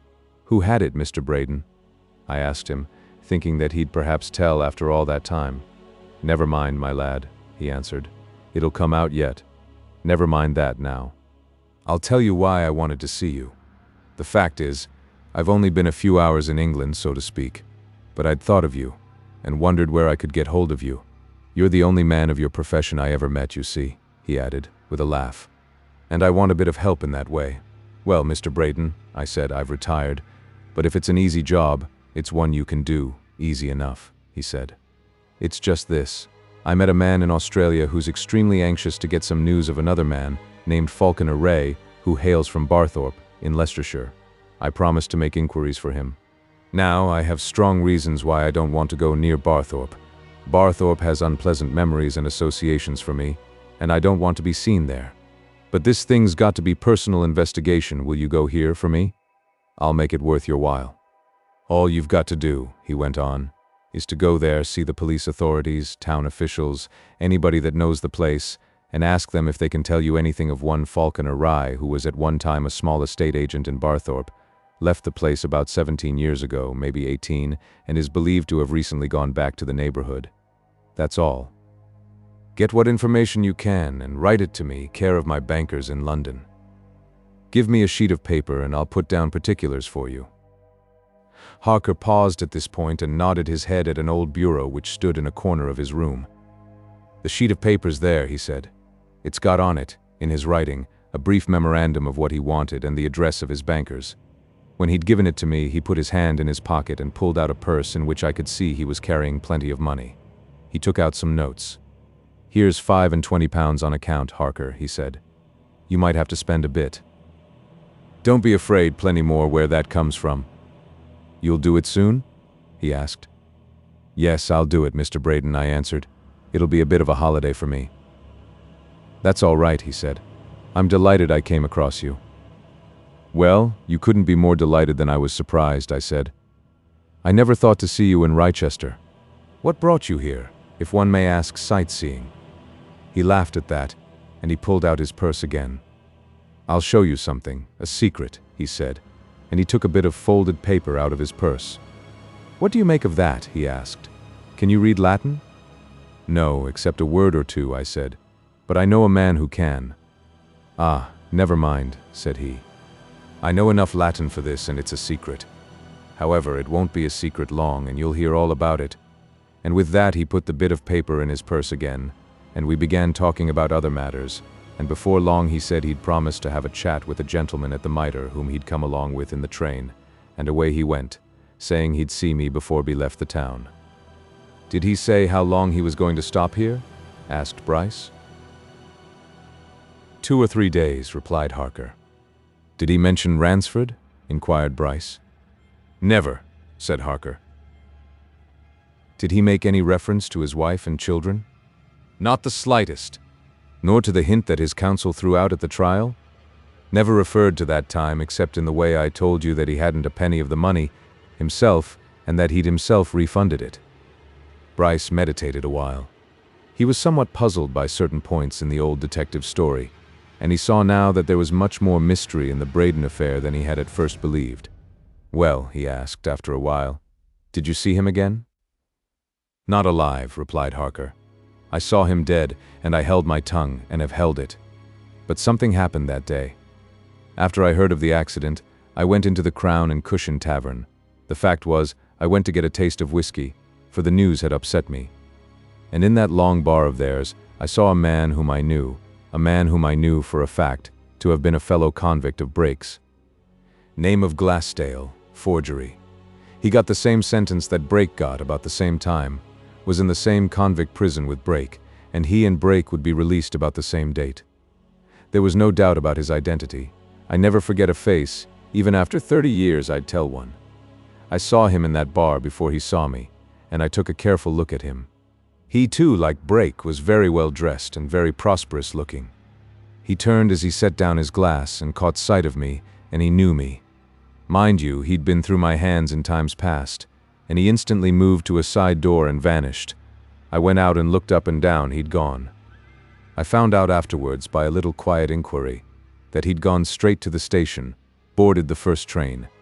There was one just giving out, to the junction, and left the city. But I can lay hands on him. "You've kept this quiet, too?" asked Bryce. "Just so I've my own game to play," replied Harker. "This talk with you is part of it. You come in. Now I'll tell you why, presently. But first, as you know, I went to Barthorpe. For though Brake was dead, I felt I must go for this reason. I was certain that he wanted that information for himself. The man in Australia was a fiction.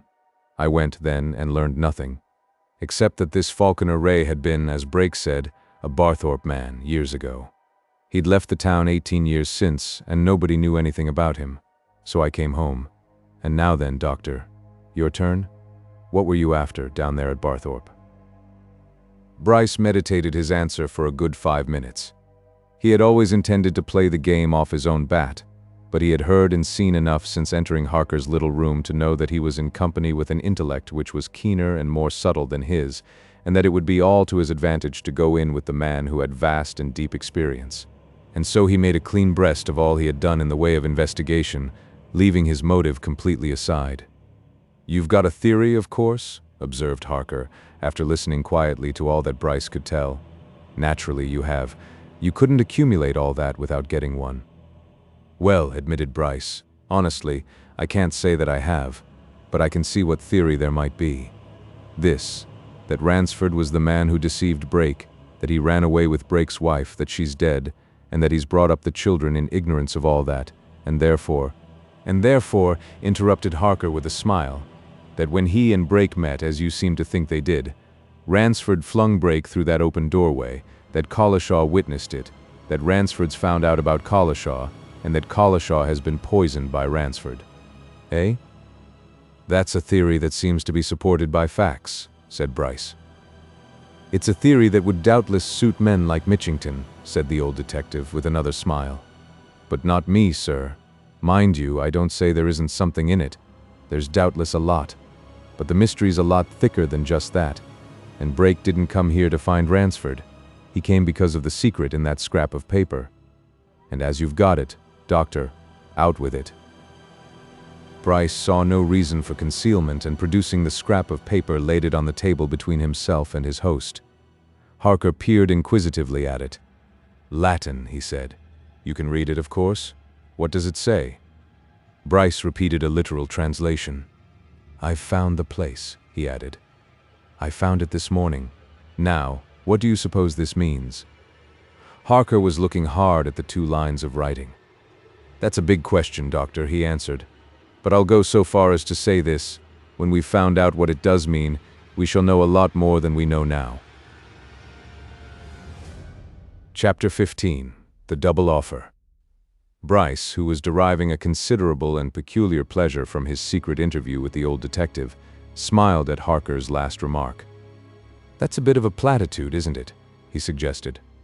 "Of course we shall know a lot more when we do know a lot more."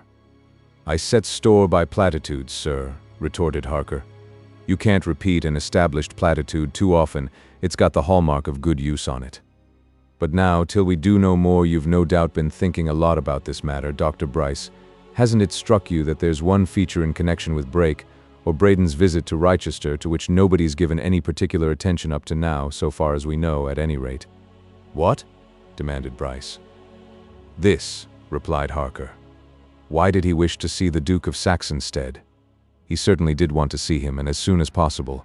You'll remember that His Grace was questioned about that at the inquest and could give no explanation. He knew nothing of Brake, and couldn't suggest any reason why Brake should wish to have an interview with him. But I can." "You?" exclaimed Bryce. "Aye," answered Harker. "And it's this. I spoke just now of that man Glassdale. Now you, of course, have no knowledge of him, and as you don't keep yourself posted in criminal history, you don't know what his offense was." "You said forgery," replied Bryce. "Just so, forgery," assented Harker. "And the signature that he forged was the Duke of SAXONSTEADE's. As a matter of fact, he was the Duke's London estate agent. He got wrong somehow, and he forged the Duke's name to a check. Now then, considering who Glassdale is, and that he was certainly a fellow convict of Brake's, and that I myself saw him here in Wrychester on the day of Brake's death, what's the conclusion to be drawn? That Brake wanted to see the Duke on some business of Glassdale's, without a doubt. It may have been that he and Glassdale wanted to visit the Duke together." Bryce silently considered this suggestion for a while. "You said, just now, that Glassdale could be traced?" he remarked at last. "Traced, yes," replied Harker. "So long as he's in England." "Why not set about it?" suggested Bryce. "Not yet," said Harker. "There's things to do before that. And the first thing is, let's get to know what the mystery of that scrap of paper is. You say you've found Richard Jenkins's tomb? Very well, then the thing to do is to find out if anything is hidden there. Try it tomorrow night.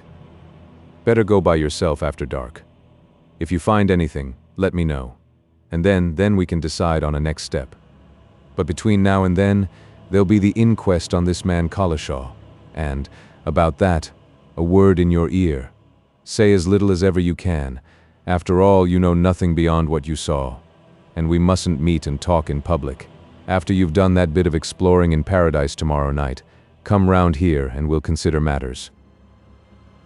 There was little that Bryce could say or could be asked to say at the inquest on the mason's laborer next morning. Public interest and excitement was as keen about Collishaw's mysterious death as about Braden's, for it was already rumored through the town that if Braden had not met with his death when he came to Wrychester, Collishaw would still be alive. The coroner's court was once more packed. Once more there was the same atmosphere of mystery. But the proceedings were of a very different nature to those which had attended the inquest on Braden. The foreman under whose orders Collishaw had been working gave particulars of the dead man's work on the morning of his death. He had been instructed to clear away an accumulation of rubbish which had gathered at the foot of the south wall of the nave in consequence of some recent repairs to the masonry. There was a full day's work before him. All day he would be in and out of Paradise with his barrow, wheeling away the rubbish he gathered up. The foreman had looked in on him once or twice. He had seen him just before noon. When he appeared to be in his usual health, he had made no complaint, at any rate. Asked if he had happened to notice where Collishaw had set down his dinner basket and his tin bottle while he worked, he replied that it so happened that he had. He remembered seeing both bottle and basket and the man's jacket deposited on one of the box toms under a certain yew tree, which he could point out if necessary. Bryce's account of his finding of Collishaw amounted to no more than a bare recital of facts. Nor was much time spent in questioning the two doctors who had conducted the post-mortem examination. Their evidence, terse and particular, referred solely to the cause of death. The man had been poisoned by a dose of hydrocyanic acid, which, in their opinion, had been taken only a few minutes before his body was discovered by Dr. Bryce. It had probably been a dose which would cause instantaneous death. There were no traces of the poison in the remains of his dinner, nor in the liquid in his tin bottle, which was old tea. But of the cause of his sudden death there was no more doubt than of the effects. Ransford had been in the court from the outset of the proceedings, and when the medical evidence had been given he was called. Bryce, watching him narrowly, saw that he was suffering from repressed excitement, and that excitement was as much due to anger as to anything else. His face was set and stern, and he looked at the coroner with an expression which portended something not precisely clear at that moment. Bryce, trying to analyze it, said to himself that he shouldn't be surprised if a scene followed. Ransford looked like a man who is bursting to say something in no unmistakable fashion. But at first he answered the questions put to him calmly and decisively. When this man's clothing was searched, observed the coroner, a box of pills was found, Dr. Ransford, on which your writing appears. Had you been attending him, professionally? Yes, replied Ransford. Both Collishaw and his wife. Or rather, to be exact, I had been in attendance on the wife for some weeks. A day or two before his death, Collishaw complained to me of indigestion, following on his meals. I gave him some digestive pills. The pills you speak of, no doubt. These? Asked the coroner, passing over the box which Mitchington had found. Precisely, agreed Ransford. That, at any rate, is the box, and I suppose those to be the pills. You made them up yourself? Inquired the coroner. I did. I dispense all my own medicines. Is it possible that the poison we have beard of, just now, could get into one of those pills by accident? Utterly impossible under my hands, at any rate, answered Ransford. Still, I suppose it could have been administered in a pill, suggested the coroner. It might, agreed Ransford.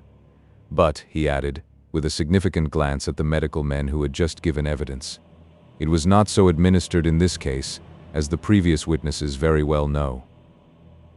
The coroner looked round him and waited a moment. You are at liberty to explain that last remark, he said at last. That is, if you wish to do so. Certainly, answered Ransford, with alacrity. Those pills are, as you will observe, coated, and the man would swallow them whole immediately after his food. Now it would take some little time for a pill to dissolve, to disintegrate, to be digested. If Collishaw took one of my pills as soon as he had eaten his dinner, according to instructions, and if poison had been in that pill, he would not have died at once, as he evidently did. Death would probably have been delayed some little time until the pill had dissolved. But, according to the evidence you have had before you, he died quite suddenly while eating his dinner or immediately after it. I am not legally represented here. I don't consider it at all necessary, but I ask you to recall Dr. Coates and to put this question to him. Did he find one of those digestive pills in this man's stomach?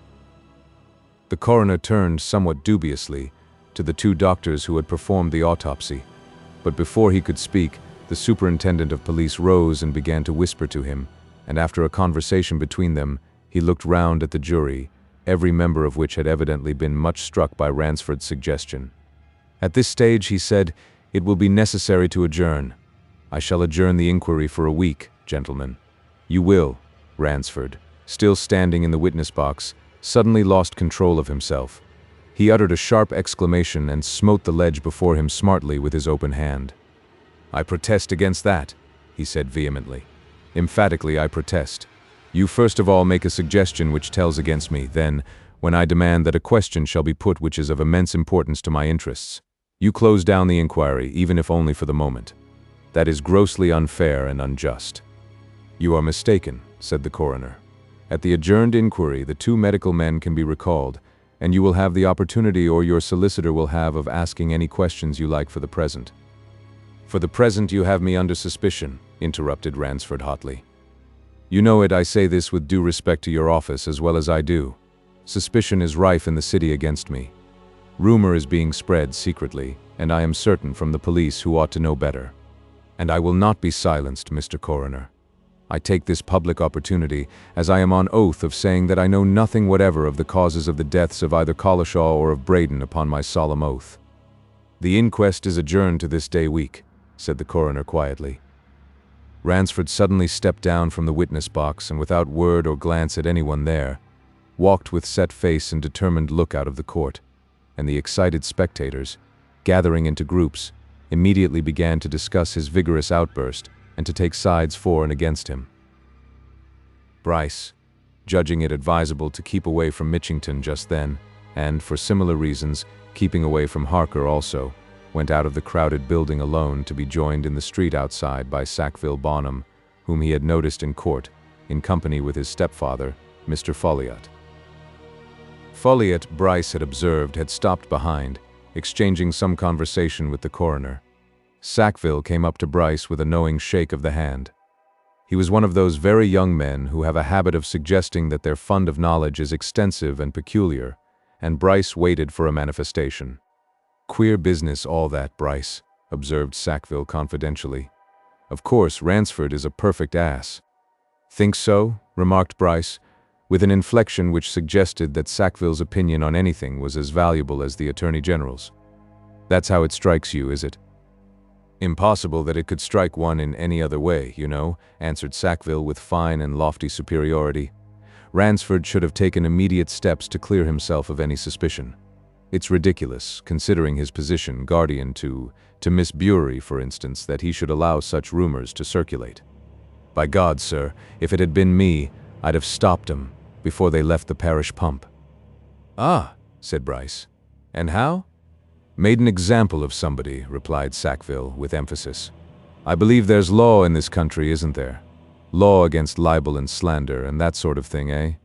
"Oh yes." "Not been much time for that yet," remarked Bryce. "Piles of time," retorted Sackville, swinging his stick vigorously. "No, sir, Ransford is an ass. However, if a man won't do things for himself, well, his friends must do something for him. Ransford, of course, must be pulled, dragged, out of this infernal hole. Of course he's suspected. But my stepfather, he's going to take a hand. And my stepfather, Bryce, is a devilish cute old hand at a game of this sort." "Nobody doubts Mr. Folliot's abilities, I'm sure," said Bryce. "But you don't mind saying, how is he going to take a hand?" "Stir things towards a clearing up," announced Sackville promptly. "Have the whole thing gone into thoroughly? There are matters that haven't been touched on yet. You'll see, my boy." "Glad to hear it," said Bryce. "But why should Mr. Folliot be so particular about clearing Ransford?" Sackville swung his stick and pulled up his collar and jerked his nose a trifle higher. "Oh, well," he said. "Of course, it's a pretty well understood thing, don't you know, between myself and Miss Bury, you know. And of course, we couldn't have any suspicions attaching to her guardian, could we, now? Family interest. Don't you know, Caesar's wife and all that sort of thing, eh?" "I see," answered Bryce quietly. "Sort of family arrangement. With Ransford's consent and knowledge, of course?" "Ransford won't even be consulted," said Sackville airily. "My stepfather, sharp man, that. Bryce, he'll do things in his own fashion. You look out for sudden revelations." "I will," replied Bryce. "Bye-bye." He turned off to his rooms, wondering how much of truth there was in the fatuous Sackville's remarks. And was there some mystery still undreamt of by himself and Harker?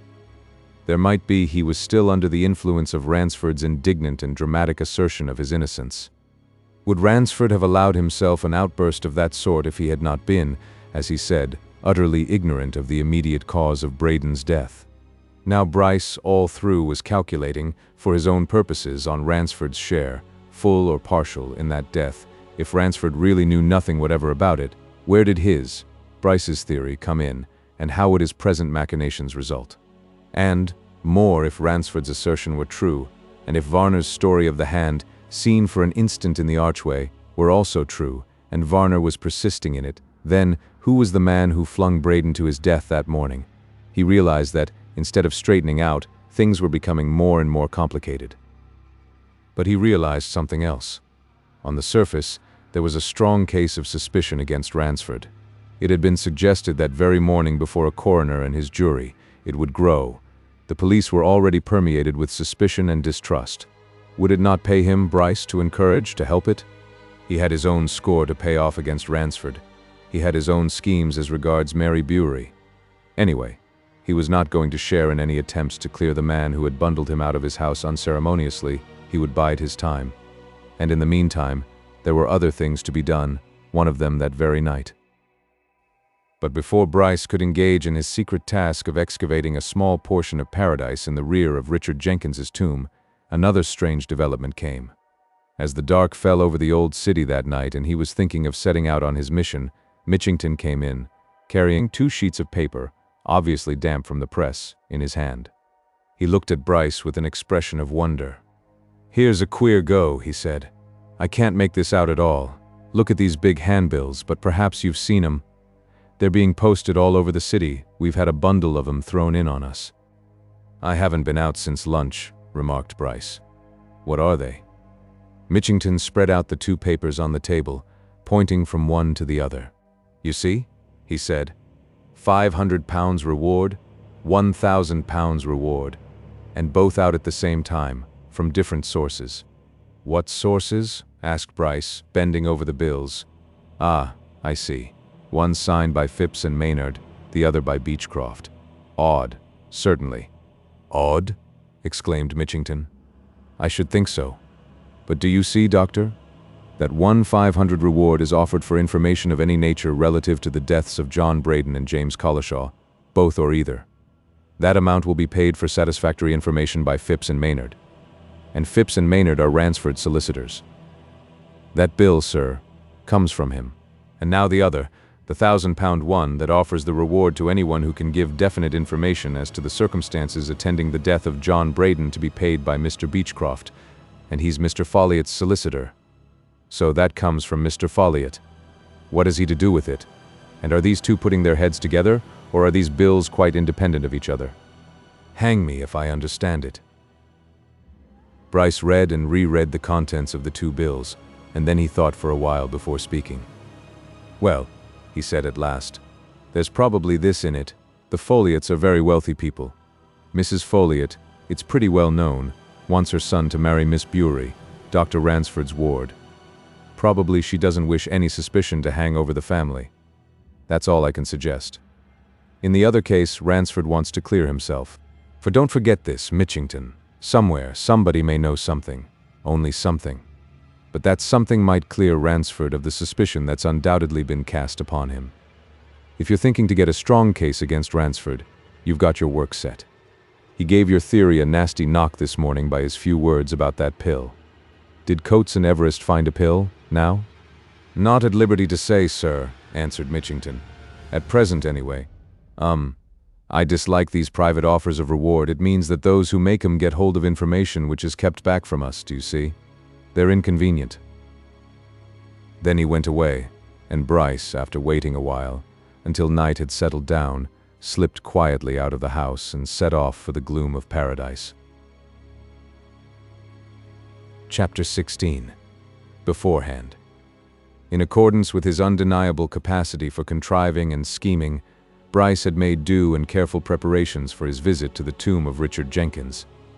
Even in the momentary confusion following upon his discovery of Collishaw's dead body, he had been sufficiently alive to his own immediate purposes to notice that the tomb, a very ancient and dilapidated structure, stood in the midst of a small expanse of stone pavement between the yew trees and the wall of the nave. He had noticed also that the pavement consisted of small squares of stone, some of which bore initials and dates. A sharp glance at the presumed whereabouts of the particular spot which he wanted, as indicated in the scrap of paper taken from Braden's purse, showed him that he would have to raise one of those small squares, possibly 2 or 3 of them. And so he had furnished himself with a short crowbar of tempered steel, specially purchased at the ironmonger's, and with a small bull's-eye lantern.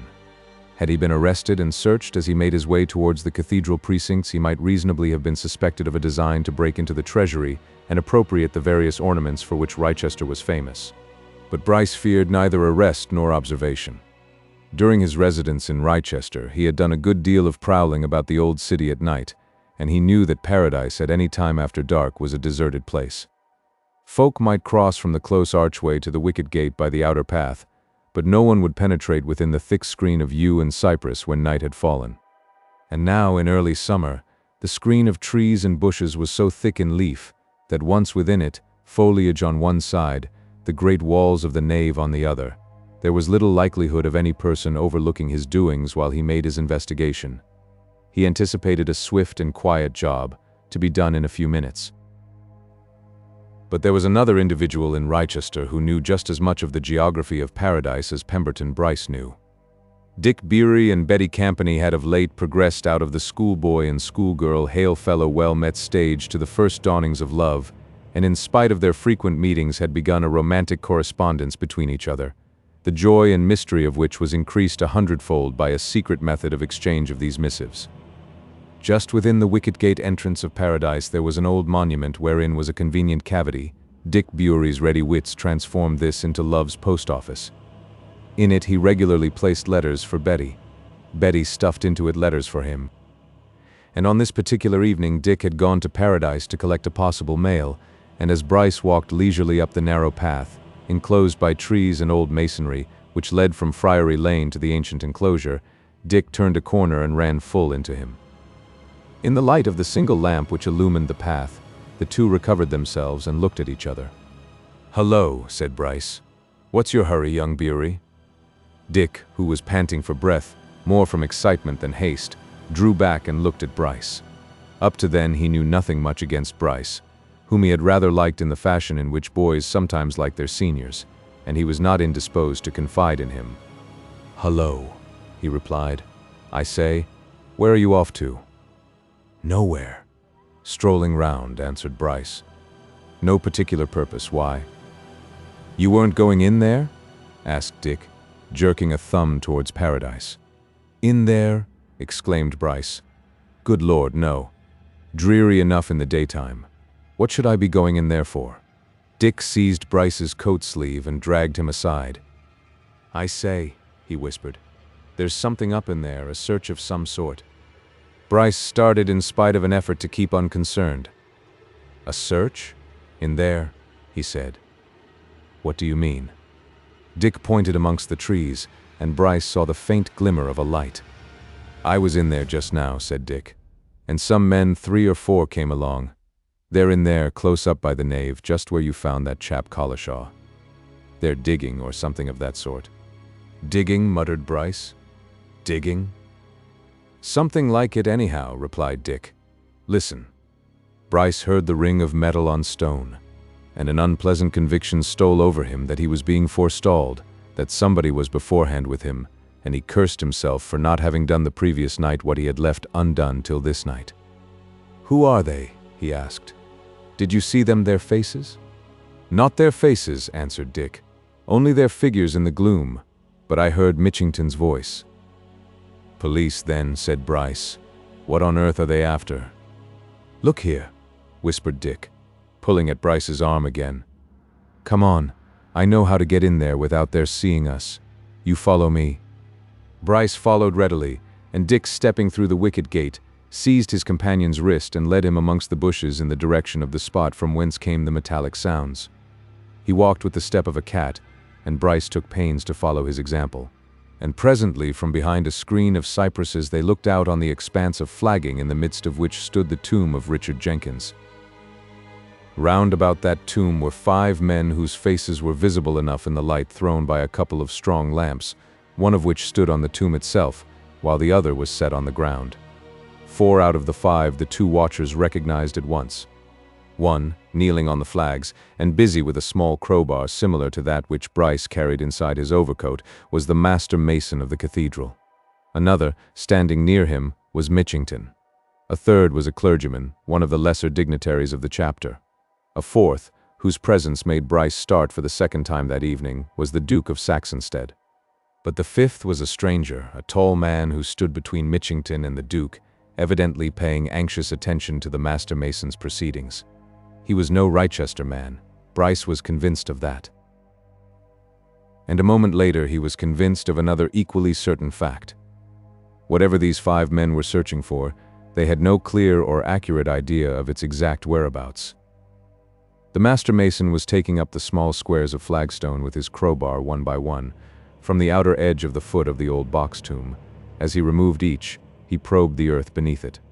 And Bryce, who had instinctively realized what was happening and knew that somebody else than himself was in possession of the secret of the scrap of paper, saw that it would be some time before they arrived at the precise spot indicated in the Latin directions. He quietly drew back and tugged at Dick Bury. "Stop here and keep quiet," he whispered when they had retreated out of all danger of being overheard. "Watch him. I want to fetch somebody, want to know who that stranger is. You don't know him?" "Never seen him before," replied Dick. "I say, come quietly back, don't give it away. I want to know what it's all about." Bryce squeezed the lad's arm by way of assurance and made his way back through the bushes. He wanted to get hold of Harker, and at once, and he hurried round to the old man's house and without ceremony walked into his parlor. Harker, evidently expecting him, and meanwhile amusing himself with his pipe and book, rose from his chair as the younger man entered. "Found anything?" he asked. "We're done," answered Bryce. "I was a fool not to go last night. We're forestalled, my friend. That's about it." "By whom?" inquired Harker. "There are 5 of them at it now," replied Bryce. "Mitchington, a mason, one of the cathedral clergy, a stranger, and the Duke of SAXONSTEADE. What do you think of that?" Harker suddenly started as if a new light had dawned on him. "The Duke!" he exclaimed. "You don't say so. My conscience! Now, I wonder if that can really be?" Upon my word, I'd never thought of it." "Thought of what?" demanded Bryce. "Never mind. Tell you later," said Harker. "At present, is there any chance of getting a look at them?" "That's what I came for," retorted Bryce. "I've been watching them with young Bury. He put me up to it. Come on. I want to see if you know the man who's a stranger." Harker crossed the room to a chest of drawers, and after some rummaging, pulled something out. "Here," he said, handing some articles to Bryce. "Put those on over your boots. Thick felt overshoes. You could walk round your own mother's bedroom in those and she'd never hear you. I'll do the same. A stranger, you say? Well, this is a proof that somebody knows the secret of that scrap of paper besides us, Doctor." "They don't know the exact spot," growled Bryce, who was chafing at having been done out of his discovery. "But they'll find it, whatever may be there." He led Harker back to Paradise and to the place where he had left Dick Bury, whom they approached so quietly that Bryce was by the lad's side before Dick knew he was there. And Harker, after one glance at the ring of faces, drew Bryce back and put his lips close to his ear and breathed a name in an almost imperceptible yet clear whisper. Glassdale. Bryce started for the third time. Glassdale, the man whom Harker had seen in Rochester within an hour or so of Braden's death, the ex-convict, the forger, who had forged the Duke of SAXONSTEADE's name, and there, standing, apparently quite at his ease by the Duke's side. What did it all mean? There was no explanation of what it meant to be had from the man whom Bryce and Harker and Dick Bury secretly watched from behind the screen of cypress trees. 4 of them watched in silence, or with no more than a whispered word now and then while the 5th worked. This man worked methodically, replacing each stone as he took it up and examined the soil beneath it. So far nothing had resulted, but he was by that time working at some distance from the tomb, and Bryce, who had an exceedingly accurate idea of where the spot might be, as indicated in the measurements on the scrap of paper, nudged Harker as the master mason began to take up the last of the small flags. And suddenly there was a movement amongst the watchers, and the master mason looked up from his job and motioned Mitchington to pass him a trowel which lay at a little distance. "Something here," he said, loudly enough to reach the ears of Bryce and his companions. "Not so deep down, neither, gentlemen." A few vigorous applications of the trowel, a few lumps of earth cast out of the cavity, and the master mason put in his hand and drew forth a small parcel, which in the light of the lamp held close to it by Mitchington looked to be done up in coarse sacking, secured by great blotches of black sealing wax.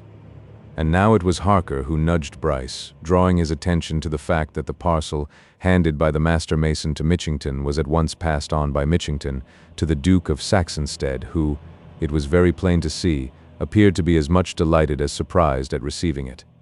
"Let us go to your office, Inspector," he said. "We'll examine the contents there. Let us all go at once." The 3 figures behind the cypress trees remained immovable and silent until the 5 searchers had gone away with their lamps and tools and the sound of their retreating footsteps in Friary Lane had died out. Then Dick Bury moved and began to slip off, and Bryce reached out a hand and took him by the shoulder. "I say, Bury," he said. "Going to tell all that?" Harker got in a word before Dick could answer. "No matter if he does, Doctor," he remarked quietly. "Whatever it is, the whole town'll know of it by tomorrow. They'll not keep it back." Bryce let Dick go, and the boy immediately darted off in the direction of the close, while the 2 men went towards Harker's house. Neither spoke until they were safe in the old detective's little parlor. Then Harker, turning up his lamp, looked at Bryce and shook his head. "It's a good job I've retired," he said, almost sadly. "I'm getting too old for my trade, Doctor. Once upon a time I should have been fit to kick myself for not having twigged the meaning of this business sooner than I have done." "Have you twigged it?" demanded Bryce, almost scornfully. "You're a good deal cleverer than I am if you have. For hang me if I know what it means." "I do," answered Harker.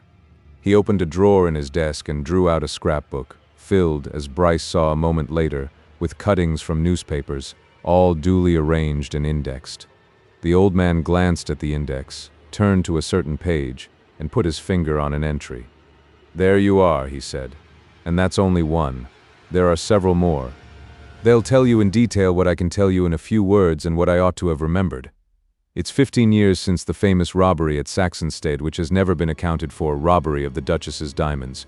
One of the cleverest burglaries ever known, Doctor. They were got one night after a grand ball there. No arrest was ever made. They were never traced. And I'll lay all I'm worth to a penny piece that the Duke and those men are gladding their eyes with the sight of them just now, in Mitchington's office, and that the information that they were where they've just been found was given to the Duke by Glassdale." "Glassdale! That man!" exclaimed Bryce, who was puzzling his brain over possible developments. "That man, sir," repeated Harker. "That's why Glassdale was in Wrychester the day of Braden's death. And that's why Braden, or Brake, came to Wrychester at all. He and Glassdale, of course, had somehow come into possession of the secret, and no doubt meant to tell the Duke together, and get the reward. There was 95,000 offered. And as Brake's dead, Glassdale's spoken, but here the old man paused and gave his companion a shrewd look. The question still remains, how did Brake come to his end?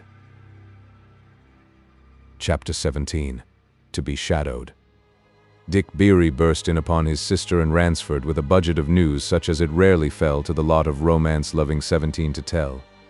Secret and mysterious digging up of graveyards by night, discovery of sealed packets, the contents of which might only be guessed at, the whole thing observed by hidden spectators. These were things he had read of in fiction, but had never expected to have the luck to see in real life. And being gifted with some powers of imagination and of narrative, he made the most of his story to a pair of highly attentive listeners, each of whom had his, and her, own reasons for particular attention. "More mystery," remarked Mary when Dick's story had come to an end. "What a pity they didn't open the parcel." She looked at Ransford, who was evidently in deep thought. "I suppose it will all come out?" she suggested. "Sure to," he answered, and turned to Dick. "You say Bryce fetched old Harker after you and Bryce had watched these operations a bit. Did he say why he fetched him?" "Never said anything as to his reasons," answered Dick. "But I rather guessed at the end that Bryce wanted me to keep quiet about it. Only old Harker said there was no need." Ransford made no comment on this, and Dick, having exhausted his stock of news, presently went off to bed. "Master Bryce," observed Ransford, after a period of silence, "is playing a game. What it is, I don't know, but I'm certain of it." "Well, we shall see. You've been much upset by all this," he went on, after another pause, "and the knowledge that you have has distressed me beyond measure. But just have a very little more patience, and things will be cleared. I can't tell all that's in my mind, even to you." Mary, who had been sewing while Ransford, as was customary with him in an evening, read the Times to her, looked down at her work. "I shouldn't care, if only these rumors in the town about you could be crushed," she said. "It's so cruel, so vile that such things—" Ransford snapped his fingers. "I don't care that about the rumors," he answered contemptuously. "They'll be crushed out just as suddenly as they arose, and then, perhaps I'll let certain folk in Wrychester know what I think of them. And as regards the suspicion against me, I know already that the only people in the town for whose opinion I care fully accept what I said before the coroner. As to the others, let them talk, if the thing comes to a head before its due time." "You make me think that you know more, much more, than you've ever told me," interrupted Mary.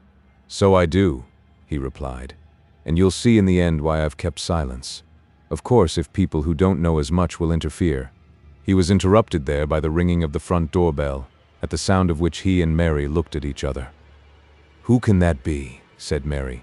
"It's past 10 o'clock. Ransford offered no suggestion. He sat silently waiting until the parlour-maid entered. "Inspector Mitchington would be much obliged if you could give him a few minutes, sir," she said. Ransford got up from his chair. "Take Inspector Mitchington into the study," he said.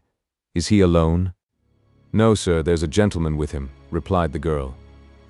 "All right, I'll be with them presently," answered Ransford. "Take them both in there and light the gas. Police," he went on, when the parlour-maid had gone.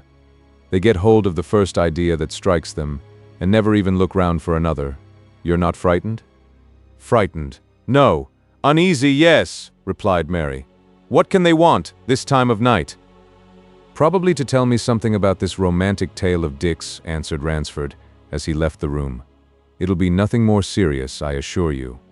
But he was not so sure of that.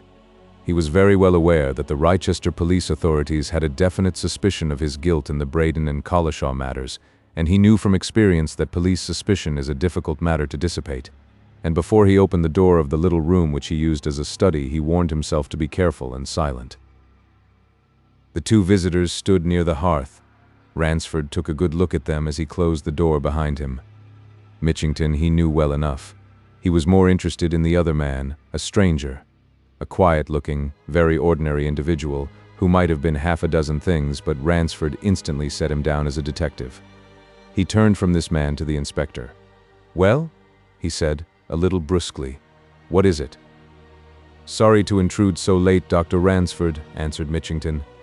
"But I should be much obliged if you would give us a bit of information, badly wanted, Doctor, in view of recent events," he added, with a smile which was meant to be reassuring.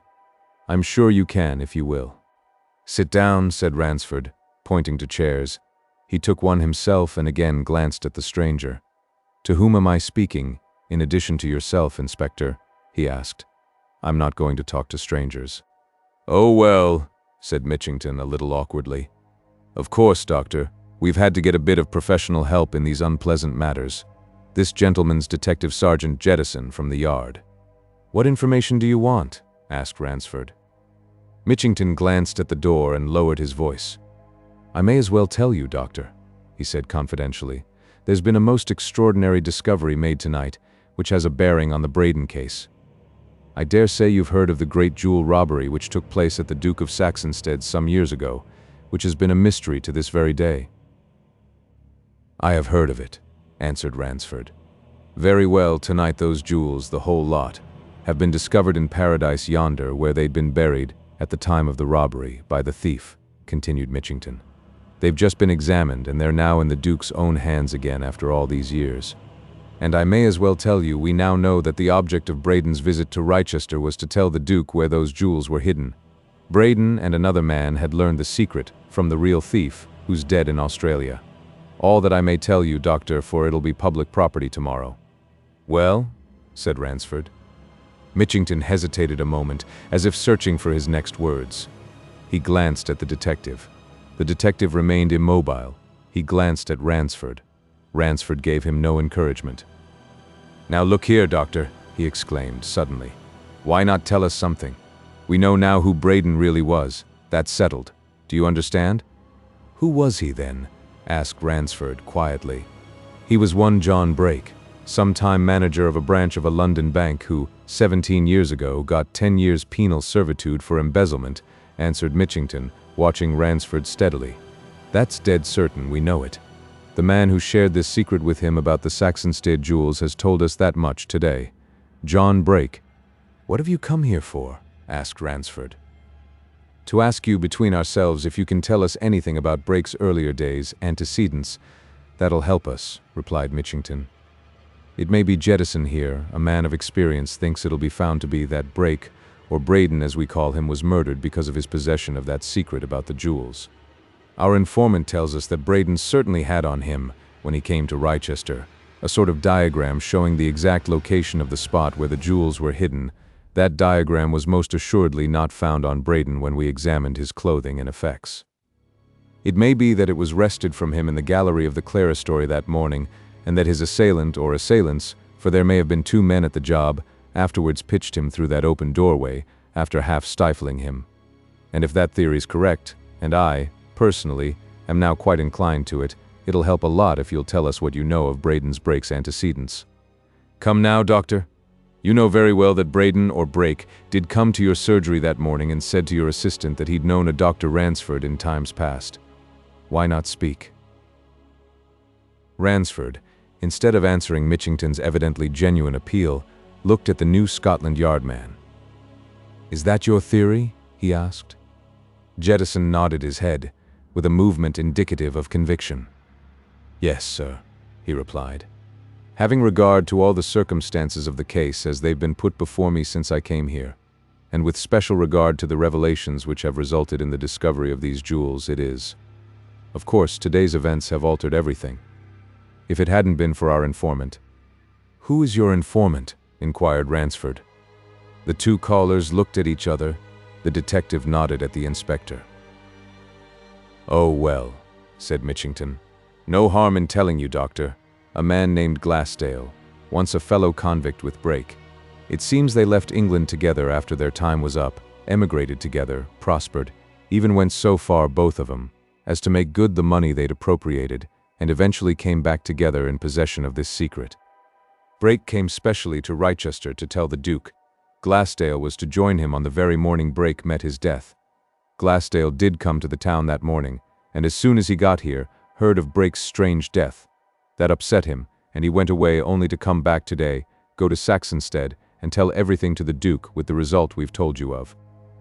"Which result," remarked Ransford, steadily regarding Mitchington, "has apparently altered all your ideas about me." Mitchington laughed a little awkwardly. "Oh, well, come now, Doctor," he said. "Why, yes, frankly, I'm inclined to Jettison's theory. In fact, I'm certain that's the truth." "And your theory?" inquired Ransford, turning to the detective, "is put it in a few words." "My theory, and I'll lay anything it's the correct one, is this," replied Jettison. "Brake came to Wrychester with his secret.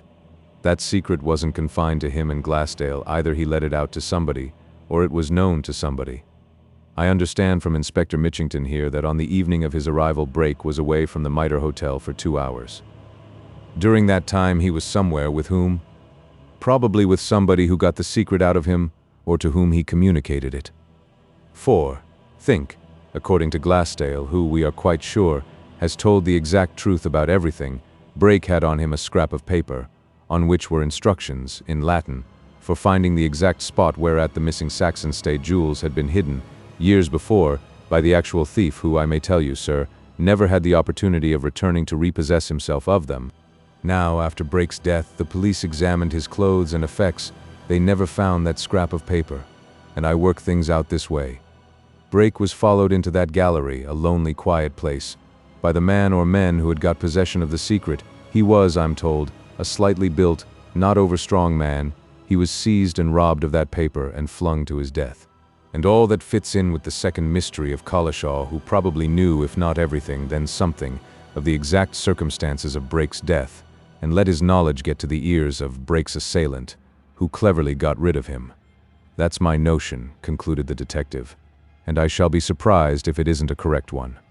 "And as I've said, Doctor," chimed in Mitchington, "can't you give us a bit of information now? You see the line we're on? Now, as it's evident you once knew Braden, or Brake." "I have never said so," interrupted Ransford sharply. "Well, we infer it from the undoubted fact that he called here," remarked Mitchington. "And if—" "Wait," said Ransford. He had been listening with absorbed attention to Jettison's theory, and he now rose from his chair and began to pace the room, hands in pockets, as if in deep thought. Suddenly he paused and looked at Mitchington. "This needs some reflection," he said. "Are you pressed for time?" "Not in the least," answered Mitchington readily. "Our time's yours, sir. Take as long as you like." Ransford touched a bell and, summoning the parlour-maid, told her to fetch whiskey, soda, and cigars. He pressed these things on the two men, lighted a cigar himself, and for a long time continued to walk up and down his end of the room, smoking and evidently in very deep thought. The visitors left him alone, watching him curiously now and then until, when quite 10 minutes had gone by, he suddenly drew a chair close to them and sat down again. "Now, listen to me," he said. "If I give my confidence to you as police officials, will you give me your word that you won't make use of my information until I give you leave, or until you have consulted me further? I shall rely on your word, mind." "I say yes to that, Doctor," answered Mitchington. "The same here, sir," said the detective. "Very well," continued Ransford. "Then this is between ourselves until such time as I say something more about it. First of all, I am not going to tell you anything whatever about Braden's antecedents at present. Secondly, I am not sure that your theory, Mr. Jettison, is entirely correct, though I think it is by way of coming very near to the right one, which is sure to be worked out before long. But on the understanding of secrecy for the present, I can tell you something which I should not have been able to tell you but for the events of tonight, which have made me put together certain facts. Now attention. To begin with, I know where Braden was for at any rate some time on the evening of the day on which he came to Wrychester. He was with the old man whom we all know as Simpson Harker. Mitchington whistled. The detective, who knew nothing of Simpson Harker, glanced at him as if for information. But Mitchington nodded at Ransford, and Ransford went on. "I know this for this reason," he continued. "You know where Harker lives. I was in attendance for nearly 2 hours that evening on a patient in a house opposite. I spent a good deal of time in looking out of the window. I saw Harker take a man into his house. I saw the man leave the house nearly an hour later. I recognized that man next day as the man who met his death at the cathedral. So much for that." "Good," muttered Mitchington. "Good. Explains a lot. But," continued Ransford, "what I have to tell you now is of a much more serious and confidential nature. Now, do you know, but of course you don't, that your proceedings tonight were watched?" "Watched?" exclaimed Mitchington. "Who watched us?" "Harker, for one," answered Ransford. "And for another, my late assistant, Mr. Pemberton Bryce." Mitchington's jaw dropped. "God bless my soul," he said. "You don't mean it, Doctor. Why, how did you—" "Wait a minute," interrupted Ransford. He left the room, and the two callers looked at each other. "This chap knows more than you think," observed Jettison in a whisper. "More than he's telling now." "Let's get all we can, then," said Mitchington, who was obviously much surprised by Ransford's last information. "Get it while he's in the mood." "Let him take his own time," advised Jettison. "But you mark me, he knows a lot. This is only an installment." Ransford came back with Dick Bury, clad in a loud patterned and gaily colored suit of pajamas. "Now, Dick," said Ransford, "tell Inspector Mitchington precisely what happened this evening, within your own knowledge." Dick was nothing loth to tell his story for the second time, especially to a couple of professional listeners, and he told it in full detail, from the moment of his sudden encounter with Bryce to that in which he parted with Bryce and Harker. Ransford, watching the official faces, saw what it was in the story that caught the official attention and excited the official mind. "Dr. Bryce went off at once to fetch Harker, did he?" asked Mitchington when Dick had made an end. "At once," answered Dick, "and was jolly quick back with him." "And Harker said it didn't matter about your telling, as it would be public news soon enough?" continued Mitchington. "Just that," said Dick. Mitchington looked at Ransford, and Ransford nodded to his ward. "All right, Dick," he said. "That'll do." The boy went off again, and Mitchington shook his head. "Queer," he said. "Now what have those two been up to? Something, that's certain. Can you tell us more, Doctor?" "Under the same conditions, yes," answered Ransford, taking his seat again. "The fact is, affairs have got to a stage where I consider it my duty to tell you more. Some of what I shall tell you is hearsay, but it's hearsay that you can easily verify for yourselves when the right moment comes. Mr. Campany, the librarian, lately remarked to me that my old assistant, Mr. Bryce, seemed to be taking an extraordinary interest in archaeological matters since he left me. He was now, said Campany, always examining documents about the old tombs and monuments of the cathedral and its precincts." "Ah, just so," exclaimed Mitchington. "To be sure, I am beginning to see." And, continued Ransford, Campany further remarked, as a matter for humorous comment, that Bryce was also spending much time looking round our old tombs. "Now you made this discovery near an old tomb, I understand." "Close by one, yes," assented the inspector. "Then let me draw your attention to one or two strange facts which are undoubted facts," continued Ransford. "Bryce was left alone with the dead body of Braden for some minutes, while Varner went to fetch the police.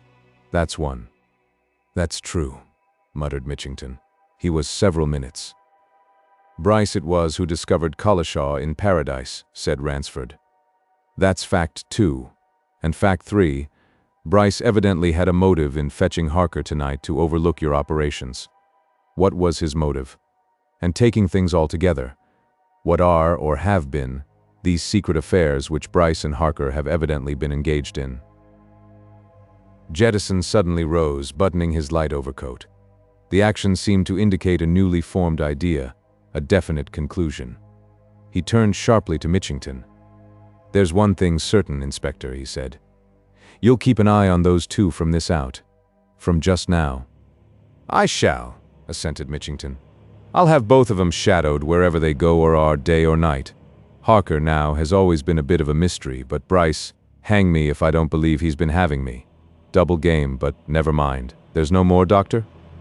Not yet, replied Ransford.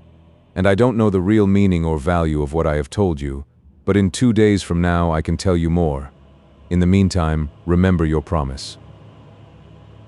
He let his visitors out then, and went back to Mary. You'll not have to wait long for things to clear, he said. The mystery's nearly over. Chapter 18. Surprise. Mitchington and the man from New Scotland Yard walked away in silence from Ransford's house and kept the silence up until they were in the middle of the close and accordingly in solitude. Then Mitchington turned to his companion. "What do you think of that?" he asked with a half-laugh. "Different complexion it puts on things, eh?" "I think just what I said before in there," replied the detective. "That man knows more than he's told even now."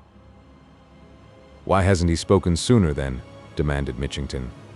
"He's had 2 good chances at the inquests." "From what I saw of him just now," said Jettison, "I should say he's the sort of man who can keep his own counsel till he considers the right time has come for speaking.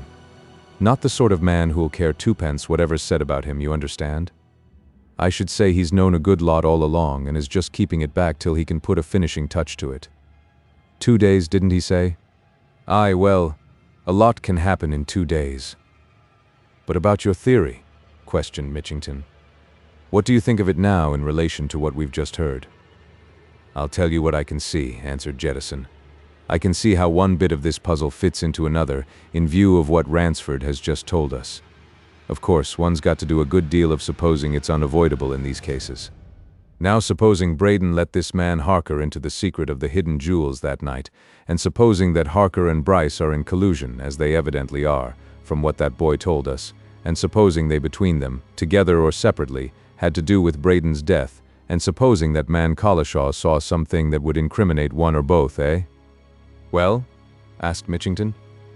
"Bryce is a medical man," observed Jettison. "It would be an easy thing for a medical man to get rid of Collishaw, as he undoubtedly was got rid of. Do you see my point? Aye, and I can see that Bryce is a clever hand at throwing dust in anybody's eyes," muttered Mitchington. "I've had some dealings with him over this affair, and I'm beginning to think only now that he's been having me for the mug. He's evidently a deep un, and so's the other man." "I wanted to ask you that," said Jettison. "Now, exactly who are these 2? Tell me about them both." "Not so much to tell," answered Mitchington. "Harker's a quiet old chap who lives in a little house over there, just off that far corner of this close. Said to be a retired tradesman from London. Came here a few years ago to settle down. Inoffensive, pleasant old chap. Potters about the town, puts in his time as such old chaps do. Bit of reading at the libraries, bit of gossip here and there, you know the sort. Last man in the world I should have thought would have been mixed up in an affair of this sort." "And therefore all the more likely to be," said Jettison. "Well, the other?"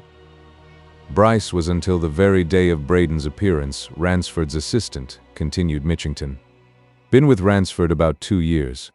Clever chap, undoubtedly, but certainly deep and, in a way, reserved, though he can talk plenty if he's so minded and it's to his own advantage. He left Ransford suddenly that very morning. I don't know why. Since then he's remained in the town. I've heard that he's pretty keen on Ransford's ward, sister of that lad we saw tonight. I don't know myself if it's true, but I've wondered if that had anything to do with his leaving Ransford so suddenly." "Very likely," said Jettison. They had crossed the close by that time and come to a gas lamp which stood at the entrance, and the detective pulled out his watch and glanced at it. 11:10, he said. "You say you know this Bryce pretty well? Now, would it be too late if he's up still to take a look at him? If you and he are on good terms, you could make an excuse. After what I've heard, I'd like to get at close quarters with this gentleman." "Easy enough," assented Mitchington. "I've been there as late as this. He's one of the sort that never goes to bed before midnight. Come on, it's close by. But not a word of where we've been. I'll say I've dropped in to give him a bit of news. We'll tell him about the jewel business and see how he takes it, and while we're there, size him up." Mitchington was right in his description of Bryce's habits. Bryce rarely went to bed before 1 o'clock in the morning. He liked to sit up, reading. His favorite mental food was found in the lives of statesmen and diplomatists, most of them of the sort famous for trickery and chicanery, He not only made a close study of the ways of these gentry, but wrote down notes and abstracts of passages which particularly appealed to him. His lamp was burning when Mitchington and Jettison came in view of his windows, but that night Bryce was doing no thinking about statecraft. His mind was fixed on his own affairs. He had lighted his fire on going home, and for an hour had sat with his legs stretched out on the fender, carefully weighing things up. The event of the night had convinced him that he was at a critical phase of his present adventure, and it behoved him, as a good general, to review his forces. The forestalling of his plans about the hiding place in Paradise had upset Bryce's schemes. He had figured on being able to turn that secret, whatever it was, to his own advantage. It struck him now, as he meditated, that he had never known exactly what he expected to get out of that secret, but he had hoped that it would have been something which would make a few more considerable and tightly strung meshes in the net which he was endeavoring to weave around Ransford. Now he was faced by the fact that it was not going to yield anything in the way of help. It was a secret no longer, and it had yielded nothing beyond the mere knowledge that John Braden, who was in reality John Brake, had carried the secret to Rochester to reveal it in the proper quarter. That helped Bryce in no way, so far as he could see, and therefore it was necessary to restate his case to himself, to take stock, to see where he stood, and more than all, to put plainly before his own mind exactly what he wanted. And just before Mitchington and the detective came up the path to his door, Bryce had put his notions into clear phraseology. His aim was definite. He wanted to get Ransford completely into his power, through suspicion of Ransford's guilt in the affairs of Braden and Collishaw. He wanted, at the same time, to have the means of exonerating him, whether by fact or by craft, so that, as an ultimate method of success for his own projects, he would be able to go to Mary Bury and say, "Ransford's very life is at my mercy. If I keep silence, he's lost. If I speak, he's saved. It's now for you to say whether I'm to speak or hold my tongue, and you're the price I want for my speaking to save him." It was in accordance with his views of human nature that Mary Bury would accede to his terms. He had not known her and Ransford for nothing, and he was aware that she had a profound gratitude for her guardian, which might even be akin to a yet unawakened warmer feeling. The probability was that she would willingly sacrifice herself to save Ransford, and Bryce cared little by what means he won her, fair or foul, so long as he was successful. So now, he said to himself, he must make a still more definite move against Ransford. He must strengthen and deepen the suspicions which the police already had. He must give them chapter and verse and supply them with information, and get Ransford into the tightest of corners, solely that, in order to win Mary Bury, he might have the credit of pulling him out again. That, he felt certain, he could do if he could make a net in which to enclose Ransford. He could also invent a two-edged sword which would cut every mesh of that net into fragments. That would be child's play, mere statecraft, elementary diplomacy. But first, to get Ransford fairly bottled up, that was the thing. He determined to lose no more time, and he was thinking of visiting Mitchington immediately after breakfast next morning when Mitchington knocked at his door. Bryce was rarely taken back, and on seeing Mitchington and a companion, he forthwith invited them into his parlor, put out his whiskey and cigars, and pressed both on them as if their late call were a matter of usual occurrence. And when he had helped both to a drink, he took one himself, and tumbler in hand, dropped into his easy chair again. "We saw your light, Doctor, so I took the liberty of dropping in to tell you a bit of news," observed the inspector. "But I haven't introduced my friend. This is Detective Sergeant Jettison of the Yard. We've got him down about this business. Must have help, you know." Bryce gave the detective a half-sharp, half-careless look and nodded. "Mr. Jettison will have abundant opportunities for the exercise of his talents," he observed in his best cynical manner. "I dare say he's found that out already." "Not an easy affair, sir, to be sure," assented Jettison. "Complicated." "Highly so," agreed Bryce. He yawned and glanced at the inspector. "What's your news, Mitchington?" he asked, almost indifferently. "Oh, well," answered Mitchington. "As the Herald's published tomorrow, you'll see it in there, Doctor. I've supplied an account for this week's issue. Just a short one, but I thought you'd like to know. You've heard of the famous jewel robbery at the Duke's some years ago? Yes? Well, we found the whole bundle tonight, buried in Paradise. And how do you think the secret came out?" "No good at guessing," said Bryce. "It came out," continued Mitchington, "through a man who, with Braden, mark you, got in possession of it. It's a long story, and with Braden was going to reveal it to the Duke that very day Braden was killed.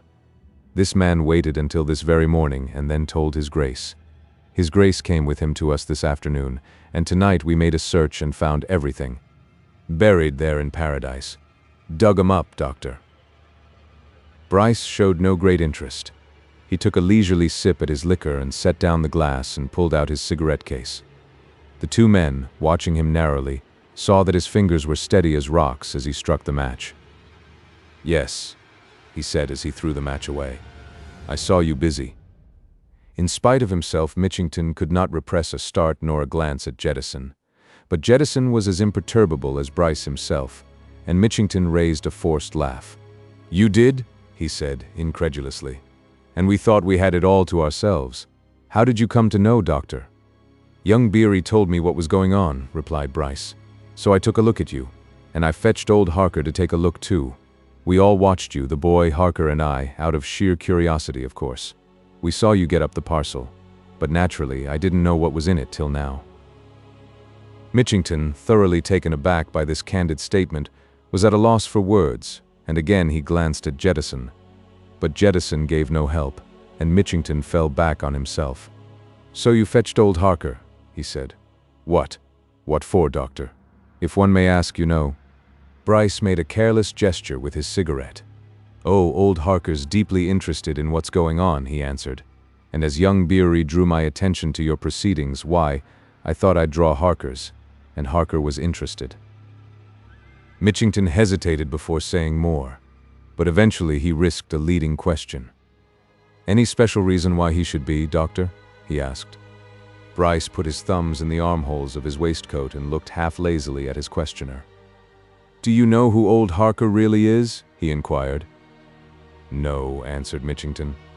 "I know nothing about him except that he's said to be a retired tradesman from London who settled down here some time ago." Bryce suddenly turned on Jettison. "Do you?" he asked. "Aye, sir," exclaimed Jettison. "I don't know this gentleman at all." Bryce laughed with his usual touch of cynical sneering.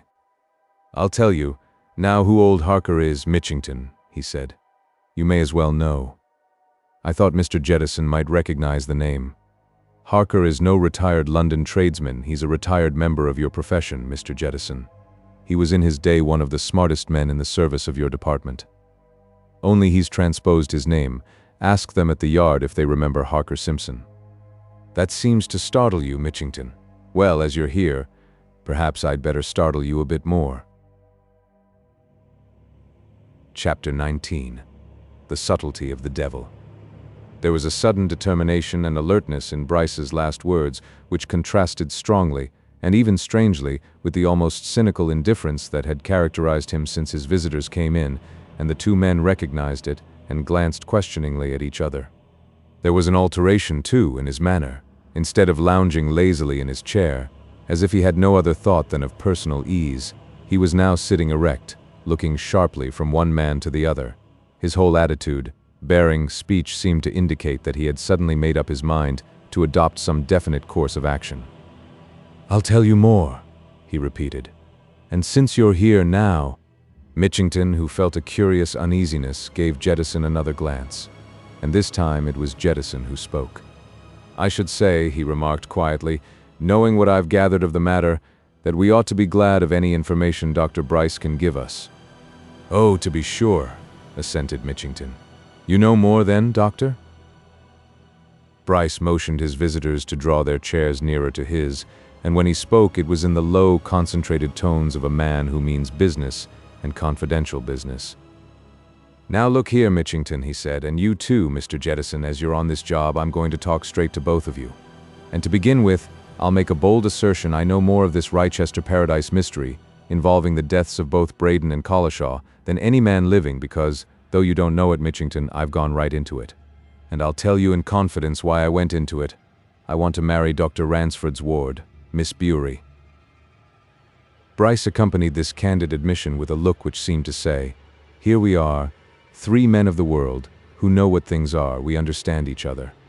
And while Jettison merely nodded comprehendingly, Mitchington put his thoughts into words.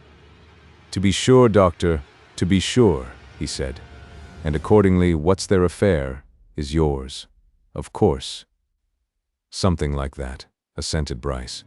"Naturally, no man wishes to marry unless he knows as much as he can get to know about the woman he wants, her family, her antecedents, and all that. Now, pretty nearly everybody in Rochester who knows them knows that there's a mystery about Dr. Ransford and his 2 wards. It's been talked of no end amongst the old dowagers and gossips of the close. Particularly, you know what they are. Miss Beery herself, and her brother, young Dick, in a lesser degree, know there's a mystery. And if there's one man in the world who knows the secret, it's Ransford. And up to now, Ransford won't tell. He won't even tell Miss Beery. I know that she's asked him. He keeps up an obstinate silence, and so I determined to find things out for myself." "Aye, and when did you start on that little game, now, Doctor?" asked Mitchington. "Was it before or since this affair developed?" "In a really serious way since," replied Bryce. "What happened on the day of Braden's death made me go thoroughly into the whole matter. Now, what did happen? I'll tell you frankly now, Mitchington, that when we talked once before about this affair, I didn't tell you all I might have told. I'd my reasons for reticence. But now I'll give you full particulars of what happened that morning within my knowledge. Pay attention, both of you, and you'll see how one thing fits into another. That morning, about 9:30, Ransford left his surgery and went across the close. Not long after he'd gone, this man Braden came to the door and asked me if Dr. Ransford was in. I said he wasn't, he'd just gone out, and I showed the man in which direction. He said he'd once known a Dr. Ransford and went away. A little later, I followed. Near the entrance of Paradise, I saw Ransford leaving the west porch of the cathedral. He was undeniably in a state of agitation, pale, nervous. He didn't see me. I went on and met Varner, who told me of the accident. I went with him to the foot of St. WRYTHA'S stair and found the man who had recently called at the surgery. He died just as I reached him. I sent for you. When you came, I went back to the surgery. I found Ransford there in a state of most unusual agitation. He looked like a man who has had a terrible shock. So much for these events. Put them together." Bryce paused a while, as if marshalling his facts. "Now, after that," he continued presently, "I began to investigate matters myself for my own satisfaction, and very soon I found out certain things which I'll summarize briefly, because some of my facts are doubtless known to you already. First of all, the man who came here as John Braden was, in reality, one John Brake. He was at one time manager of a branch of a well-known London banking company. He appropriated money from them under apparently mysterious circumstances of which I, as yet, knew nothing. He was prosecuted, convicted, and sentenced to 10 years penal servitude. And those 2 wards of Ransford's, Mary and Richard Beery, as they are called, are, in reality, Mary and Richard Brake, his children." "You've established that as a fact?" asked Jettison, who was listening with close attention. "It's not a surmise on your part?" Bryce hesitated before replying to this question. After all, he reflected, it was a surmise. He could not positively prove his assertion. "Well," he answered after a moment's thought, "I'll qualify that by saying that from the evidence I have, and from what I know, I believe it to be an indisputable fact.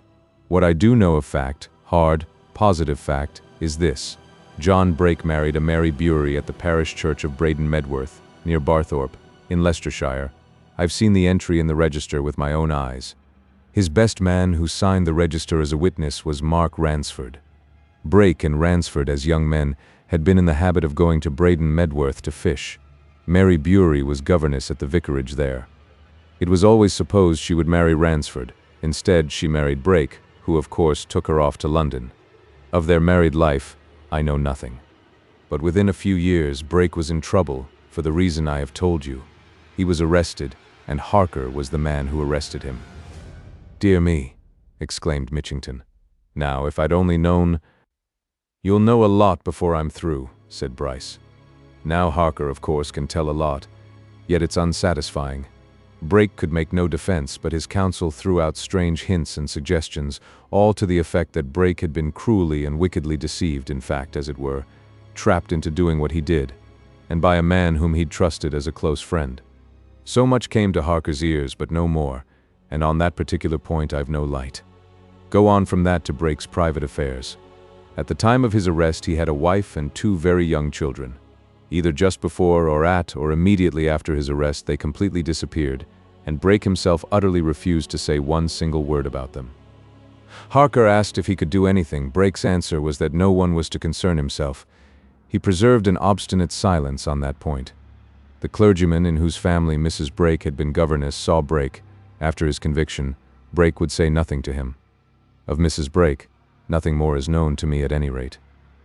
What was known at the time is this: Brake communicated to all who came in contact with him, just then, the idea of a man who has been cruelly wronged and deceived, who takes refuge in sullen silence, and who is already planning and cherishing revenge. "Aye, aye," muttered Mitchington. "Revenge? Just so." Brake, then, continued Bryce, goes off to his term of penal servitude, and so disappears until he reappears here in Wrychester. Leave him for a moment, and go back. And it's a going back, no doubt, to supposition and to theory, but there's reason in what I shall advance. We know beyond doubt that Brake had been tricked and deceived in some money matter by some man, some mysterious man whom he referred to as having been his closest friend. We know, too, that there was extraordinary mystery in the disappearance of his wife and children. Now, from all that has been found out, who was Brake's closest friend? Ransford. And of Ransford at that time, there's no trace. He too disappeared. That's a fact which I've established.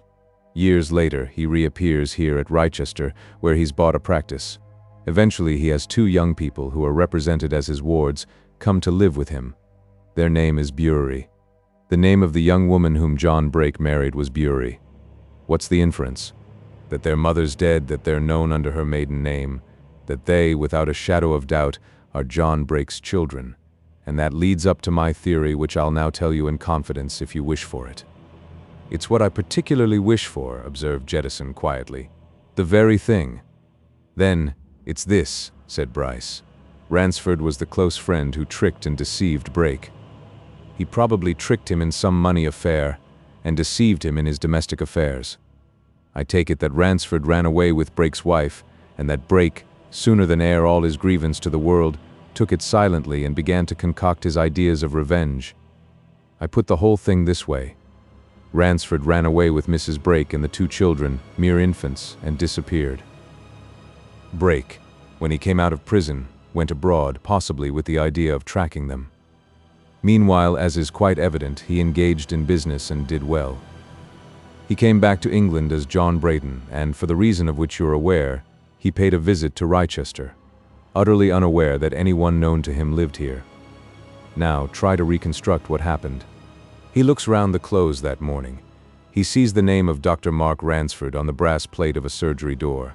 He goes to the surgery, asks a question, makes a remark, goes away. What is the probable sequence of events? He meets Ransford near the cathedral, where Ransford certainly was. They recognize each other. Most likely they turn aside, go up to that gallery as a quiet place, to talk. There is an altercation, blows somehow or other, probably from accident. Braden is thrown through that open doorway to his death. And Collishaw saw what happened. Bryce was watching his listeners, turning alternately from one to the other. But it needed little attention on his part to see that theirs was already closely strained. Each man was eagerly taking in all that he said and suggested. And he went on emphasizing every point as he made it. "Collishaw saw what happened?" he repeated. That, of course, is theory, supposition. But now we pass from theory back to actual fact. I'll tell you something now, Mitchington, which you've never heard of, I'm certain.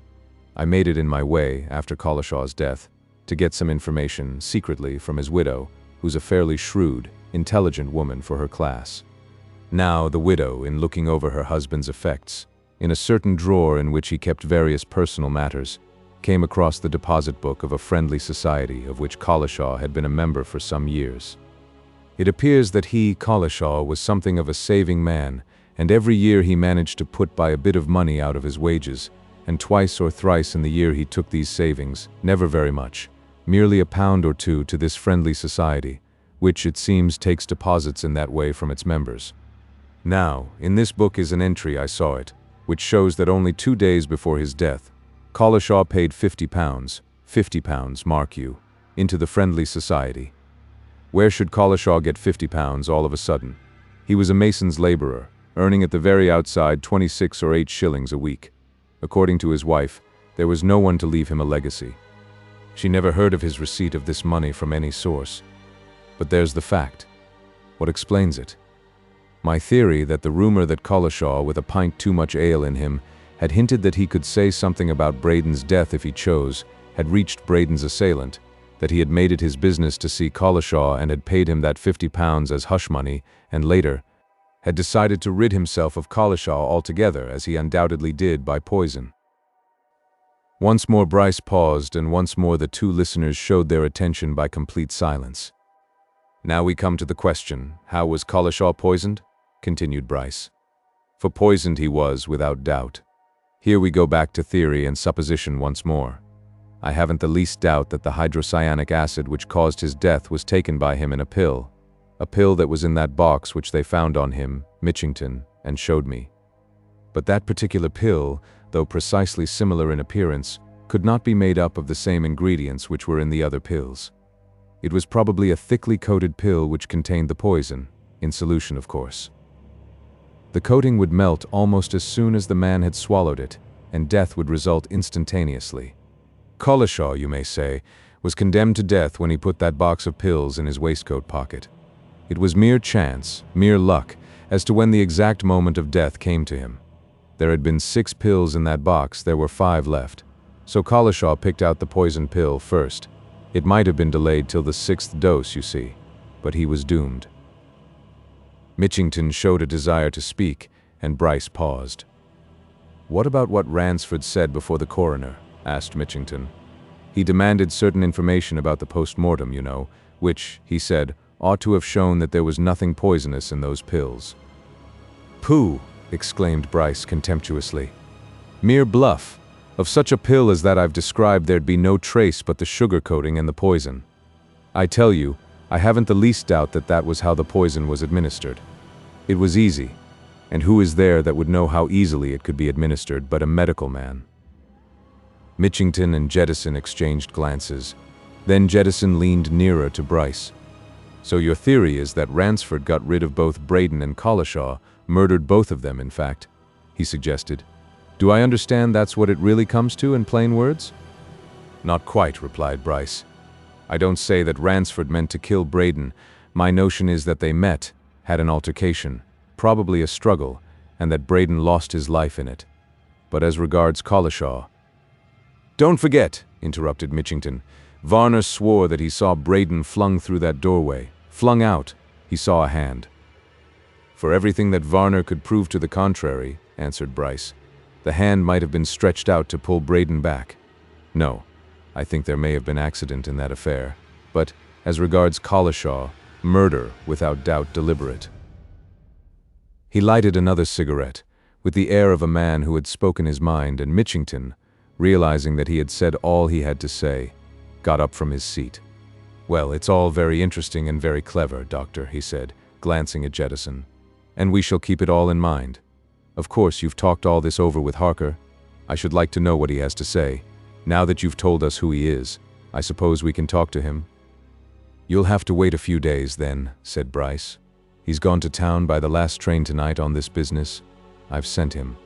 I had some information today about Ransford's whereabouts during the time of disappearance, and I've commissioned Harker to examine into it. When I hear what he's found out, I'll let you know."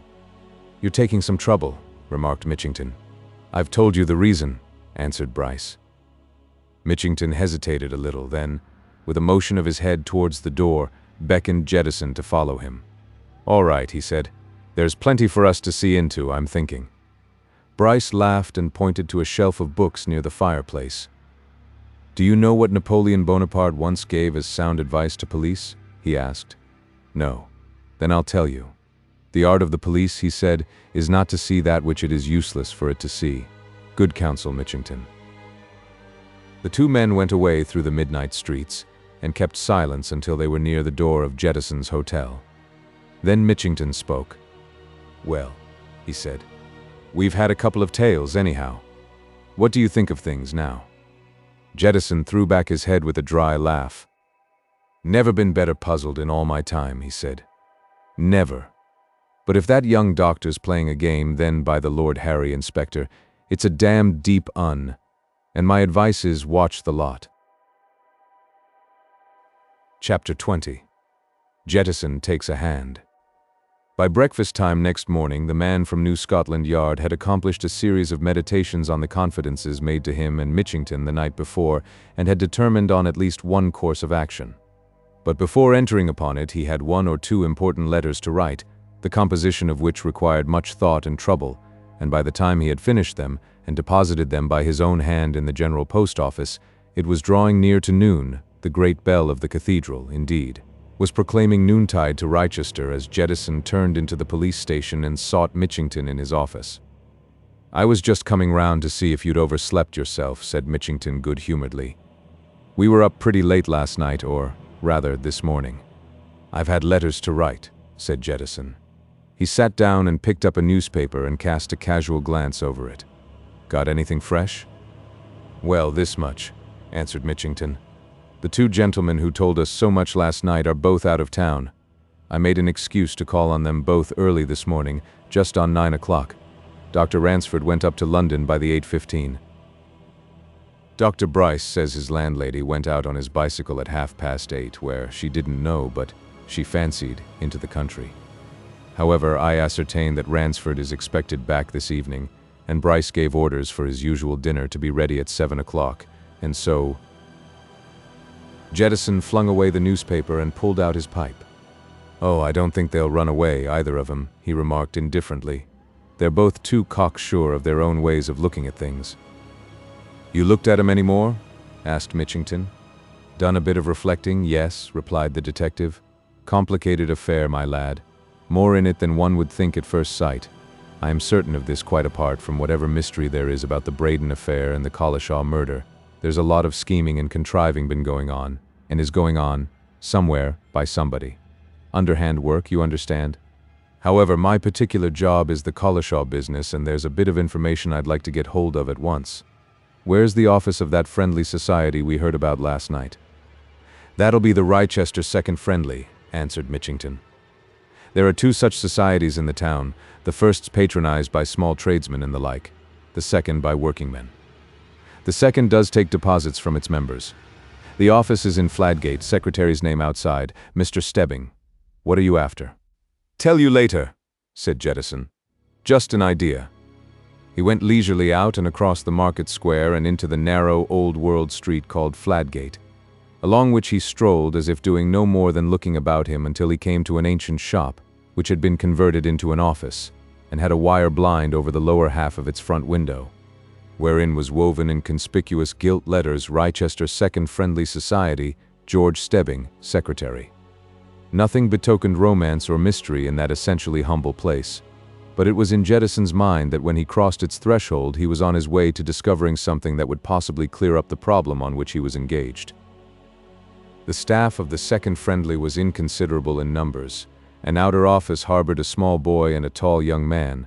An inner one accommodated Mr. Stebbing, also a young man, sandy-haired and freckled, who, having inspected Detective Sergeant Jettison's professional card, gave him the best chair in the room and stared at him with a mingling of awe and curiosity which plainly showed that he had never entertained a detective before, and as if to show his visitor that he realized the seriousness of the occasion, he nodded meaningly at his door. "All safe here, sir," he whispered. "Well-fitting doors in these old houses, knew how to make 'em in those days. No chance of being overheard here. What can I do for you, sir?" "Thank you, much obliged to you," said Jettison. "No objection to my pipe, I suppose?" "Just so." "Ah, well, between you and me, Mr. Stebbing, I'm down here in connection with that Collishaw case, you know." "I know, sir. Poor fellow," said the secretary. "Cruel thing, sir, if the man was put an end to. One of our members was Collishaw, sir." "So I understand," remarked Jettison. "That's what I've come about. Bit of information on the quiet, eh? Strictly between our 2 selves for the present." Stebbing nodded and winked, as if he had been doing business with detectives all his life. "To be sure, sir, to be sure," he responded with alacrity. "Just between you and me and the doorpost. All right. Anything I can do, Mr. Jettison, shall be done." But it's more in the way of what I can tell, I suppose." "Something of that sort," replied Jettison in his slow, easygoing fashion. "I want to know a thing or two. Yours is a working man's society, I think. Aye, and I understand you've a system whereby such a man can put his bits of savings by in your hands?" "A capital system, too," answered the secretary, seizing on a pamphlet and pushing it into his visitor's hand. "I don't believe there's better in England.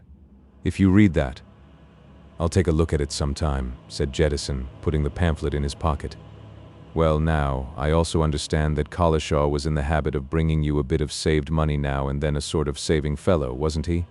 Stebbing nodded assent and reached for a ledger which lay on the farther side of his desk. "Collishaw," he answered, "had been a member of our society ever since it started 14 years ago, and he'd been putting in savings for some 8 or 9 years. Not much, you'll understand.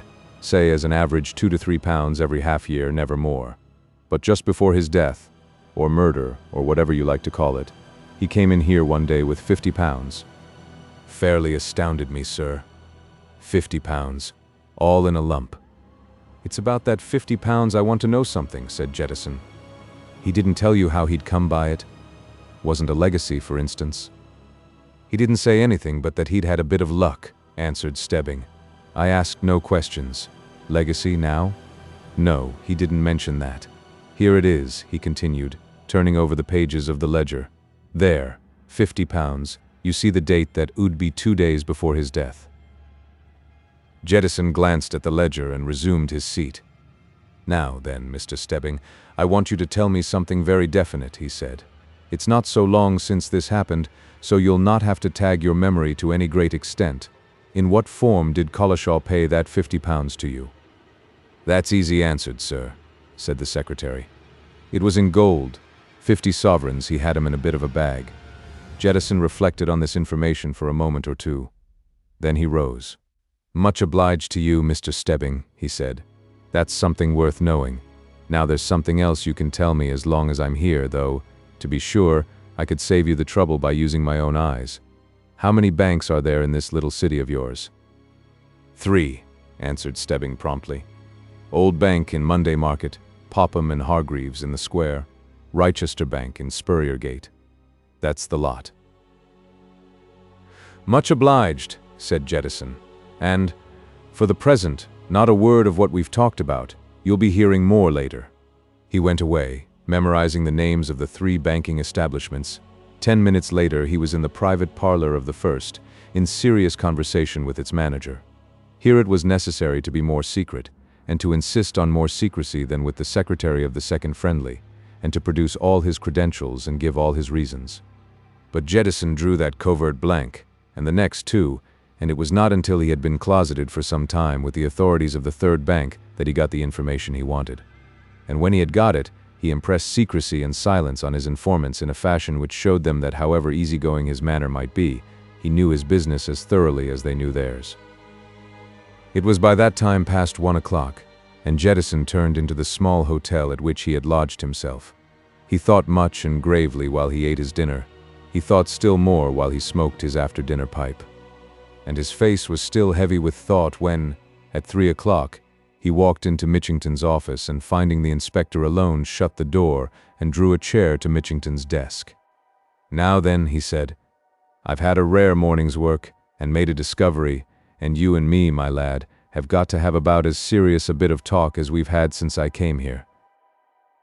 Mitchington pushed his papers aside and showed his keen attention. "You remember what that young fellow told us last night about that man Collishaw paying in £50 to the second friendly 2 days before his death?" said Jettison.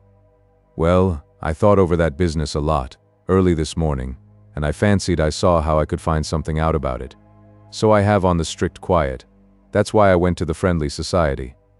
The fact was I wanted to know in what form Collishaw handed in that £50. I got to know. Gold." Mitchington, whose work hitherto had not led him into the mysteries of detective enterprise, nodded delightedly. "Good," he said. "Rare idea. I should never have thought of it. And what do you make out of that now?" "Nothing," replied Jettison, "but a good deal out of what I've learned since that bit of a discovery. Now, put it to yourself. Whoever it was that paid Collishaw that £50 in gold did it with a motive. More than one motive, to be exact, but we'll stick to one, to begin with. The motive for paying in gold was avoidance of discovery. A check can be readily traced, so can banknotes. But gold is not easily traced. Therefore, the man who paid Collishaw £50 took care to provide himself with gold. Now then, how many men are there in a small place like this who are likely to carry £50 in gold in their pockets, or to have it at hand? Not many, agreed Mitchington. Just so, and therefore I've been doing a bit of secret inquiry amongst the bankers, as to who supplied himself with gold about that date, continued Jettison. I'd to convince him of the absolute necessity of information, too, before I got any. But I got some at the third attempt. On the day previous to that on which Collishaw handed that £50 to Stebbing, a certain Wrychester man drew £50 in gold at his bank. Who do you think he was? Who? Demanded Mitchington. Jettison leaned half across the desk. Bryce, he said in a whisper. Bryce. Mitchington sat up in his chair and opened his mouth in sheer astonishment. Good heavens, he muttered after a moment's silence. You don't mean it? Fact, answered Jettison. Plain, incontestable fact, my lad. Dr. Bryce keeps an account at the Wrychester Bank. On the day I'm speaking of, he cashed a check to self for £50 and took it all in gold. The two men looked at each other as if each were asking his companion a question. Well, said Mitchington at last. You're a cut above me, Jettison. What do you make of it? I said last night that the young man was playing a deep game, replied Jettison. But what game? What's he building up? For mark you, Mitchington, if I say if, mind. If that £50 which he drew in gold is the identical 50 paid to Collishaw, Bryce didn't pay it as hush money. Think not? Said Mitchington, evidently surprised.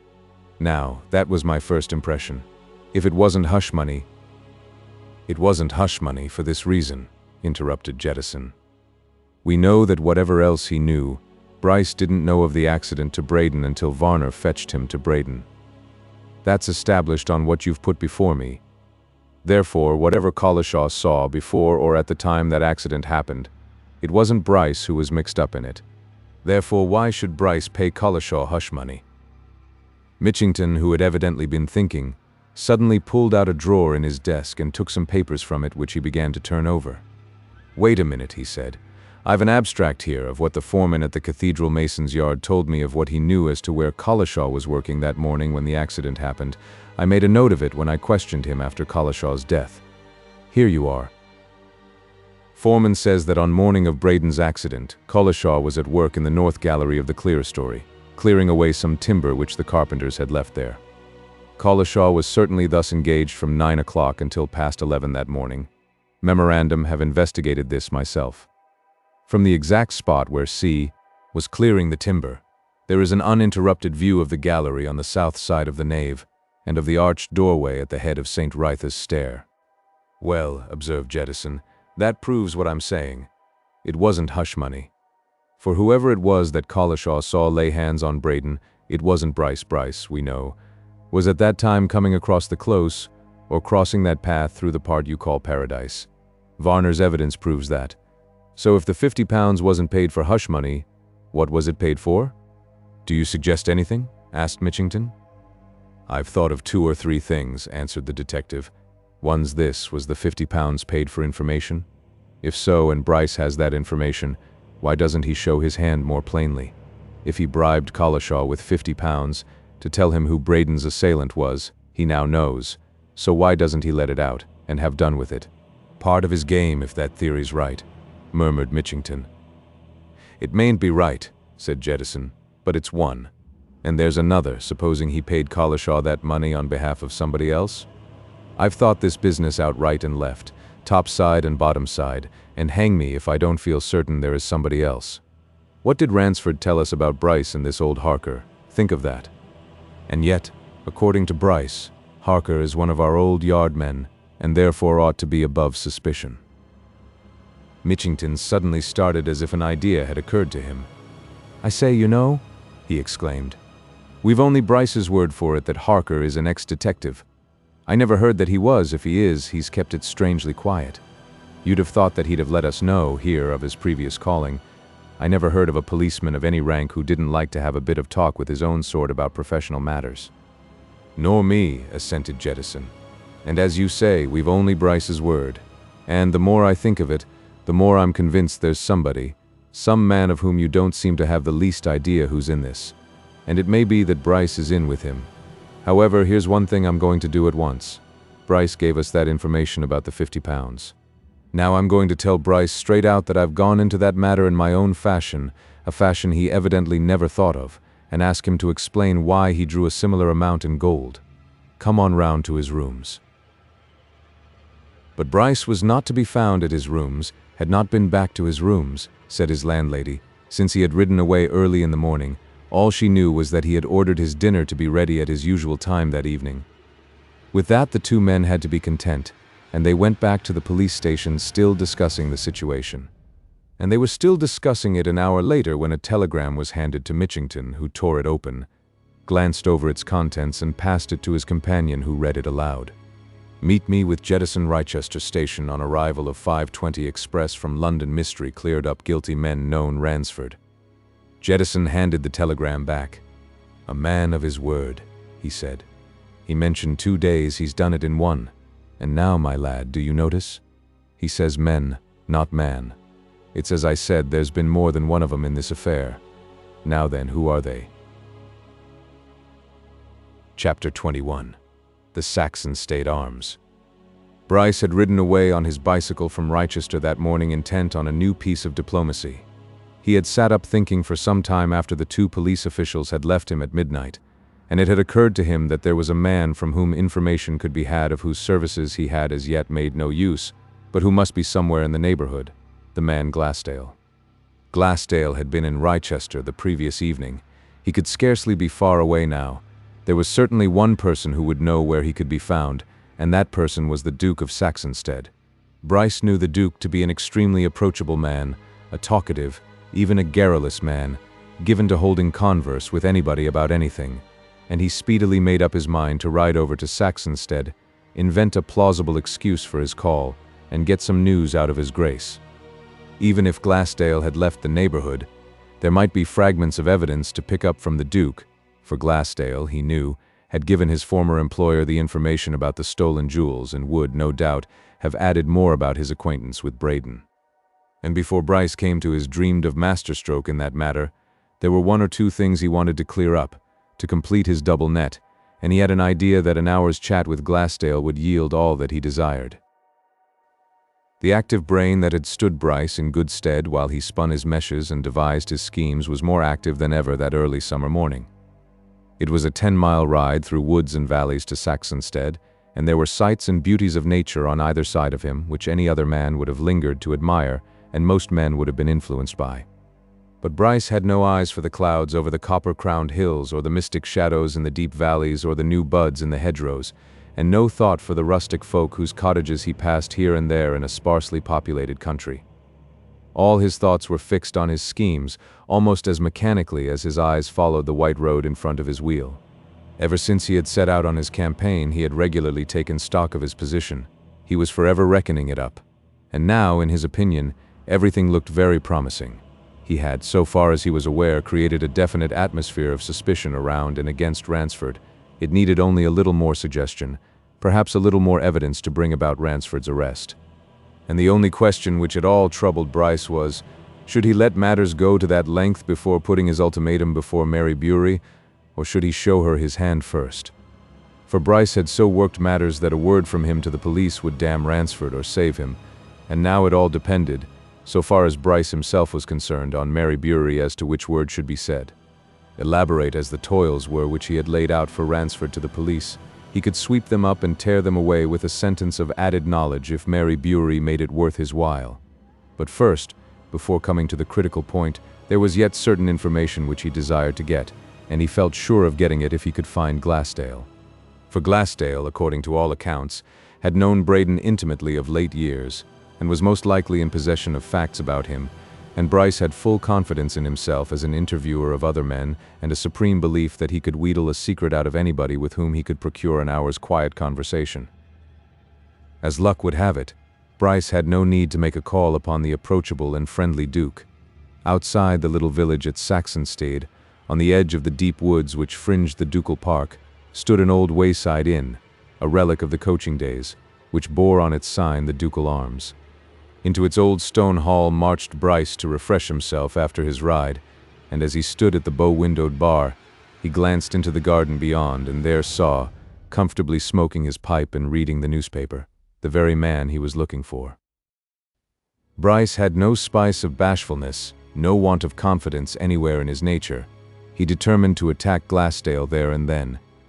But he took a good look at his man before going out into the garden to him. A plain and ordinary sort of fellow, he thought, rather over middle age, with a tinge of gray in his hair and mustache, prosperous-looking and well-dressed, and at that moment of the appearance of what he was probably taken for by the inn people, a tourist. Whether he was the sort who would be communicative or not, Bryce could not tell from outward signs, but he was going to try, and he presently found his card case, took out a card, and strolling down the garden to the shady spot in which Glassdale sat, assumed his politest and suavest manner and presented himself. "Allow me, sir," he said, carefully abstaining from any mention of names. "May I have the pleasure of a few minutes' conversation with you?" Glassdale cast a swift glance of surprise, not unmingled with suspicion, at the intruder, the sort of glance that a man used to watchfulness would throw at anybody, thought Bryce. But his face cleared as he read the card, though it was still doubtful as he lifted it again. "You've the advantage of me, sir," he said. "Dr. Bryce, I see, but—" Bryce smiled and dropped into a garden chair at Glassdale's side. "You needn't be afraid of talking to me," he answered. "I'm well known in Wrychester. The Duke," he went on, nodding his head in the direction of the great house which lay behind the woods at the foot of the garden, "knows me well enough, in fact. I was on my way to see His Grace now, to ask him if he could tell me where you could be found. The fact is, I'm aware of what happened last night, the jewel affair, you know. Mitchington told me, and of your friendship with Braden, and I want to ask you a question or two about Braden." Glassdale, who had looked somewhat mystified at the beginning of this address, seemed to understand matters better by the end of it. "Oh, well, of course, Doctor," he said, "if that's it, but, of course, a word first. These folk here at the inn don't know who I am, or that I've any connection with the Duke on that affair. I'm Mr. Gordon here, just staying for a bit." "That's all right," answered Bryce with a smile of understanding. "All this is between ourselves. I saw you with the Duke and the rest of them last night, and I recognized you just now. And all I want is a bit of talk about Braden. You knew him pretty well of late years?" "Knew him for a good many years," replied Glassdale. He looked narrowly at his visitor. "I suppose you know his story and mine," he asked. "Bygone affairs, eh?" "Yes, yes," answered Bryce reassuringly. "No need to go into that, that's all done with." "Aye, well, we both put things right," said Glassdale. "Made restitution, both of us, you understand. So that is done with? And you know then, of course, who Braden really was." "John Brake, ex-bank manager," answered Bryce promptly. "I know all about it. I've been deeply interested and concerned in his death, and I'll tell you why. I want to marry his daughter." Glassdale turned and stared at his companion. "His daughter," he exclaimed. "Brake's daughter. God bless my soul, I never knew he had a daughter." It was Bryce's turn to stare now. He looked at Glassdale incredulously. "Do you mean to tell me that you knew Brake all those years and that he never mentioned his children?" he exclaimed. "Never a word of 'em," replied Glassdale. "Never knew he had any." "Did he never speak of his past?" asked Bryce. "Not in that respect," answered Glassdale. "I'd no idea that he was or had been a married man. He certainly never mentioned wife nor children to me, sir, and yet I knew Brake about as intimately as two men can know each other for some years before we came back to England." Bryce fell into one of his fits of musing. What could be the meaning of this extraordinary silence on Brake's part? Was there still some hidden secret, some other mystery at which he had not yet guessed? "Odd," he remarked at last, after a long pause during which Glassdale had watched him curiously. "But did he ever speak to you of an old friend of his named Ransford, a doctor?" "Never," said Glassdale. "Never mentioned such a man." Bryce reflected again and suddenly determined to be explicit. "John Brake, the bank manager," he said, "was married at a place called Braden Medworth, in Leicestershire, to a girl named Mary Bury. He had 2 children who would be, respectively, about 4 and 1 years of age when his, we'll call it, misfortune happened. That's a fact. First I ever heard of it then, said Glassdale. And that's a fact, too. He'd also a very close friend named Ransford, Mark Ransford, continued Bryce. This Ransford was best man at Brake's wedding. Never heard him speak of Ransford, nor of any wedding, affirmed Glassdale. All news to me, Doctor. This Ransford is now in practice in Wrychester, said Bryce, and he has 2 young people living with him as his wards, a girl of 20, a boy of 17, who are, without doubt, John Brake's children. It is the daughter that I want to marry. Glassdale shook his head as if in sheer perplexity. Well, all I can say is, you surprise me, he remarked. I'd no idea of any such thing. Do you think Brake came to Wrychester because of that? Asked Bryce. How can I answer that, sir, when I tell you that I never heard him breathe one word of any children? Exclaimed Glassdale. No. I know his reason for coming to Wrychester. It was wholly and solely, as far as I know, to tell the Duke here about that jewel business, the secret of which had been entrusted to Brake and me by a man on his deathbed in Australia. Brake came to Wrychester by himself. I was to join him next morning. We were then to go to see the Duke together. When I got to Wrychester, I heard of Brake's accident, and being upset by it, I went away again and waited some days until yesterday, when I made up my mind to tell the Duke myself, as I did, with very fortunate results. No, that's the only reason I know of why Brake came this way. I tell you, I knew nothing at all of his family affairs. He was a very close man, Brake, and apart from his business matters, he'd only one idea in his head, and that was lodged there pretty firmly, I can assure you. What was it? Asked Bryce.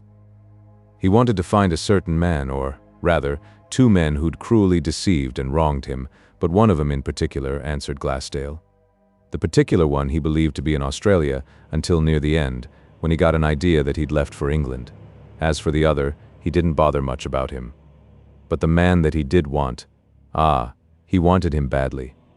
Who was that man? Asked Bryce. A man of the name of Falconer Rye, answered Glassdale promptly. A man he'd known in London. This Rye, together with his partner, a man called Flood, tricked Brake into lending him several £1000s, bank's money, of course, for a couple of days, no more, and then clean disappeared, leaving him to pay the piper. He was a fool, no doubt, but he'd been mixed up with them. He'd done it before, and they'd always kept their promises, and he did it once too often. He let 'em have some thousands, they disappeared, and the bank inspector happened to call at Brake's bank and ask for his balances. And there he was. And that's why he'd Falconer Rye on his mind, as his one big idea. T'other man was a lesser consideration. Rye was the chief offender. I wish you'd tell me all you know about Brake, said Bryce after a pause during which he had done some thinking. Between ourselves, of course. Oh, I don't know that there's so much secrecy, replied Glassdale almost indifferently. Of course I knew him first when we were both inmates of, you understand where. No need for particulars. But after we left that place, I never saw him again until we met in Australia a few years ago. We were both in the same trade, speculating in wool. We got pretty thick and used to see each other a great deal, and of course, grew confidential. He told me in time about his affair, and how he'd traced this Rye to the United States, and then, I think, to New Zealand, and afterwards to Australia. And as I was knocking about the country a great deal buying up wool, he asked me to help him, and gave me a description of Rye, of whom he said. He'd certainly heard something when he first landed at Sydney, but had never been able to trace afterwards.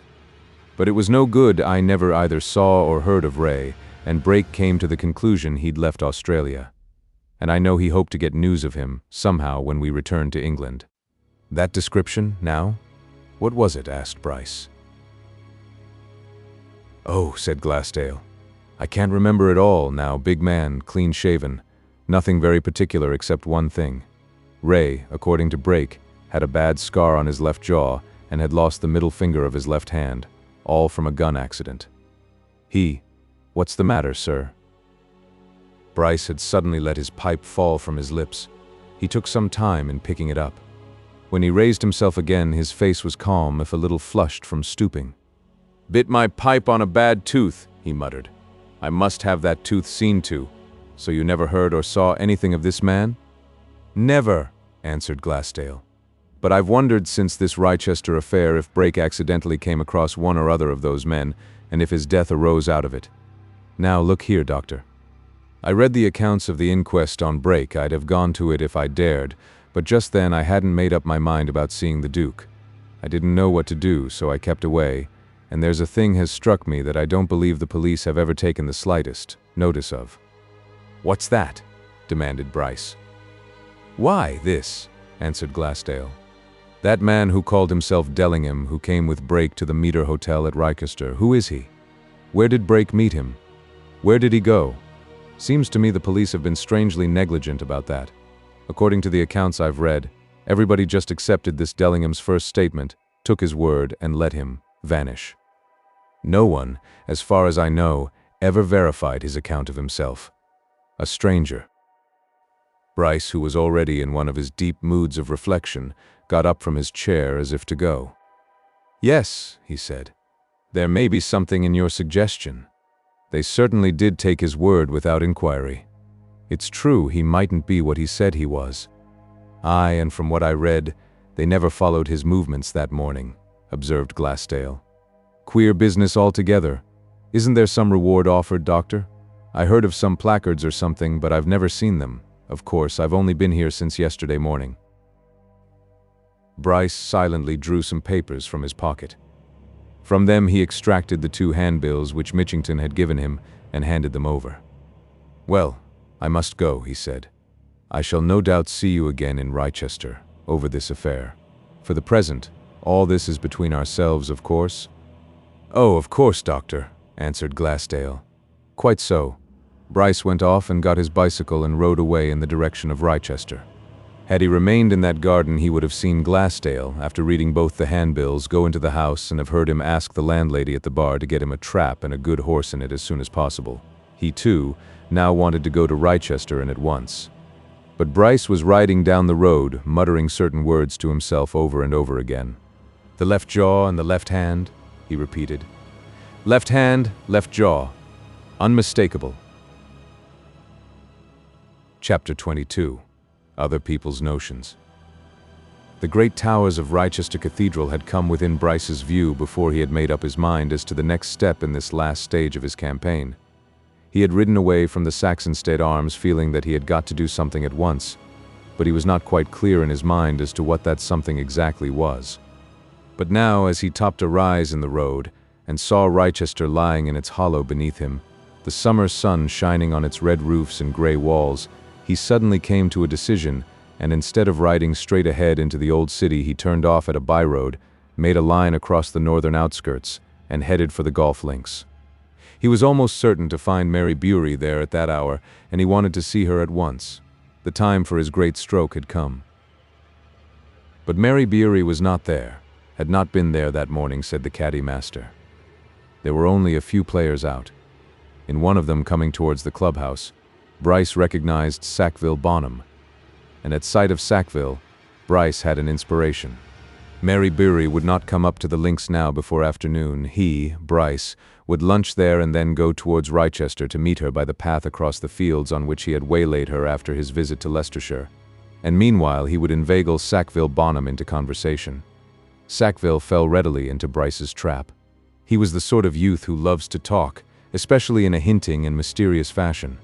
And when Bryce, after treating him to an appetizer in the bar of the clubhouse, had suggested that they should lunch together and got him into a quiet corner of the dining room, he launched forth at once on the pertinent matter of the day. Heard all about this discovery of those missing SAXONSTEADE diamonds? He asked as he and Bryce picked up their knives and forks. Queer business that, isn't it? Of course it's got to do with those murders. Think so? Asked Bryce. Can anybody think anything else? Said Sackville in his best dogmatic manner. Why, the thing's plain. From what's been let out, not much certainly, but enough. It's quite evident. What's your theory? Inquired Bryce. My stepfather, knowing old bird he is too. Sums the whole thing up to a nicety, answered Sackville. That old chap, Braden, you know, is in possession of that secret. He comes to Rochester about it. But somebody else knows. That somebody gets rid of Braden. Why? So that the secret will be known then only to one, the murderer. See. And why? Why? Well, why? Repeated Bryce. Don't see, so far. You must be dense, then, said Sackville with the lofty superiority of youth. Because of the reward, of course. Don't you know that there's been a standing offer, never withdrawn, of £5,000 for news of those jewels? No, I didn't, answered Bryce. Fact, sir, pure fact, continued Sackville. Now 5,000 divided in 2 is 2,500 each, but 5,000 undivided is what? 5,000, apparently, said Bryce. Just so, and, remarked Sackville knowingly, a man'll do a lot for 5,000. Or according to your argument for half of it, said Bryce. What you or your stepfather's aiming at comes to this, that suspicion rests on Braden's sharer in the secret. That it? And why not? Asked Sackville. Look at what we know from the account in the paper this morning. This other chap, Glassdale, waits a bit until the first excitement about Braden is over. Then he comes forward and tells the Duke where the Duchess's diamonds are planted. Why? So that he can get the £5,000 reward. Plain as a pikestaff. Only the police are such fools. And what about Collishaw? Asked Bryce, willing to absorb all his companion's ideas. Part of the game, declared Sackville. Same man that got rid of Braden got rid of that chap. Probably Collishaw knew a bit and had to be silenced. But whether that Glassdale did it all off his own bat or whether he's somebody in with him, that's where the guilt'll be fastened in the end, my stepfather says. And it'll be so. Stands to reason. Anybody come forward about that reward your stepfather offered? Asked Bryce. I'm not permitted to say, answered Sackville. But, he added, leaning closer to his companion across the table, I can tell you this. There's wheels within wheels, you understand, and things'll be coming out. Got to. We can't, as a family, let Ransford lie under that cloud, don't you know? We must clear him. That's precisely why Mr. Folliot offered his reward. Ransford, of course, you know, Bryce, is very much to blame. He ought to have done more himself. And of course, as my mother and my stepfather say, if Ransford won't do things for himself, well, we must do 'em for him.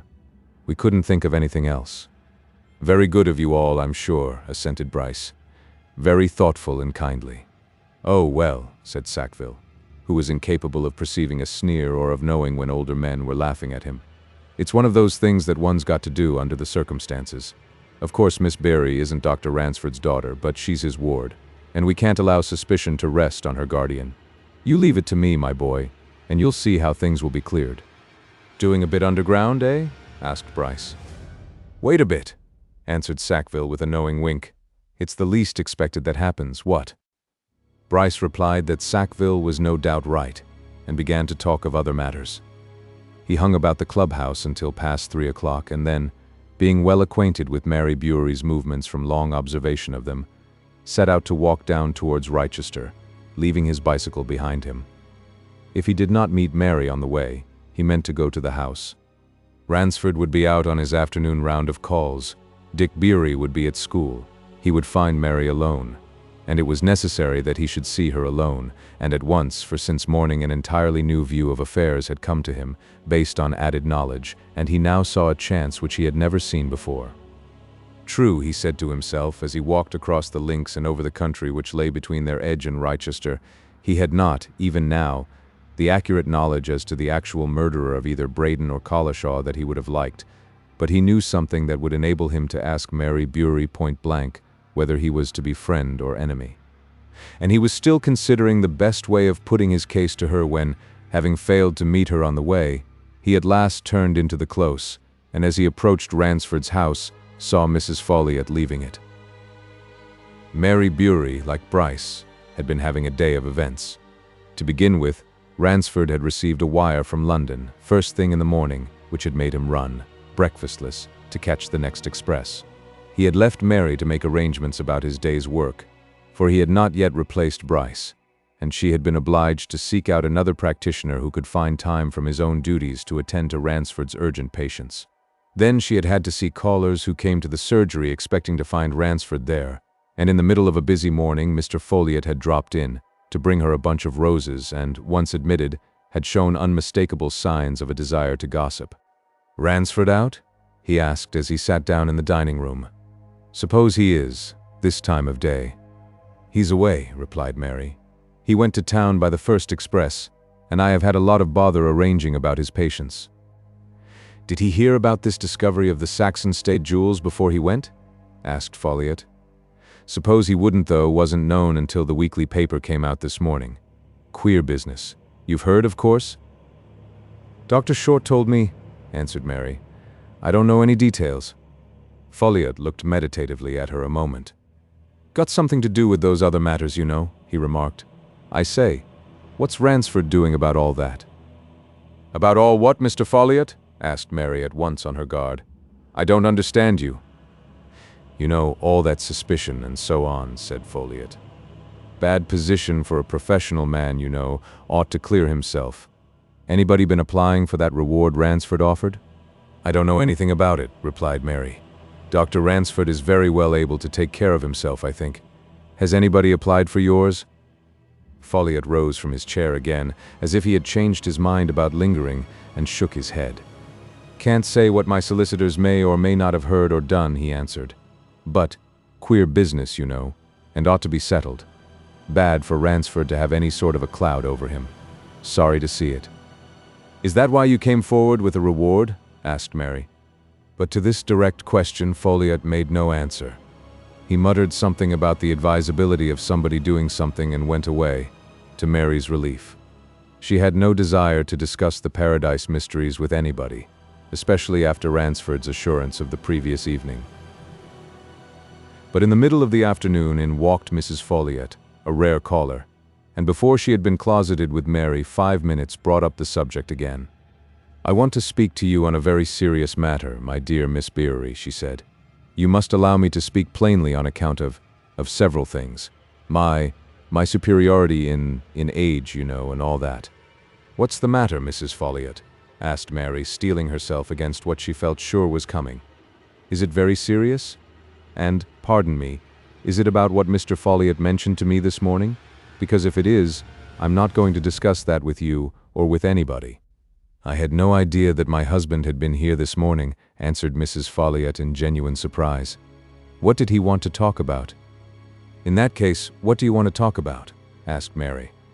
"Though that doesn't mean that I'm going to talk about it with you." Mrs. Folliot made an effort to understand this remark, and after inspecting her hostess critically for a moment, proceeded in her most judicial manner.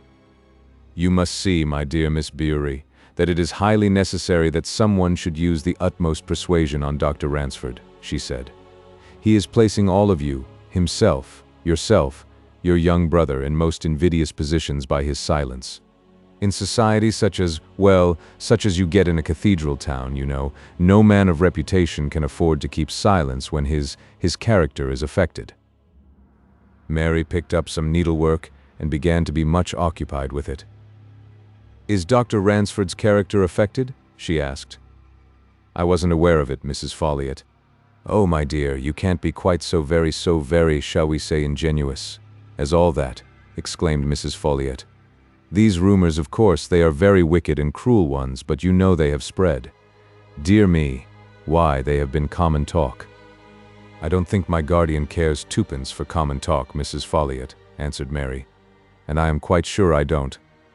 None of us, especially people in our position, can afford to ignore rumors and common talk," said Mrs. Folliot in her loftiest manner. "If we are unfortunately talked about, then it is our solemn bounden duty to put ourselves right in the eyes of our friends and of society.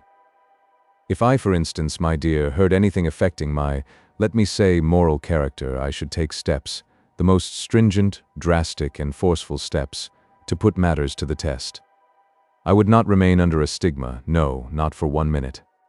I hope you will never have occasion to rehabilitate your moral character, Mrs. Folliot," remarked Mary, bending closely over her work. "Such a necessity would indeed be dreadful, and yet you do not insist, yes, insist, on Dr. Ransford's taking strong steps to clear himself," exclaimed Mrs. Folliot. "Now that, indeed, is a dreadful necessity." "Dr. Ransford," answered Mary, "is quite able to defend and to take care of himself. It is not for me to tell him what to do or even to advise him what to do. And since you will talk of this matter, I tell you frankly, Mrs. Folliot, that I don't believe any decent person in Wrychester has the least suspicion or doubt of Dr. Ransford. His denial of any share or complicity in those sad affairs, the mere idea of it as ridiculous as it's wicked, was quite sufficient. You know very well that at that second inquest he said on oath, too, that he knew nothing of these affairs. I repeat, there isn't a decent soul in the city doubts that." "Oh, but you're quite wrong," said Mrs. Folliot, hurriedly. "Quite wrong. I assure you, my dear. Of course, everybody knows what Dr. Ransford said very excitedly, poor man. I'm given to understand on the occasion you refer to, but then, what else could he have said in his own interest? What people want is the proof of his innocence. I could, but I won't tell you of many of the very best people who are, well, very much exercised over the matter. I could indeed." "Do you count yourself among them?" asked Mary in a cold fashion which would have been a warning to anyone but her visitor. "Am I to understand that, Mrs. Folliot?" "Certainly not, my dear," answered Mrs. Folliot promptly. "Otherwise I should not have done what I have done towards establishing the foolish man's innocence." Mary dropped her work and turned a pair of astonished eyes on Mrs. Folliot's large countenance. "You?" she exclaimed. "To establish Dr. Ransford's innocence? Why, Mrs. Folliot, what have you done?" Mrs. Folliot toyed a little with the jeweled head of her sunshade. Her expression became almost coy. "Oh, well," she answered after a brief spell of indecision. "Perhaps it is as well that you should know, Miss Beery. Of course, when all this sad trouble was made far worse by that second affair, the working man's death, you know, I said to my husband that really one must do something, seeing that Dr. Ransford was so very, very obdurate and wouldn't speak. And as money is nothing, at least as things go to me or to Mr. Folliot, I insisted that he should offer £1,000 reward to have the thing cleared up. He's a generous and open-handed man, and he agreed with me entirely, and put the thing in hand through his solicitors.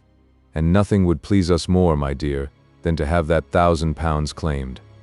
For of course, if there is to be, as I suppose there is, a union between our families, it would be utterly impossible that any cloud could rest on Dr. Ransford, even if he is only your guardian. My son's future wife cannot, of course." Mary laid down her work again and for a full minute stared Mrs. Folliot in the face. "Mrs. Folliot," she said at last, "are you under the impression that I'm thinking of marrying your son?" "I think I've every good reason for believing it," replied Mrs. Folliot. "You've none," retorted Mary, gathering up her work and moving towards the door. "I've no more intention of marrying Mr. Sackville Bonham than of eloping with the bishop. The idea is too absurd to even be thought of." 5 minutes later, Mrs. Folliot, heightened in color, had gone, and presently Mary, glancing after her across the close, saw Bryce approaching the gate of the garden. Chapter 23. The Unexpected. Mary's first instinct on seeing the approach of Pemberton Bryce, the one man she least desired to see, was to retreat to the back of the house and send the parlor-maid to the door to say her mistress was not at home. But she had lately become aware of Bryce's curiously dogged persistence in following up whatever he had in view, and she reflected that if he were sent away, then he would be sure to come back until he had got whatever it was that he wanted. And after a moment's further consideration, she walked out of the front door and confronted him resolutely in the garden. "Dr. Ransford is away," she said with almost unnecessary brusqueness. "He's away until evening." "I don't want him," replied Bryce just as brusquely. "I came to see you." Mary hesitated. She continued to regard Bryce steadily, and Bryce did not like the way in which she was looking at him. He made haste to speak before she could either leave or dismiss him.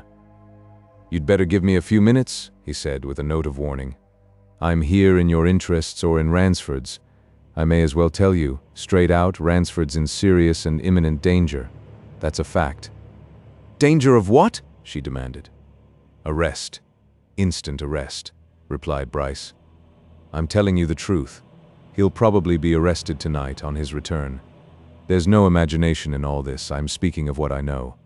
I've, curiously enough, got mixed up with these affairs, through no seeking of my own, and I know what's behind the scenes. If it were known that I'm letting out secrets to you, I should get into trouble. But I want to warn you." Mary stood before him on the path, hesitating. She knew enough to know that Bryce was telling some sort of truth. It was plain that he had been mixed up in the recent mysteries, and there was a ring of conviction in his voice which impressed her. And suddenly she had visions of Ransford's arrest, of his being dragged off to prison to meet a cruel accusation, of the shame and disgrace, and she hesitated further. "But if that's so," she said at last, "what's the good of coming to me? I can't do anything." "I can," said Bryce significantly. "I know more, much more than the police know, more than anybody knows. I can save Ransford. Understand that." "What do you want now?" she asked. "To talk to you, to tell you how things are," answered Bryce. "What harm is there in that? To make you see how matters stand, and then to show you what I can do to put things right." Mary glanced at an open summer house which stood beneath the beech trees on one side of the garden. She moved towards it and sat down there, and Bryce followed her and seated himself. "Well?" she said. Bryce realized that his moment had arrived. He paused, endeavoring to remember the careful preparations he had made for putting his case. Somehow, he was not so clear as to his line of attack as he had been 10 minutes previously. He realized that he had to deal with a young woman who was not likely to be taken in nor easily deceived, and suddenly he plunged into what he felt to be the thick of things. "Whether you or whether Ransford, whether both or either of you know it or not," he said, "the police have been onto Ransford ever since that Collishaw affair. Underground work, you know. Mitchington has been digging into things ever since then, and lately he's had a London detective helping him." Mary, who had carried her work into the garden, had now resumed it, and as Bryce began to talk, she bent over it steadily stitching. "Well?" she said. "Look here," continued Bryce. "Has it never struck you, it must have done, that there's considerable mystery about Ransford? But whether it has struck you or not, it's there, and it struck the police forcibly. Mystery connected with him before, long before he ever came here, and associated in some way with that man Braden. Not of late in years past. And naturally, the police have tried to find out what that was." "What have they found out?" asked Mary quietly. "That I'm not at liberty to tell," replied Bryce. "But I can tell you this, they know, Mitchington and the London man, that there were passages between Ransford and Braden years ago." "How many years ago?" interrupted Mary. Bryce hesitated a moment. He had a suspicion that this self-possessed young woman who was taking everything more quietly than he had anticipated might possibly know more than he gave her credit for knowing.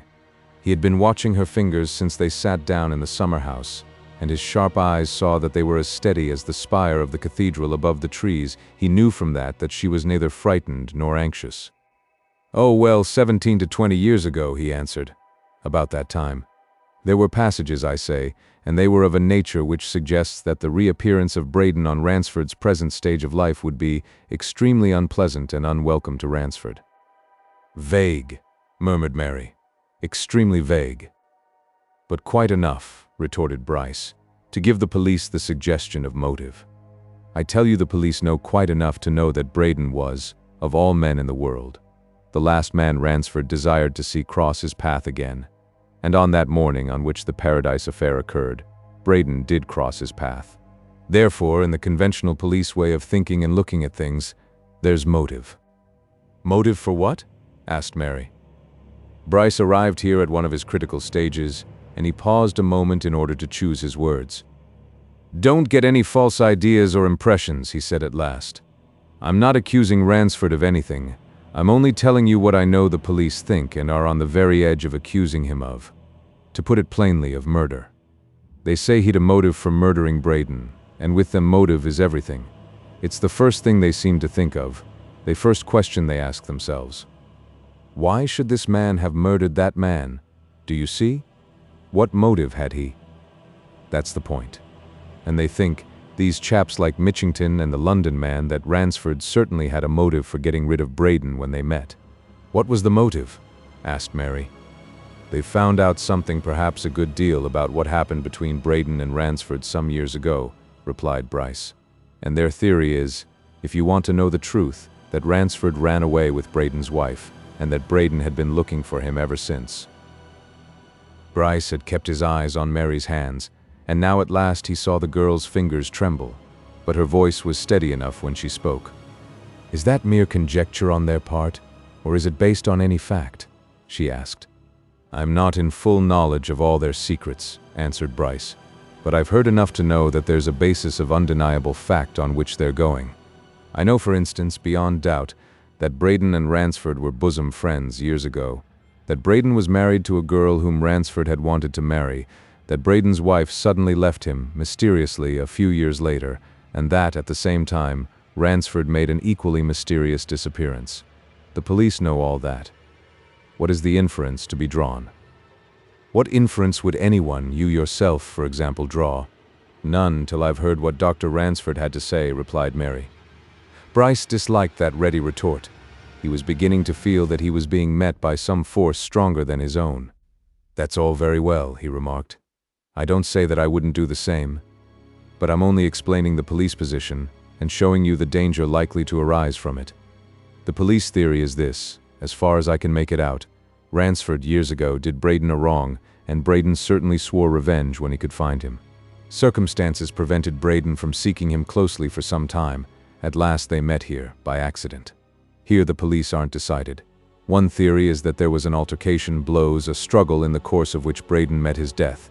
The other is that Ransford deliberately took Braden up into the gallery and flung him through that open doorway. That, observed Mary, with something very like a sneer, seems so likely that I should think it would never occur to anybody but the sort of people you're telling me of. No man of any real sense would believe it for a minute. Some people of plain common sense do believe it for all that, retorted Bryce. For it's quite possible. But as I say, I'm only repeating. And of course, the rest of it follows on that. The police theory is that Collishaw witnessed Braden's death at Ransford's hands, that Ransford got to know that Collishaw knew of that, and that he therefore quietly removed Collishaw. And it is on all that they're going, and will go. Don't ask me if I think they're right or wrong. I'm only telling you what I know so as to show you what danger Ransford is in. Mary made no immediate answer, and Bryce sat watching her. Somehow he was at a loss to explain it to himself. Things were not going as he had expected. He had confidently believed that the girl would be frightened, scared, upset, ready to do anything that he asked or suggested. But she was plainly not frightened. And the fingers which busied themselves with the fancy work had become steady again, and her voice had been steady all along. "Pray," she asked suddenly, and with a little satirical inflection of voice which Bryce was quick to notice. "Pray, how is it that you, not a policeman, not a detective, come to know so much of all this? Since when were you taken into the confidence of Mitchington and the mysterious person from London?" "You know as well as I do that I have been dragged into the case against my wishes," answered Bryce almost sullenly. "I was fetched to Braden, I saw him die. It was I who found Collishaw dead. Of course, I've been mixed up, whether I would or not, and I've had to see a good deal of the police, and naturally I've learnt things." Mary suddenly turned on him with a flash of the eye which might have warned Bryce that he had signally failed in the main feature of his adventure. "And what have you learnt that makes you come here and tell me all this?" she exclaimed. "Do you think I'm a simpleton, Dr. Bryce? You set out by saying that Dr. Ransford is in danger from the police, and that you know more, much more than the police. What does that mean? Shall I tell you? It means that you know that the police are wrong, and that if you like you can prove to them that they are wrong. Now then, isn't that so?" "I am in possession of certain facts," began Bryce. Mary stopped him with a look. "My turn," she said. "You're in possession of certain facts. Now, isn't it the truth that the facts you are in possession of are proof enough to you that Dr. Ransford is as innocent as I am? It's no use your trying to deceive me. Isn't that so?" "I could certainly turn the police off his track," admitted Bryce, who was growing highly uncomfortable. "I could divert." Mary gave him another look and, dropping her needlework, continued to watch him steadily. "Do you call yourself a gentleman?" she asked quietly. "Or we'll leave the term out. Do you call yourself even decently honest? For if you do, how can you have the sheer impudence, more insolence, to come here and tell me all this when you know that the police are wrong and that you could, to use your own term, which is your way of putting it, turn them off the wrong track? Whatever sort of man are you? Do you want to know my opinion of you in plain words?" "You seem very anxious to give it anyway," retorted Bryce. "I will give it, and it will perhaps put an end to this," answered Mary. "If you are in possession of anything in the way of evidence which would prove Dr. Ransford's innocence, and you are willfully suppressing it, you are bad, wicked, base, cruel, unfit for any decent being's society. And," she added as she picked up her work and rose, "you're not going to have any more of mine. "A moment," said Bryce. He was conscious that he had somehow played all his cards badly, and he wanted another opening. "You're misunderstanding me altogether. I never said, never inferred that I wouldn't save Ransford." "Then if there's need, which I don't admit, you acknowledge that you could save him," she exclaimed sharply. "Just as I thought. Then if you're an honest man, a man with any pretensions to honor, why don't you at once? Any man who had such feelings as those I've just mentioned wouldn't hesitate 1 second. But you come and talk about it, as if it were a game. Dr. Bryce, you make me feel sick. Mentally, morally sick." Bryce had risen to his feet when Mary rose, and he now stood staring at her. Ever since his boyhood he had laughed and sneered at the mere idea of the finer feelings. He believed that every man has his price, and that honesty and honor are things useful as terms but of no real existence. And now he was wondering, really wondering, if this girl meant the things she said, if she really felt a mental loathing of such minds and purposes as he knew his own were, or if it were merely acting on her part. Before he could speak, she turned on him again more fiercely than before. "Shall I tell you something else in plain language?" she asked. "You evidently possess a very small and limited knowledge, if you have any at all, of women, and you apparently don't rate their mental qualities at any high standard. Let me tell you that I am not quite such a fool as you seem to think me. You came here this afternoon to bargain with me. You happen to know how much I respect my guardian and what I owe him for the care he has taken of me and my brother. You thought to trade on that. You thought you could make a bargain with me. You were to save Dr. Ransford, and for reward you were to have me. You daren't deny it. Dr. Bryce, I can see through you." "I never said it, at any rate," answered Bryce.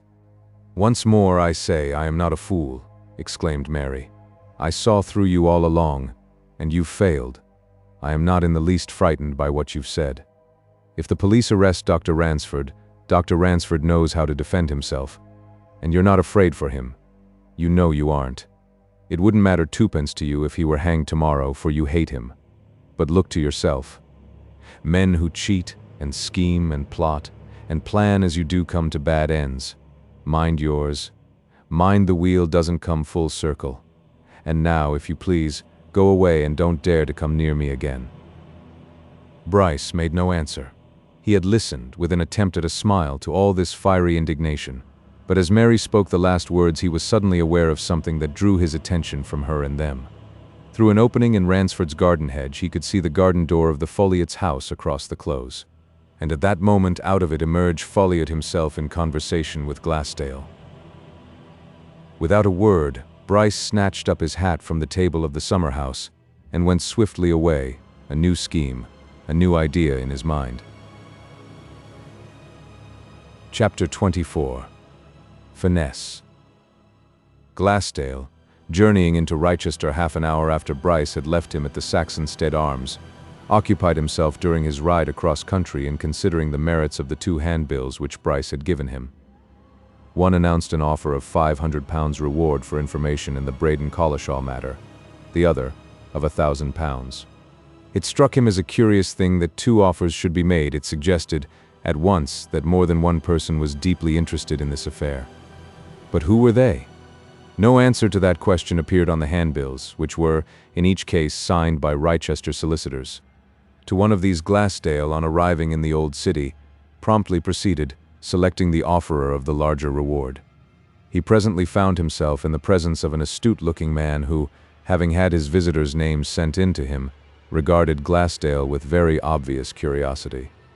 "Mr. Glassdale," he said inquiringly, as the caller took an offered chair, "are you, by any chance, the Mr. Glassdale whose name is mentioned in connection with last night's remarkable affair?"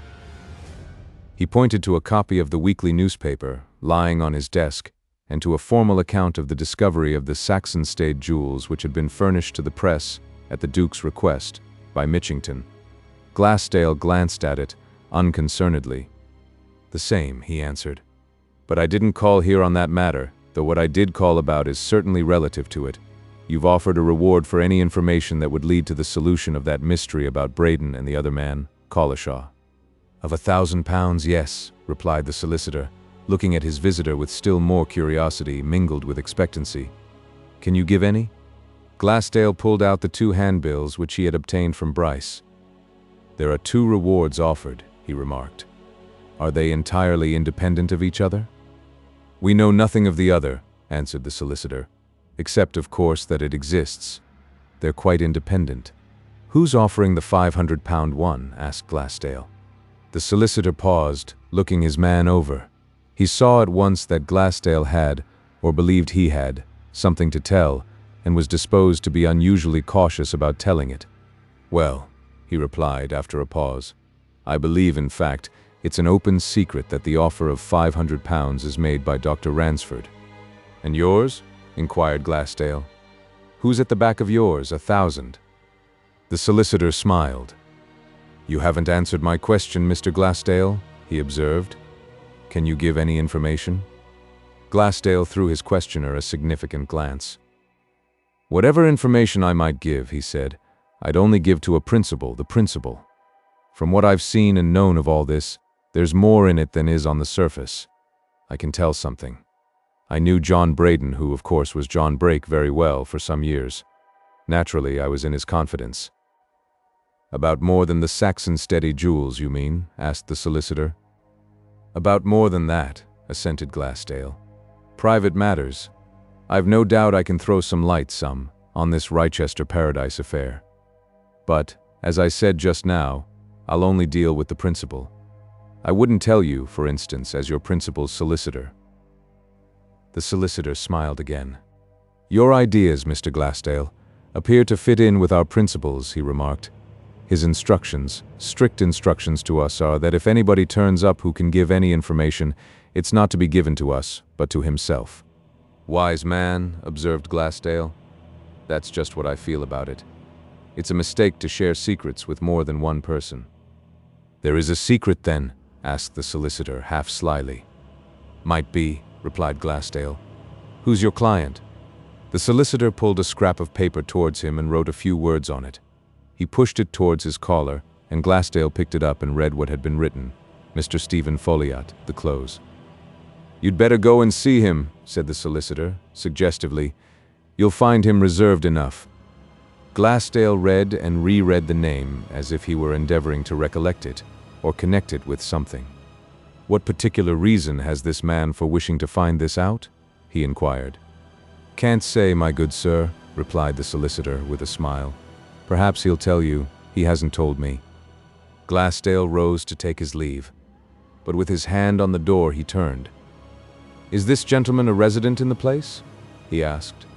"A well-known townsman," replied the solicitor.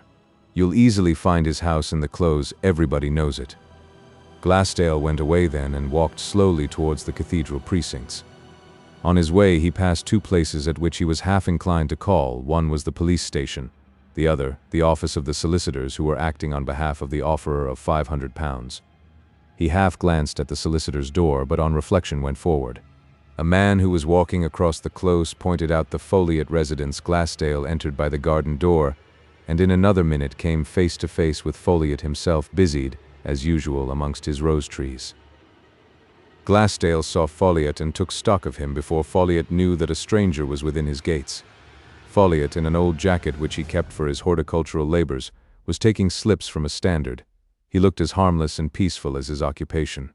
A quiet, inoffensive, somewhat benevolent elderly man, engaged in work, which suggested leisure and peace. But Glassdale, after a first quick, searching glance, took another and longer one and went nearer with a discreet laugh. Folliot turned quietly, and seeing the stranger, showed no surprise. He had a habit of looking over the top rims of his spectacles at people, and he looked in this way at Glassdale, glancing him up and down calmly. Glassdale lifted his slouch hat and advanced. "Mr. Folliot, I believe, sir," he said. "Mr. Stephen Folliot?" "Aye, just so," responded Folliot. "But I don't know you. Who may you be, now?" "My name, sir, is Glassdale," answered the other. "I've just come from your solicitor's. I called to see him this afternoon, and he told me that the business I called about could only be dealt with or discussed with you. So I came here." Folliot, who had been cutting slips off a rose tree, closed his knife and put it away in his old jacket. He turned and quietly inspected his visitor once more. "Aye," he said quietly. "So you're after that £1,000 reward, eh?" "I should have no objection to it, Mr. Folliot," replied Glassdale. "I dare say not," remarked Folliot dryly. "I dare say not. And which are you, now? One of those who think they can tell something, or one that really can tell, eh?" "You'll know that better when we've had a bit of talk, Mr. Folliot," answered Glassdale, accompanying his reply with a direct glance. "Oh, well, now then, I've no objection to a bit of talk, none whatever," said Folliot.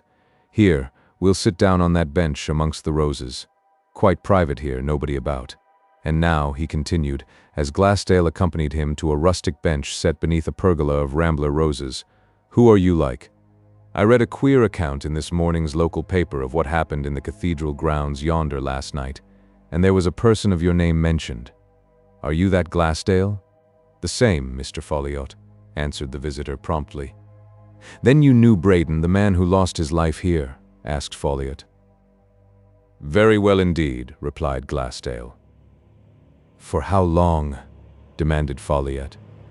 "Some years as a mere acquaintance, seen now and then," said Glassdale. "A few years recently, as what you might call a close friend." "Tell you any of his secrets?" asked Folliot. "Yes, he did," answered Glassdale. "Anything that seems to relate to his death and the mystery about it?" inquired Folliot. "I think so," said Glassdale.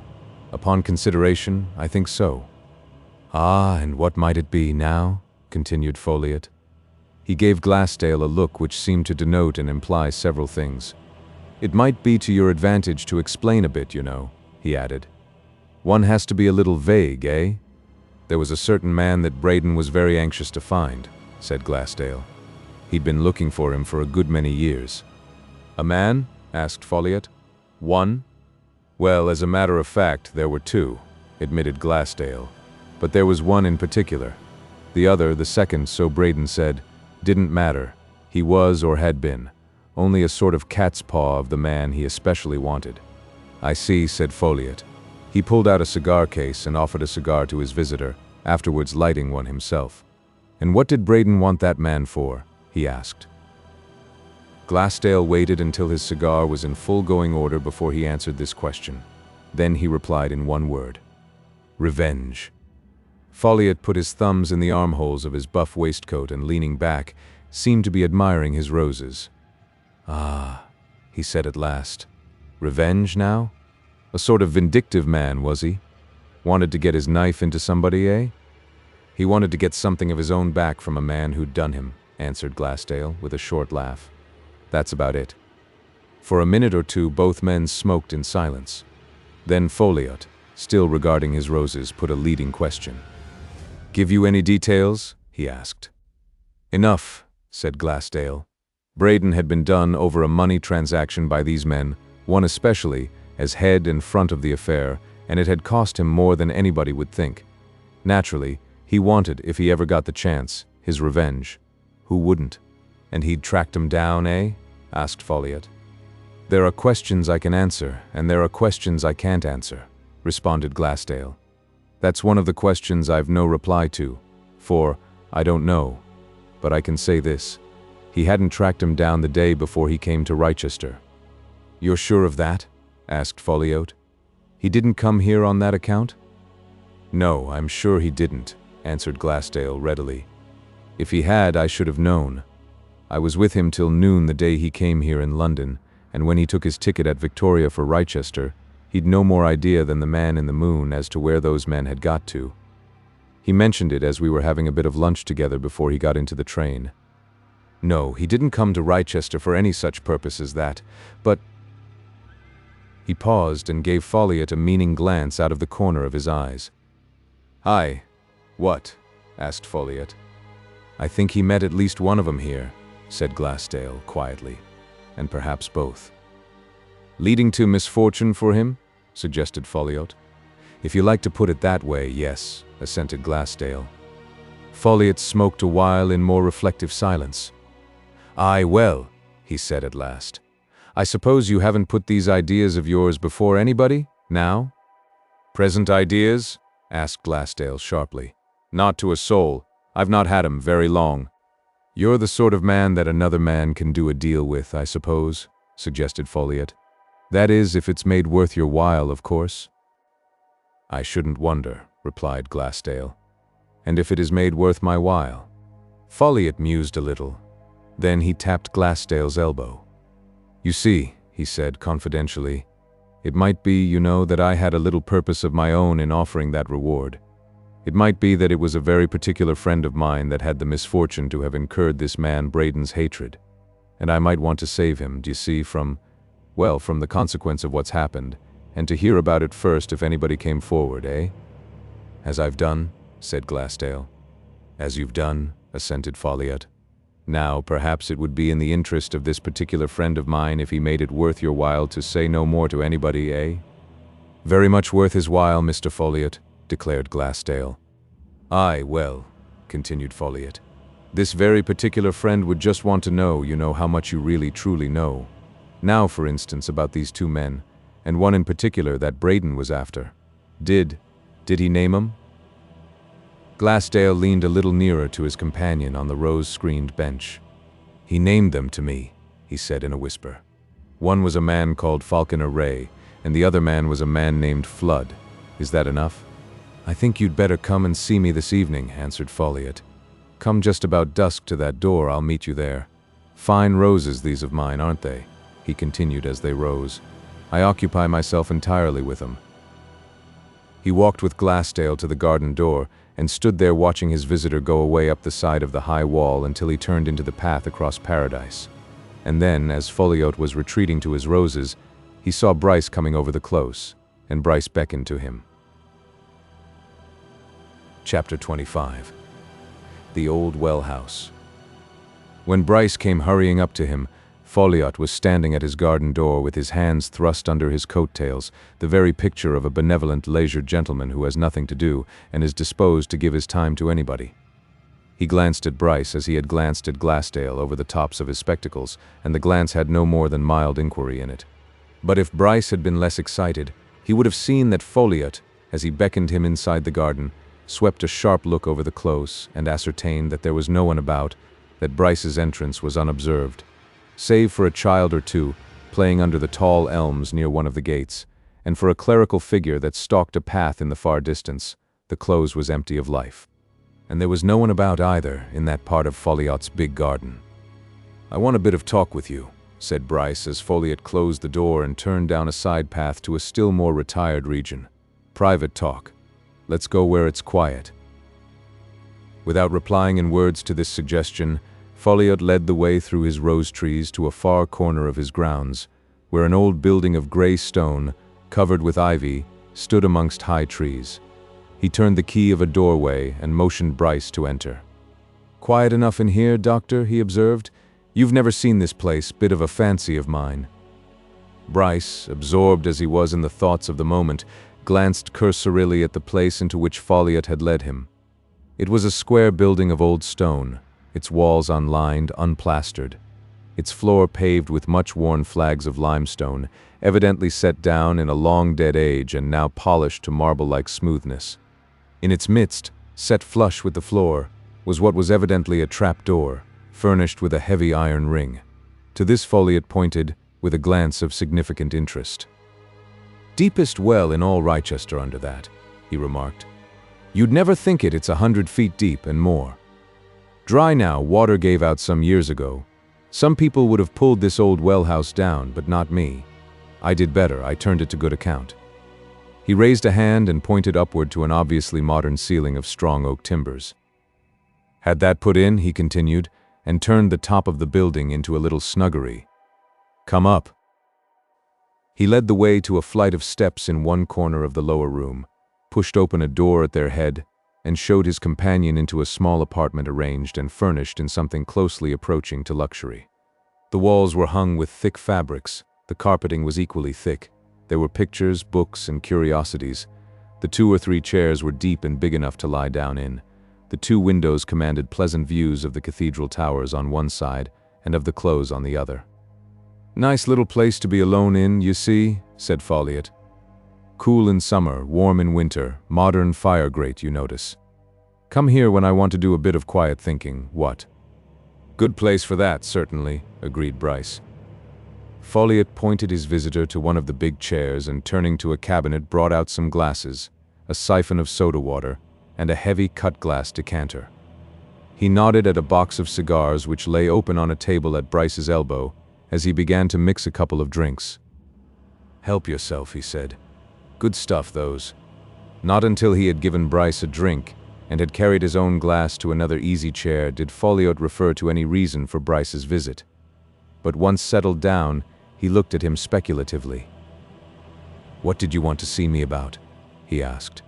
Bryce, who had lighted a cigar, looked across its smoke at the imperturbable face opposite. "You've just had Glassdale here," he observed quietly. "I saw him leave you." Folliot nodded without any change of expression. "Aye, Doctor," he said. "And what do you know about Glassdale now?" Bryce, who would have cheerfully hobnobbed with a man whom he was about to conduct to the scaffold, lifted his glass and drank. "A good deal," he answered as he set the glass down. "The fact is, I came here to tell you so. I know a good deal about everything." "A wide term," remarked Folliot. "You've got some limitation to it, I should think." "What do you mean by everything?" "I mean about recent matters," replied Bryce. "I've interested myself in them for reasons of my own. Ever since Braden was found at the foot of those stairs in Paradise, and I was fetched to him, I've interested myself. And I've discovered a great deal more, much more than's known to anybody." Folliot threw one leg over the other and began to jog his foot. "Oh," he said after a pause. "Dear me, and what might you know now, Doctor? Aught you can tell me, eh?" "Lots," answered Bryce. "I came to tell you on seeing that Glassdale had been with you, because I was with Glassdale this morning."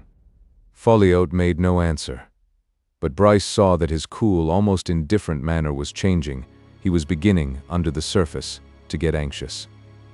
"When I left Glassdale at noon," continued Bryce, "I'd no idea, and I don't think he had, that he was coming to see you. But I know what put the notion into his head. I gave him copies of those 2 reward bills. He no doubt thought he might make a bit, and so he came into town, and to you." "Well?" asked Folliot. "I shouldn't wonder," remarked Bryce reflectively, and almost as if speaking to himself. "I shouldn't at all wonder if Glassdale's the sort of man who can be bought. He, no doubt, has his price. But all that Glassdale knows is nothing to what I know."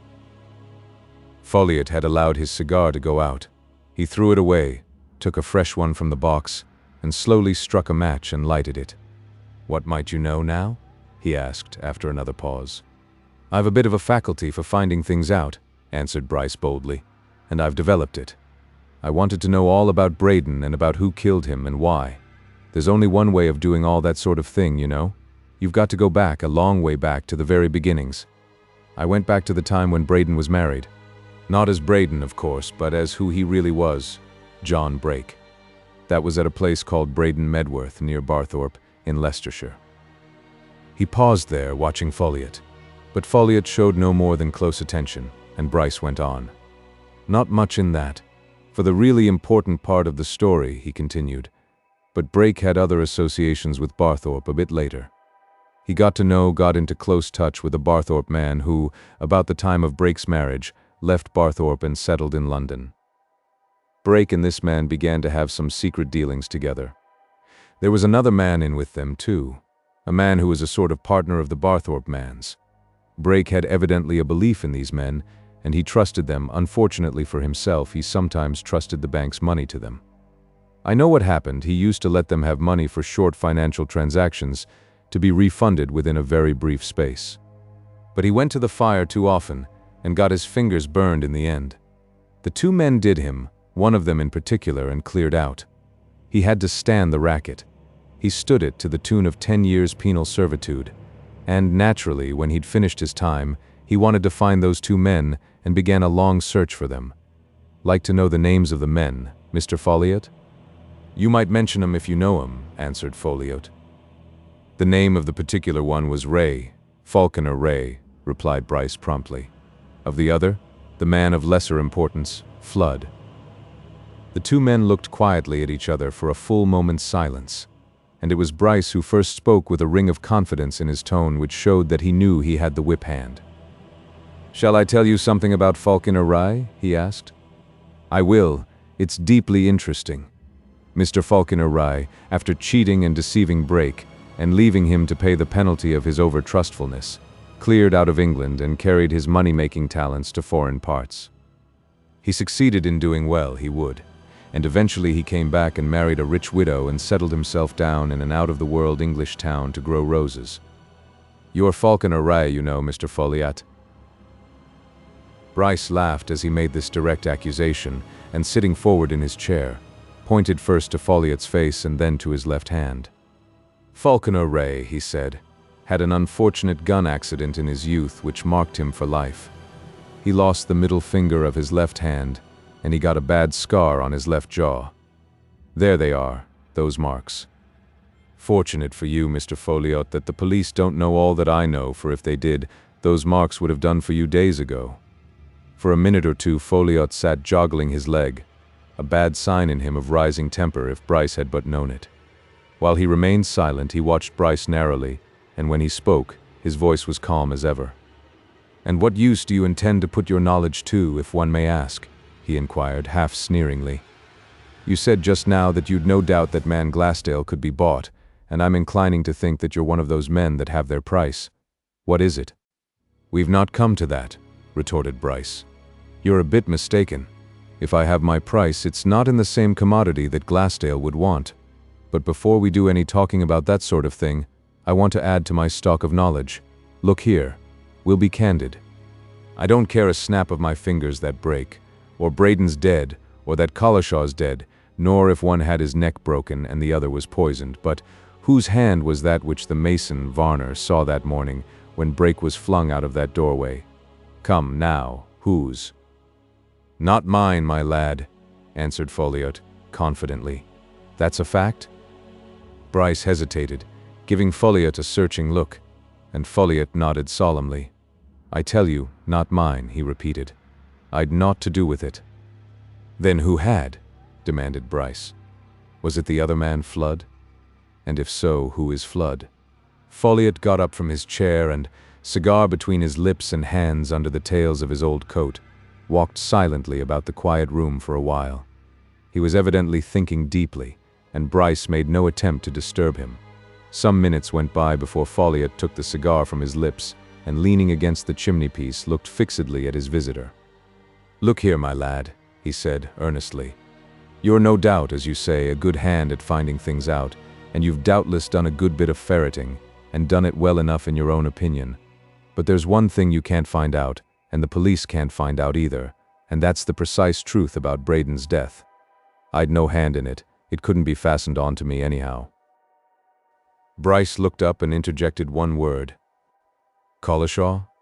"Nor that, neither," answered Folliot hastily.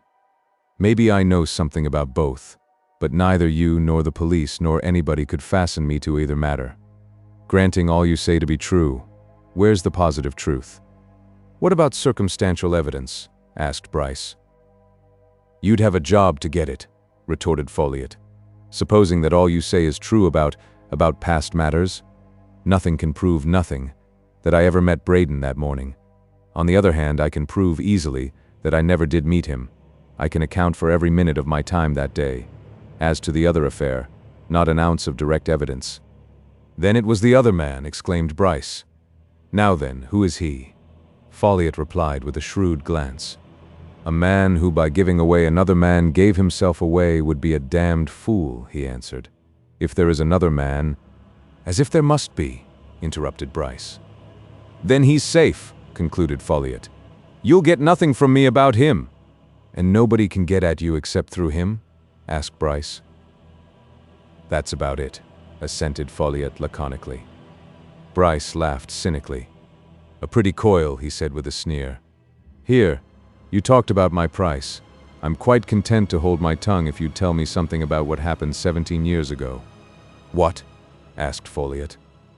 "You knew Brake. You must have known his family affairs," said Bryce. "What became of Brake's wife and children when he went to prison?"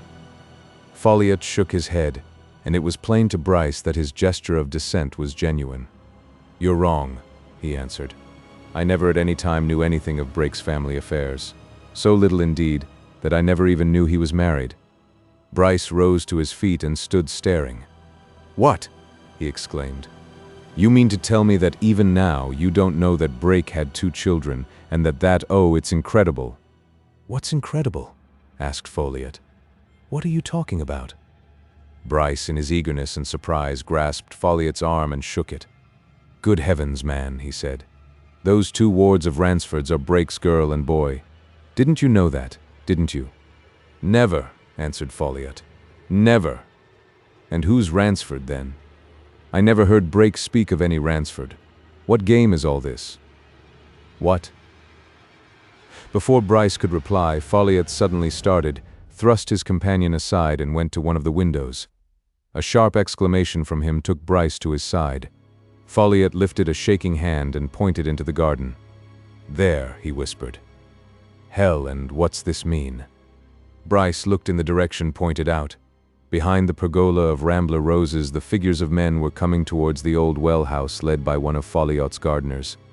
Suddenly they emerged into full view, and in front of the rest was Mitchington, and close behind him the detective, and behind him Glassdale. Chapter 26. The Other Man. It was close on 5 o'clock when Glassdale, leaving Folliot at his garden door, turned the corner into the quietness of the precincts. He walked about there a while, staring at the queer old houses with eyes which saw neither fantastic gables nor twisted chimneys. Glassdale was thinking.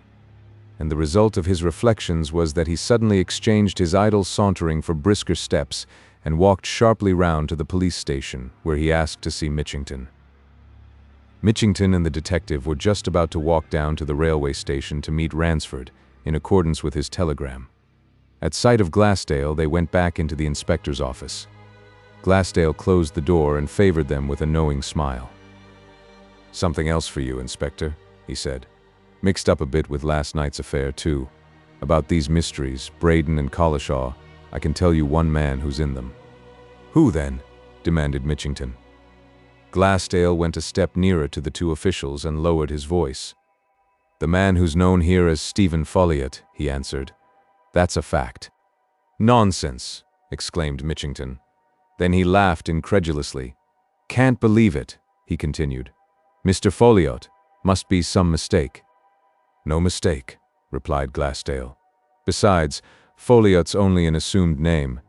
That man is really one Falconer Wray, the man Braden, or Brake, was seeking for many a year, the man who cheated Brake and got him into trouble. I tell you it's a fact. He's admitted it, or as good as done so, to me just now." "To you? And let you come away and spread it?" exclaimed Mitchington. "That's incredible, more astonishing than the other." Glassdale laughed. "Ah, but I let him think I could be squared, do you see?" he said. "Hush money, you know. He's under the impression that I'm to go back to him this evening to settle matters. I knew so much identified him as a matter of fact that he'd no option. I tell you he's been in at both these affairs, certain. But there's another man." "Who's he?" demanded Mitchington. "Can't say, for I don't know, though I've an idea he'll be a fellow that Brake was also wanting to find," replied Glassdale. "But anyhow, I know what I'm talking about when I tell you of Folliot. You'd better do something before he suspects me." Mitchington glanced at the clock. "Come with us down to the station," he said. "Dr. Ransford's coming in on this express from town. He's got news for us. We'd better hear that first. Folliot, good Lord, who'd have believed or even dreamed it?" "You'll see," said Glassdale as they went out. "Maybe Dr. Ransford's got the same information." Ransford was out of the train as soon as it ran in, and hurried to where Mitchington and his companions were standing. And behind him, to Mitchington's surprise, came old Simpson Harker, who had evidently traveled with him. With a silent gesture, Mitchington beckoned the whole party into an empty waiting room and closed its door on them. "Now then, Inspector," said Ransford without preface or ceremony, "you've got to act quickly. You got my wire, a few words will explain it. I went up to town this morning in answer to a message from the bank where Braden lodged his money when he returned to England. To tell you the truth, the managers there and myself have, since Braden's death, been carrying to a conclusion an investigation which I began on Braden's behalf, though he never knew of it, years ago. At the bank I met Mr. Harker here, who had called to find something out for himself. Now I'll sum things up in a nutshell. For years, Braden, or Brake, had been wanting to find two men who cheated him. The name of one is Rye, of the other, Flood. I've been trying to trace them too. At last we've got them. They're in this town, and without doubt the deaths of both Braden and Collishaw are at their door. You know both well enough. Ray is... "Mr. Folliot," interrupted Mitchington, pointing to Glassdale. "So he's just told us he's identified him as Ray. But the other, who's he, Doctor?" Ransford glanced at Glassdale as if he wished to question him, but instead he answered Mitchington's question. "The other man," he said, "the man Flood, is also a well-known man to you. Fladgate." Mitchington started, evidently more astonished than by the first news. "What?" he exclaimed. "The verger? You don't say." "Do you remember," continued Ransford, "that Folliot got Fladgate his appointment as verger not so very long after he himself came here? He did, anyway, and Fladgate is Flood. We've traced everything through Flood. Ray has been a difficult man to trace because of his residence abroad for a long time and his change of name and so on, and it was only recently that my agents struck on a line through Flood. But there's the fact. And the probability is that when Braden came here he recognized and was recognized by these two, and that one or other of them is responsible for his death and for Collishaw's too. Circumstantial evidence, all of it, no doubt, but irresistible. Now, what do you propose to do?" Mitchington considered matters for a moment. "Fladgate first, certainly," he said. "He lives close by here. We'll go round to his cottage. If he sees he's in a tight place, he may let things out. Let's go there at once." He led the whole party out of the station and down the high street until they came to a narrow lane of little houses which ran towards the close. At its entrance, a policeman was walking his beat. Mitchington stopped to exchange a few words with him. "This man Fladgate," he said, rejoining the others, "lives alone, 5th cottage down here. He'll be about having his tea. We shall take him by surprise." Presently the group stood around a door at which Mitchington knocked gently, and it was on their grave and watchful faces that a tall, clean-shaven, very solemn-looking man gazed in astonishment as he opened the door and started back. He went white to the lips and his hand fell trembling from the latch as Mitchington strode in and the rest crowded behind. "Now then, Fladgate," said Mitchington, going straight to the point and watching his man narrowly, while the detective approached him closely on the other side.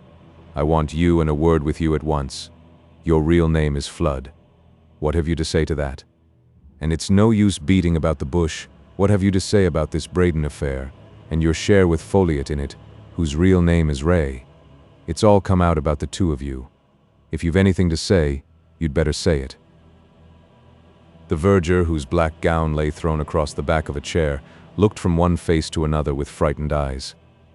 It was very evident that the suddenness of the descent had completely unnerved him. Ransford's practiced eyes saw that he was on the verge of a collapse. "Give him time, Mitchington," he said. "Pull yourself together," he added, turning to the man. "Don't be frightened. Answer these questions." "For God's sake, gentlemen," grasped the verger. What is it? What am I to answer?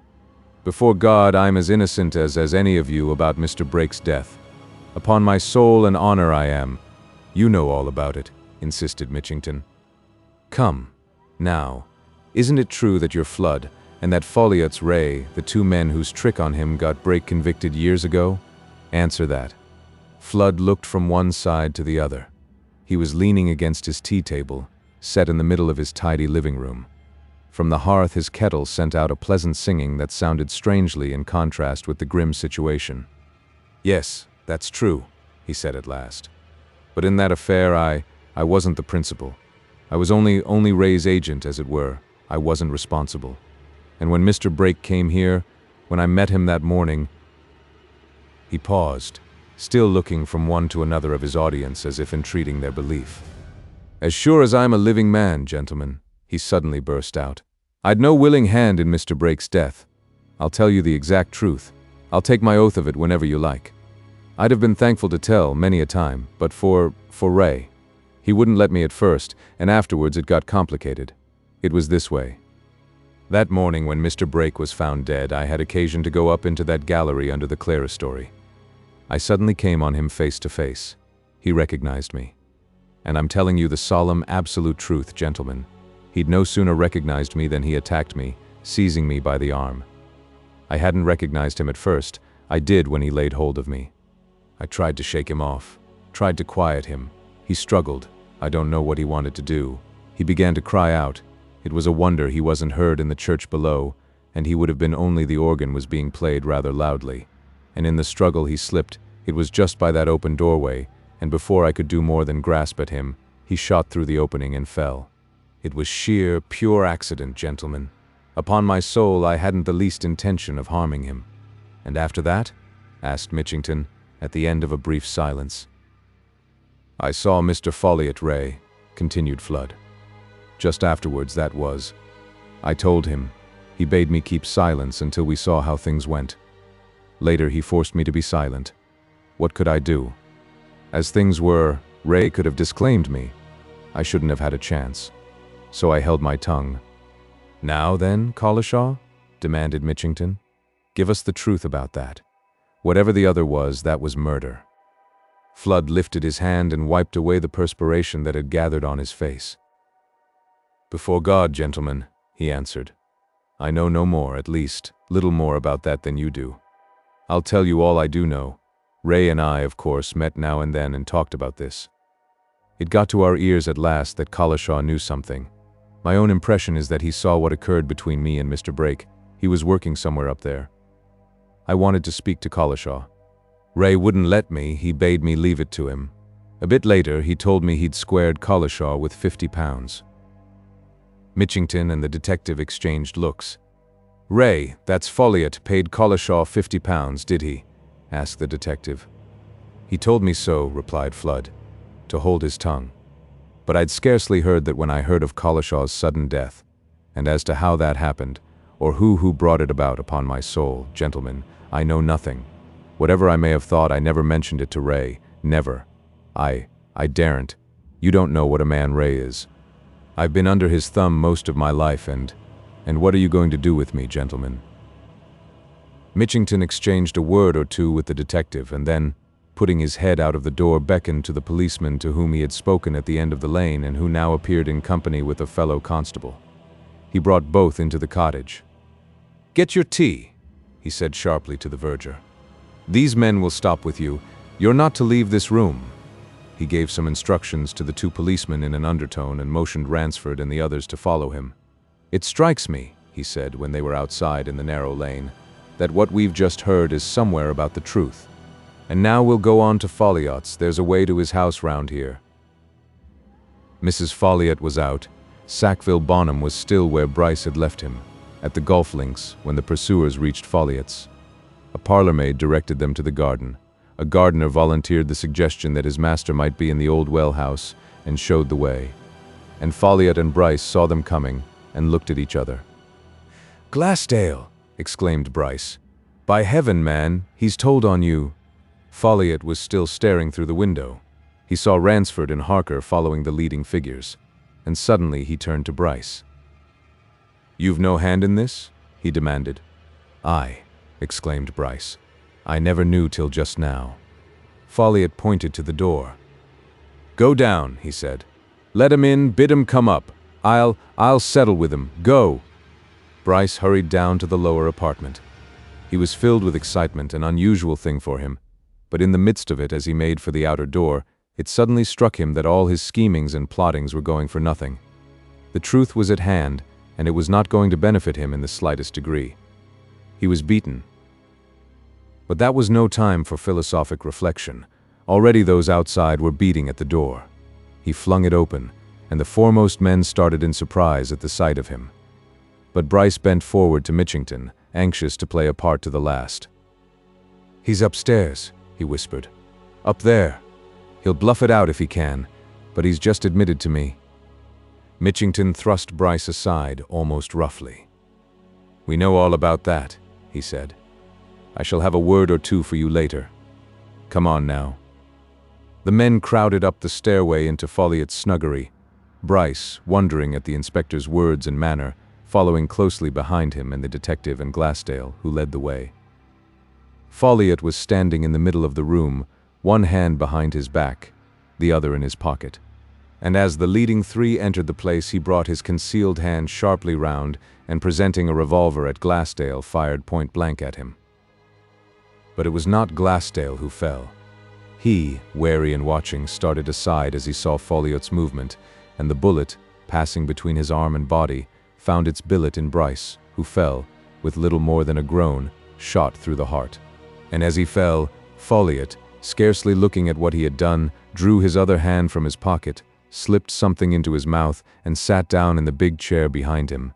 And within a moment the other men in the room were looking with horrified faces from one dead face to another.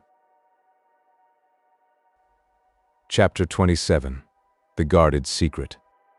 When Bryce had left her, Mary Bewery had gone into the house to await Ransford's return from town. She meant to tell him of all that Bryce had said, and to beg him to take immediate steps to set matters right. Not only that he himself might be cleared of suspicion, but that Bryce's intrigues might be brought to an end. She had some hope that Ransford would bring back satisfactory news. She knew that his hurried visit to London had some connection with these affairs, and she also remembered what he had said on the previous night. And so, controlling her anger at Bryce and her impatience of the whole situation, she waited as patiently as she could until the time drew near when Ransford might be expected to be seen coming across the close. She knew from which direction he would come, and she remained near the dining-room window looking out for him. But 6 o'clock came, and she had seen no sign of him. Then, as she was beginning to think that he had missed the afternoon train, she saw him, at the opposite side of the close, talking earnestly to Dick, who presently came towards the house while Ransford turned back into Folliot's garden.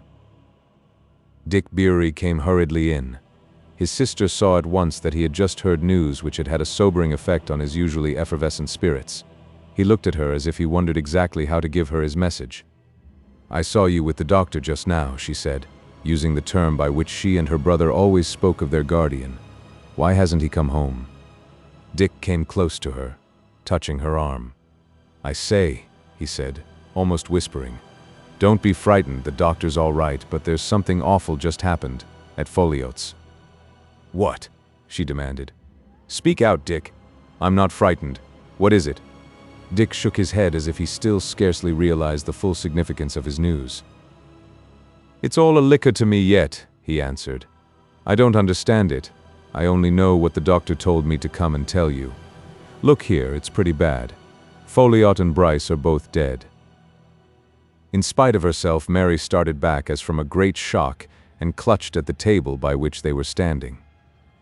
"Dead!" she exclaimed. "Why, Bryce was here, speaking to me, not an hour ago." "Maybe," said Dick. "But he's dead now. The fact is, Folliot shot him with a revolver, killed him on the spot. And then Folliot poisoned himself, took the same stuff.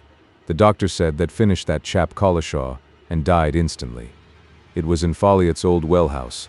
The doctor was there and the police." "What does it all mean?" asked Mary. "Don't know, except this," added Dick. "They've found out about those other affairs, the Braden and the Collishaw affairs. Folliot was concerned in them, and who do you think the other was? You'd never guess. That man Fladgate, the verger. Only that isn't his proper name at all. He and Folliot finished Braden and Collishaw anyway. The police have got Fladgate, and Folliot shot Bryce and killed himself just when they were going to take him." "The doctor told you all this?" asked Mary. "Yes," replied Dick. "Just that and no more. He called me in as I was passing Folliot's door. He's coming over as soon as he can." "Whew. I say, won't there be some fine talk in the town? Anyway, things'll be cleared up now. What did Bryce want here?" "Never mind, I can't talk of it now," answered Mary.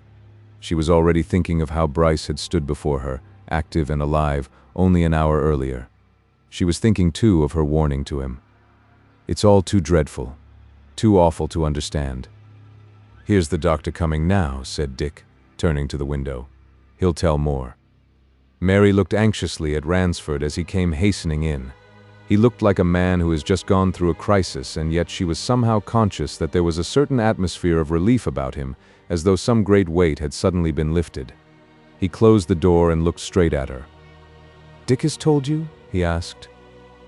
"All that you told me," said Dick. Ransford pulled off his gloves and flung them on the table with something of a gesture of weariness, and at that Mary hastened to speak. "Don't tell any more. Don't say anything until you feel able," she said. "You're tired." "No," answered Ransford. "I'd rather say what I have to say now, just now. I've wanted to tell both of you what all this was, what it meant, everything about it, and until today, until within the last few hours, it was impossible, because I didn't know everything. Now I do. I even know more than I did an hour ago. Let me tell you now and have done with it. Sit down there, both of you, and listen." He pointed to a sofa near the hearth, and the brother and sister sat down, looking at him wonderingly. Instead of sitting down himself, he leaned against the edge of the table, looking down at them. "I shall have to tell you some sad things," he said diffidently. "The only consolation is that it's all over now, and certain matters are, or can be, cleared, and you'll have no more secrets. Nor shall I. I've had to keep this one jealously guarded for 17 years, and I never thought it could be released as it has been, in this miserable and terrible fashion. But that's done now, and nothing can help it. And now, to make everything plain, just prepare yourselves to hear something that at first sounds very trying. The man whom you've heard of as John Braden, who came to his death by accident, as I now firmly believe there in paradise, was, in reality, John Brake, your father." Ransford looked at his two listeners anxiously as he told this, but he met no sign of undue surprise or emotion. Dick looked down at his toes with a little frown, as if he were trying to puzzle something out. Mary continued to watch Ransford with steady eyes. "Your father, John Brake," repeated Ransford, breathing more freely now that he had got the worst news out. "I must go back to the beginning to make things clear to you about him and your mother. He was a close friend of mine when we were young men in London. He a bank manager, I, just beginning my work. We used to spend our holidays together in Leicestershire. There we met your mother, whose name was Mary Bury. He married her. I was his best man. They went to live in London, and from that time I did not see so much of them, only now and then.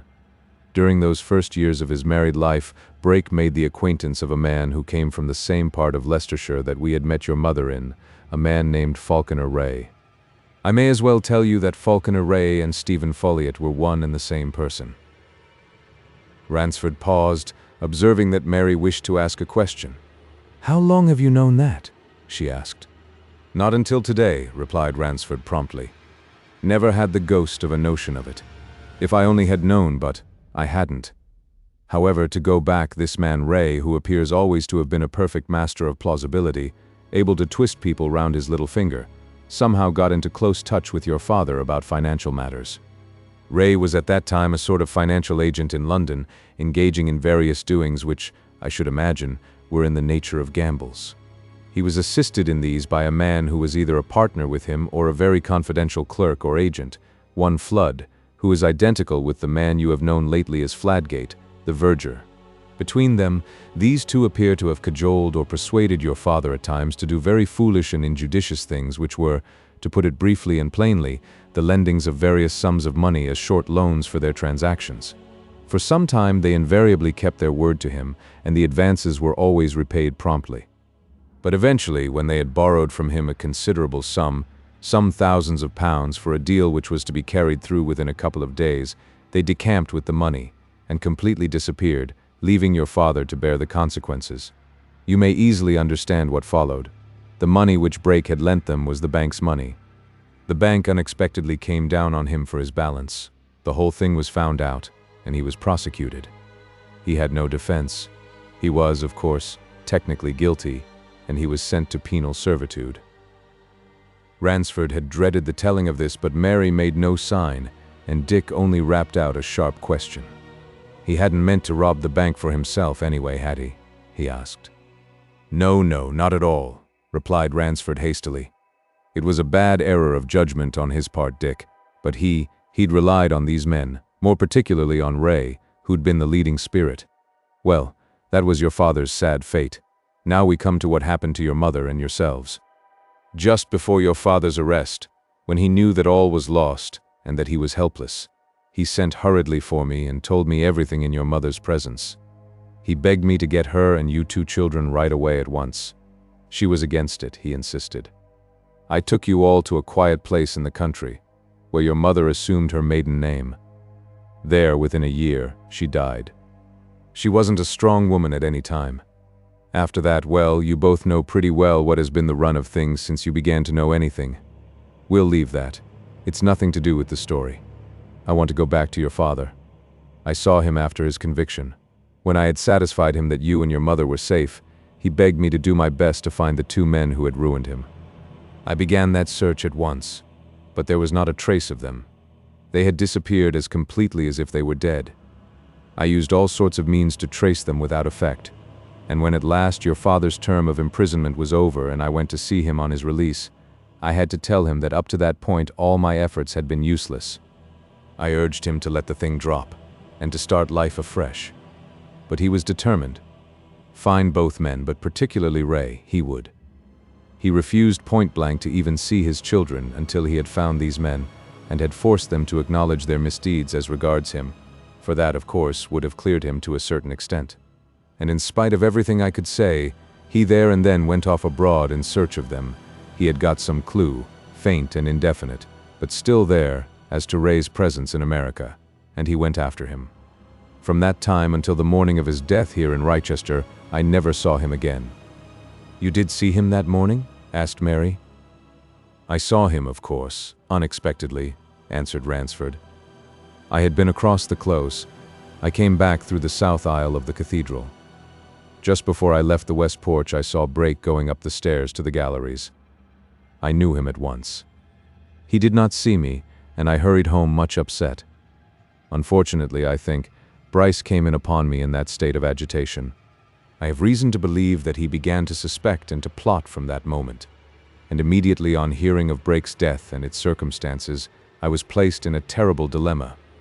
For I had made up my mind never to tell you two of your father's history until I had been able to trace these two men and wring out of them a confession which would have cleared him of all but the technical commission of the crime of which he was convicted. Now I had not the least idea that the two men were close at hand, nor that they had had any hand in his death, and so I kept silence, and let him be buried under the name he had taken, John Braden. Ransford paused and looked at his two listeners as if inviting question or comment, but neither spoke, and he went on. You know what happened after that? He continued. It soon became evident to me that sinister and secret things were going on. There was the death of the laborer, Collishaw. There were other matters. But even then I had no suspicion of the real truth. The fact is, I began to have some strange suspicions about Bryce and that old man Harker, based upon certain evidence which I got by chance. But, all this time, I had never ceased my investigations about Ray and Flood, and when the bank manager on whom Brake had called in London was here at the inquest, I privately told him the whole story and invited his cooperation in a certain line which I was then following. That line suddenly ran up against the man Flood, otherwise Fladgate. It was not until this very week, however, that my agents definitely discovered Fladgate to be Flood, and that, through the investigations about Flood, Folliot was found to be Ray. Today, in London, where I met old Harker at the bank at which Brake had lodged the money he had brought from Australia, the whole thing was made clear by the last agent of mine who has had the searching in hand. And it shows how men may easily disappear from a certain round of life and turn up in another years after. When those two men cheated your father out of that money, they disappeared and separated each, no doubt, with his share. Flood went off to some obscure place in the north of England. Ray went over to America. He evidently made a fortune there, knocked about the world for a while, changed his name to Folliot, and under that name married a wealthy widow and settled down here in Rochester to grow roses. How and where he came across Flood again is not exactly clear, but we knew that a few years ago Flood was in London, in very poor circumstances, and the probability is that it was then when the two men met again. What we do know is that Folliot, as an influential man here, got Flood the post which he has held, and that things have resulted as they have. And that's all. All that I need tell you at present. There are details, but they're of no importance. Mary remained silent, but Dick got up with his hands in his pockets. There's one thing I want to know, he said. Which of those two chaps killed my father? You said it was accident, but was it? I want to know about that. Are you saying it was accident just to let things down a bit? Don't. I want to know the truth. "I believe it was accident," answered Ransford. "I listened most carefully just now to Fladgate's account of what happened. I firmly believe the man was telling the truth. But I haven't the least doubt that Folliot poisoned Collishaw, not the least. Folliot knew that if the least thing came out about Fladgate, everything would come out about himself." Dick turned away to leave the room. "Well, Folliot's done for," he remarked. "I don't care about him, but I wanted to know for certain about the other." When Dick had gone, and Ransford and Mary were left alone, a deep silence fell on the room. Mary was apparently deep in thought, and Ransford, after a glance at her, turned away and looked out of the window at the sunlit close, thinking of the tragedy he had just witnessed. And he had become so absorbed in his thoughts of it that he started at feeling a touch on his arm, and looking round saw Mary standing at his side. "I don't want to say anything now," she said, "about what you have just told us. Some of it I had half guessed, some of it I had conjectured. But why didn't you tell me before? It wasn't that you hadn't confidence." "Confidence?" he exclaimed. "There was only one reason I wanted to get your father's memory cleared as far as possible before ever telling you anything. I've been wanting to tell you. Hadn't you seen that I hated to keep silent?" "Hadn't you seen that I wanted to share all your trouble about it?" she asked. "That was what hurt me, because I couldn't." Ransford drew a long breath and looked at her. Then he put his hands on her shoulders. "Mary," he said, You don't mean to say, be plain. You don't mean that you can care for an old fellow like me?" He was holding her away from him, but she suddenly smiled and came closer to him. "You must have been very blind not to have seen that for a long time," she answered. The end.